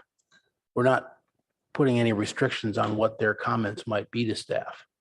So are you intending, Vice Mayor, a different motion? Or are you intending the committee to evaluate this? Because one item is just having the committee meet with staff. Another item is giving direction to staff from council. Well, sorry, so a question then for the maker and the motion and the seconder, is the intent of the substitute motion to just be we have staff work with the neighborhood committee to get some informal feedback, and then staff comes back with that feedback, and then we're at this again? I think that part's a little unclear from me as far as the language of the motion. I guess I initially interpreted it as we're intending to send it back and to have a revised version come back to us. Mm-hmm. And if that was not the intent, and that we're going to get another bite at this apple, then I can hold off on this. But I wanted to make sure that we're not in the same situation a few months from now. Well, the intent of the substitute motion is to take what council comments were today, as well as all the comments from the public, so that they can take that into consideration, as well as to determine, should they decide to determine that ADT should involve, what does ADT actually involve? What is included in there, and whether it should be a monitor or count. So just all the correct words in ensuring that we do have a robust TDM that will do what a TDM does and not just partial. So I'm hoping that this meeting in its recorded state is the guidance and instructions for the review and comments. And if I could, just for clarification, with the end goal of that effort be to come back to council with a revised or what have you, TDM plan. Correct. Mm-hmm. Perhaps a simpler way, rather than articulating all of the elements of the prior action, would be to simply address the ambiguities in the calculation of ADT. That would be very specific.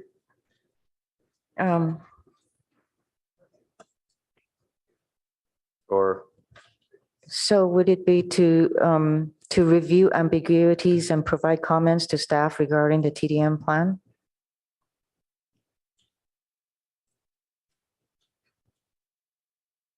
Yes, with the presumption that a new draft would come back to council, as the city manager asked.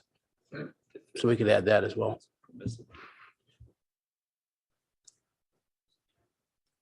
Where would you have it?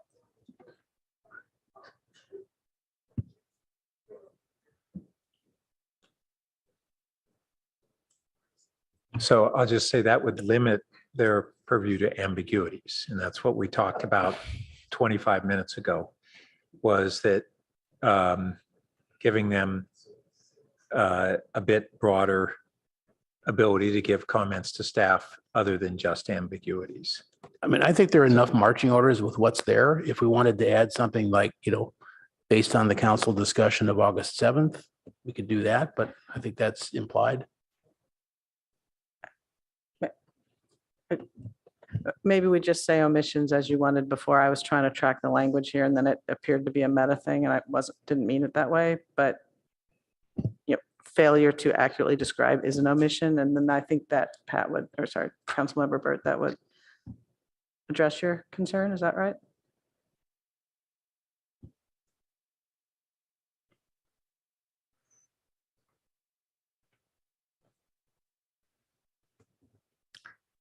Or to review inconsistencies? Once again, you're narrowing. If Narrowing. you just let them provide input, they can provide it in any of those ways. And I'm sure staff has heard input tonight, but we didn't, if it's input that's not in a specific motion, how does staff know? They're going to look at what we said and see what they believe is valid, and they want to bring back based upon the feedback that they also get from the neighborhood committee in the school. So we're just going to. So leaving the substitute motion as is. Yeah. That's what I would recommend. I like your word input, so I was just kind of wondering if we could put, we can add provide input / comments to staff. I don't think the word input adds anything. Okay. To comments. So are you okay leaving it the way it is in our original substitute motion? Yes. All right. But the question is, do we need the amendments? I don't think so.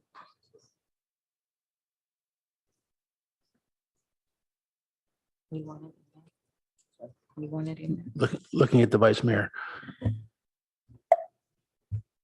Well, again, I mean, I think we do if our plan is to, if we're saying we don't support the TDM plan as is, and here's what we want to see to improve it and add that additional teeth, then I think those amendments are necessary. But again, I think it's what was the intent as far as what we're trying to do as the next step.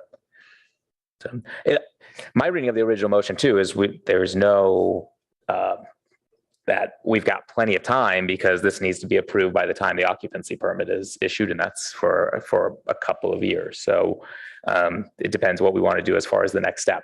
I think we've been pretty clear on what on the issues with it as is, and so I'd like to see at least a couple of things saying we want to see this addressed. So, Mayor, I'm sorry. Go ahead. Mayor, Vice Mayor, if I may, because we do have time, and we've heard clearly the interest expressed on this issue of trips. I think staff could work with the substitute motion without the amendments, have the conversation, engage Castellea, and come back to you with another document that hopefully advances your interests and doesn't violate their rights, having received their record of land use approvals. I don't think we need the amendments to advance your expressed interest. And I think we know what to do with the substitute motion. And Director Late, you said engage Castellea, but I would want to see that you engage the neighborhood committee as well. That is understood. And clearly, we will be engaging the neighborhood committee principally to understand the concerns expressed tonight and perhaps some other concerns that were not expressed because of the limited time. But to find a solution, we will also want to engage Castellea to find where there's opportunities for alignment. Absolutely. Okay.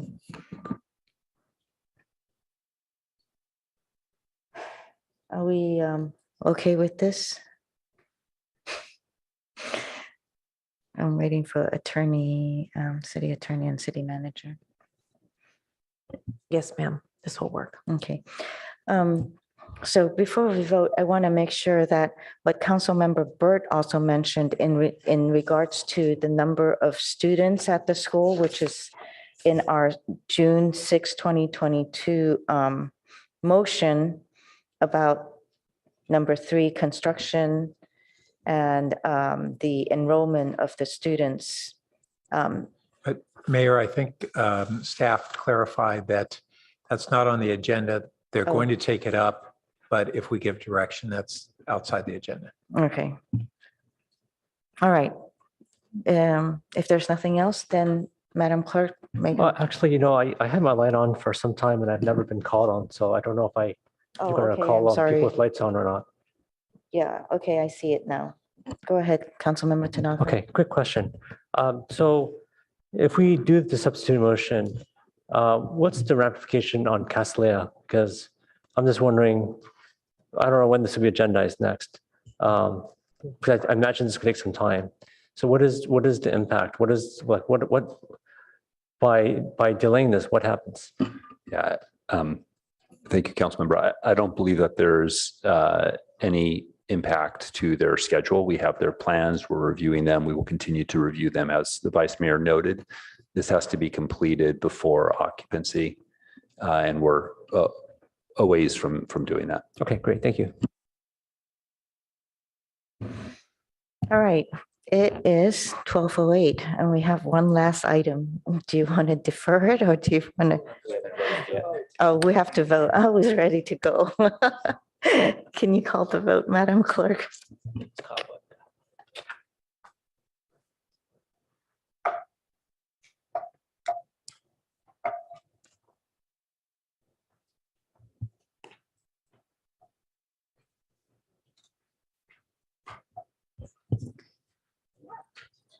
Mayor Koo, Yes. Councilmember Burt, Yes. Councilmember Lowing, Yes. Vice Mayor Stone, Yes. Councilmember Lipcott-Ames, No. Councilmember Vinker, Yes. Councilmember Tanaka. No. Motion carries 5-2. Thank you. That concludes item number 16. We'll go to item number 17. It's 12:08. I want to ask my colleagues if you want to work on this one. It's a really fast one. Let's do it. Okay, thank you. Item number 17 is the designation of voting delegate and alternates for the League of California Cities Annual 2023 Conference, which will be held on September 20th to the 22nd, 2023, Sacramento, California. Mr. City Manager, do you have anything on this? We have no presentation, so really simply hopefully a straightforward motion for council. All right, so we're public comment. Do we have any public comments on this? No request to speak on this item. All right, awesome. I see Vice Mayor Stone. I'm prepared to make a motion. Go right ahead. I move that we name Mayor Koo as the designated voting delegate and Councilmember Burt and Councilmember Vinker as our two alternative delegates. And second. And just to expedite it, I may not be at the full conference. So if Councilmember Vinker is going to be at the full conference, I defer to her to be the primary alternate. If we need two alternates. I'm not sure there is a primary Yeah, alternate. well, I don't think, then there's probably no need to have me as an alternate, but I appreciate it. And I'll just modify my motion to remove Councilmember Burt. Was it, it was Councilmember Burt who seconded it or Councilmember Lowing? Lowing.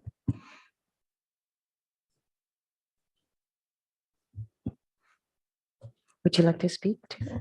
I think it's been our past practice to name the mayor if the mayor is attending to be the primary. Thank you. Councilmember Lowing? That works fine. Okay. I don't see any lights. Madam Clerk, will you take the vote, please? Councilmember Tanaka, Yes. Councilmember Lipcott-Ames, Yes. Vice Mayor Stone, Yes. Councilmember Vinker, Yes. Mayor Koo, Yes. Councilmember Lowing, Yes. Councilmember Burt. Yes. Motion carries 7-0. Thank you. That concludes number 17. And our next item is council member questions, comments, and announcements. Councilmember Burt? Thank you. Just one request. We've had a lot of consternation expressed by neighbors of Fletcher School and Terman Park about the preliminary prospect of a land transfer swap with the school district. And we haven't had an opportunity to provide them with assurances that the council may wish to give that there would not be any intention to have any substantive changes in the access of the neighbors to that land if such a swap ever occurred.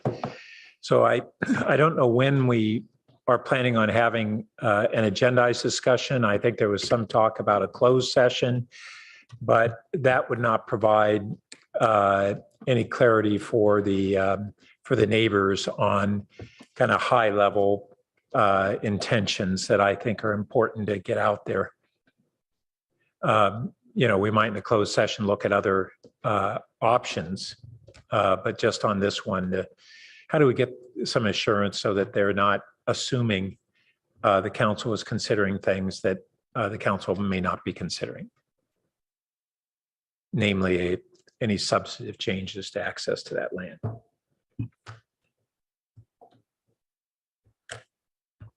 So we get back. So that was just a question that you Well, can get answered it's later. a question, do we need to agendize public discussion or what? But, or I'll just put it as a request that we do agendize it. Maybe it can be followed up between the mayor and the city manager. Okay. I don't see any other lights. I just want to quickly say that I want to make a plug for our many live entertainments, such as the concerts and plays. Many art organizations have struggled to recover from the pandemic. So I encourage all to support our local arts organizations, such as Palo Alto Players, West Bay Opera, Children's Theater, and Theater Work, which is celebrating their 20th anniversary New Works Festival from August 11th to 20th, 2023 at the Lucy Stern Theater. And thank you. I don't see any lights, so we're adjourned.